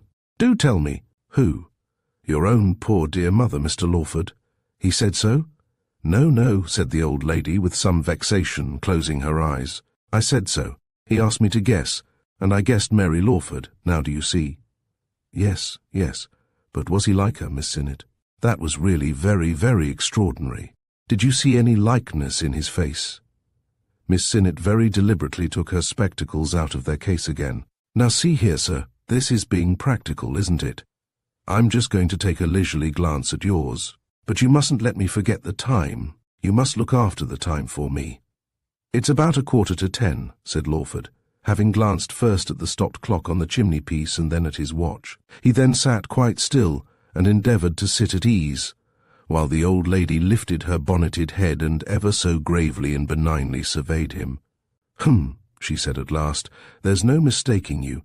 It's Mary's chin, and Mary's brow, with just a little something perhaps of her dreamy eye. But you haven't all her looks, Mr. Lawford, by any manner of means. She was a very beautiful girl, and so vivacious, so fanciful it was, I suppose the foreign strain showing itself. Even marriage did not quite succeed in spoiling her. The foreign strain? Lawford glanced with a kind of fleeting fixity at the quiet old figure. The foreign strain? Your mother's maiden name, my dear Mr. Lawford. Surely memory does not deceive me in that, was Van der Gust. That, I believe, is a foreign name. Ah, yes, said Lawford, his rising thoughts sinking quietly to rest again. Van der Gust, of course. How stupid of me. As a matter of fact, your mother was very proud of her Dutch blood. But there, She flung out little fin-like sleeves. "If you don't let me keep to my story, I shall go back as uneasy as I came." "And you didn't," she added even more fretfully. "You didn't tell me the time." Lawford stared at his watch again for some few moments without replying. "It's a few minutes to 10, he said at last. "Dear me, and I'm keeping the cabman. I must hurry on. Well, now, I put it to you. You shall be my father confessor, though I detest the idea in real life. Was I wrong? Was I justified in professing to the poor fellow that I detected a likeness when there was extremely little likeness there?" "What?" "None at all," cried Lawford, "not the faintest trace." "My dear good Mr. Lawford," she expostulated, patting her lap, "there's very little more than a trace of my dear beautiful Mary in you, her own son. How could there be? How could you expect it in him, a complete stranger?" "No, it was nothing but my own foolish kindliness. It might have been Mary's son for all that I could recollect. I haven't for years, please remember, had the pleasure of receiving a visit from you. I am firmly of opinion that I was justified. My motive was entirely benevolent. And then, to my positive amazement, well, I won't say hard things of the absent, but he suddenly turns round on me with a 'Thank you, Miss Bennet.' Bennet, hark ye. Perhaps you won't agree that I had any justification in being vexed and affronted at—" "I think, Miss Sinnett," said Lawford solemnly, "that you were perfectly justified. Oh, perfectly. I wonder even you had the patience to give the real Arthur Lawford a chance to ask your forgiveness for the stranger." "Well, candidly," said Miss Sinnett severely, "I was very much scandalized, and I shouldn't be here now telling you my story if it hadn't been for your mother." "My mother?" The old lady rather grimly enjoyed his confusion. "Yes, Mr. Lawford, your mother." I don't know why, something in his manner, something in his face, so dejected, so unhappy, so, if it is not uncharitableness to say it, so wild, it has haunted me. I haven't been able to put the matter out of my mind. I have lain awake in my bed thinking of him. Why did he speak to me? I keep asking myself. Why did he play me so very aimless a trick? How had he learned my name? Why was he sitting there so solitary and so dejected? And worse even than that, what has become of him? A little more patience, a little more charity, perhaps. What might I not have done for him? The whole thing has harassed and distressed me more than I can say. Would you believe it? I have actually twice, and on one occasion, 3 times in a day, made my way to the seat, hoping to see him there. And I am not so young as I was. And then, as I say, to crown all, I had a most remarkable dream about your mother. But that's my own affair. Elderly people like me are used, well, perhaps I won't say used. We're not surprised or disturbed by visits from those who have gone before. We live, in a sense, among the tombs, though I would not have you fancy it's in any way a morbid or unhappy life to lead. We don't talk about it, certainly not to young people. Let them enjoy their Eden while they can, though there's plenty of apples, I fear, on the tree yet, Mr. Lawford." She leant forward and whispered it with a big, simple smile. "We don't even discuss it much among ourselves. But as one gets nearer and nearer to the wicket gate, there's other company around one than you'll find in the directory. And that is why I have just come on here tonight. Very probably my errand may seem to have no meaning for you. You look ill, but you don't appear to be in any great trouble or adversity, as I feared in my, well, there, as I feared you might be. I must say, though, it seems a terribly empty house. And no lights, too." She slowly, with a little trembling nodding of her bonnet, turned her head and glanced quietly, fixedly, and unflinchingly out of the half-open door. "But that's not my affair." And again she looked at him for a little while. Then she stooped forward and touched him kindly and trustingly on the knee. "Trouble or no trouble," she said, "it's never too late to remind a man of his mother. And I'm sure, Mr. Lawford, I'm very glad to hear you are struggling up out of your illness again. We must keep a brave heart, 40 or 70, whichever we may be, while the evil days come not, nor the years draw nigh when thou shalt say, I have no pleasure in them, though they have not come to me even yet, and I trust from the bottom of my heart, not till she looked at him without a trace of emotion or constraint in her large, quiet face, and their eyes met for a moment in that brief, fixed, baffling fashion that seems to prove that mankind is, after all, but a dumb, masked creature saddled with the vain illusion of speech. And now that I've eased my conscience, said the old lady, pulling down her veil, I must beg pardon for intruding at such an hour of the evening, and may I have your arm down those dreadful steps? Really, Mr. Lawford, judging from the houses they erect for us, the builders must have a very peculiar notion of mankind. Is the fly still there? I expressly told the man to wait, and what I am going to do if— He's there, Lawford reassured her, craning his neck in their slow progress to catch a peep into the quiet road. And like a flock of birds scared by a chance coma at their feeding in some deserted field, a whirring cloud of memories swept softly up in his mind, memories whose import he made no effort to discover. Nonetheless, the leisurely descent became in their company something of a real experience even in such a brimming week. I hope some day you will really tell me your dream, he said, pushing the old lady's silk skirts in after her as she slowly climbed into the carriage. Ah, my dear Lawford, when you are my age, she called back to him, groping her way into the rather musty gloom, you'll dream such dreams for yourself. Life's not what's just the fashion, and there are queerer things to be seen and heard, just quietly in one's solitude, than this busy life gives us time to discover. But as for my mystifying Bewley acquaintance, I confess I cannot make head or tail of him. Was he, said Lawford rather vaguely, looking up into the dim white face that with its plumes filled nearly the whole carriage window. Was his face very unpleasing? She raised a gloved hand. It has haunted me, Mr. Lawford. It's conflict. Poor fellow, I do hope, he faced his trouble out. But I shall never see him again. He squeezed the trembling, kindly old hand. I bet, Miss Sinnett, he said earnestly, even your having thought kindly of the poor beggar eased his mind, whoever he may have been. I assure you of that. Aye, but I did more than, replied the old lady with a chuckle that might have seemed even a little derisive if it had not been so profoundly magnanimous. He watched the old black fly roll slowly off, and still smiling at Miss Sinnett's inscrutable finesse went back into the house. And now, my friend, he said, addressing peacefully the thronging darkness, the time's nearly up for me to go too. He had made up his mind, or rather, it seemed as if in the unregarded silences of this last long talk his mind had made up itself. Only among impossibilities had he the shadow of a choice. In this old haunted house, amid this shallow turmoil, no practicable clue could show itself of a way out. He would go away for a while. He left the door ajar behind him for the moments still left and stood for a while thinking. Then, lamp in hand, he descended into the breakfast room for pen, ink, and paper. He sat for some time in that underground calm, nibbling his pen like a harassed and self-conscious schoolboy. At last he began, My dear Sheila, I must tell you, to begin with, that the change has now all passed away. I am, as near as man can be, completely myself again. And next, that I overheard all that was said tonight in the dining room. I'm sorry for listening, but it's no good going over all that now. Here I am, and, as you said, for Alice's sake we must make the best of it. I am going away for a while, to get, if I can, a chance to quiet down. I suppose everyone comes sooner or later to a time in life when there is nothing else to be done but just shut one's eyes and blunder on. And that's all I can do now, blunder on.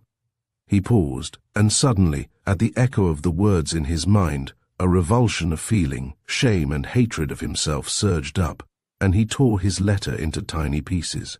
Once more he began, My dear Sheila, dropped his pen, sat on for a long time, cold and inert, harbouring almost unendurably a pitiful, hopeless longing. He would write to Grizzle another day. He leant back in his chair, his fingers pressed against his eyelids, and clearer than those which myriad-hued reality can ever present, pictures of the imagination swam up before his eyes. It seemed indeed that even now some ghost, some revenant of himself was sitting there in the old green churchyard, roofed only with 1,000,000 stars. The breath of darkness stirred softly on his cheek. Some little scampering shape slipped by. A bird on high cried weirdly, solemnly over the globe. He shuddered faintly and looked out again into the small lamplit room. Here, too, was quite as inexplicable a coming and going. A fly was walking on the table beneath his eyes, with the uneasy gait of one that has outlived his hour and most of his companions. Mice were scampering and shrieking in the empty kitchen, and all about him, in the viewless air, the phantoms of another life passed by. Unmindful of his motionless body, he fell into a lethargy of the senses, and only gradually became aware after a while of the strange long-drawn sigh of rain at the window. He rose and opened it. The night air flowed in, chilled with its waters and faintly fragrant of the dust. It soothed away all thought for a while. He turned back to his chair. He would wait until the rain had lulled before starting. A little before midnight the door was softly, and with extreme care, pushed open, and Mr. Bethany's old face, with an intense and sharpened scrutiny, looked in on the lamplit room, and as if still intent on the least sound within the empty walls around him, he came near, and stooping across the table, stared through his spectacles at the sidelong face of his friend, so still, with hands so lightly laid on the arms of his chair, that the old man had need to watch closely to detect in his heavy slumber the slow measured rise and fall of his breast. He turned wearily away, muttering a little, between an immeasurable relief and a now almost intolerable medley of vexations. What was this monstrous web of crakes? What had the creature been nodding and ducketing about, those whisperings, that tattling? And what in the end, when you were old and sour and out-strategied, what was the end to be of this urgent dream called life? He sat quietly down and drew his hands over his face, pushed his lean knotted fingers up under his spectacles, then sat blinking, and softly slowly deciphered the solitary "My dear Sheila" on Lawford's notepaper. He muttered, and looked up again at the dark still eyelids that in the strange torpor of sleep might yet be dimly conveying to the dreaming brain behind them some hint of his presence. "I wish to goodness, you wonderful old creature," he muttered, wagging his head, "I wish to goodness you'd wake up." For some time he sat on, listening to the still soft downpour on the fading leaves. "They don't come to," he said softly again, with a tiny smile on his old face. "It's that old medieval crake, with a face like a last year's rookery." And again he sat, with head a little sidelong, listening now to the infinitesimal sounds of life without, now to the thoughts within, and again he gazed steadfastly on Lawford. At last it seemed in the haunted quietness, other thoughts came to him. A cloud, as it were of youth, drew over the wrinkled skin, composed the bird-like keenness. His head nodded. Once, like Lawford in the darkness at Widdowston, he glanced up sharply across the lamplight at his phantasmagorical shadowy companion, heard the steady surge of multitudinous raindrops, like the roar of Time's winged chariot hurrying near. Then he too, with spectacles awry, bobbed on in his chair, a weary old sentinel on the outskirts of his friend's denuded battlefield. Identity is a fragile thread, easily unravelled by forces beyond our control. The return lingers in the mind, leaving us to question the nature of self and the shadows that lie just beneath the surface of reality. Walter de la Mare masterfully weaves an atmosphere of quiet terror where the ordinary becomes unrecognizable and the familiar is lost forever. Did Arthur Lawford truly return, or was he only ever a ghost of his former self? Thank you for joining us for this unsettling journey. If you enjoyed this tale, subscribe for more stories that challenge the boundaries of existence.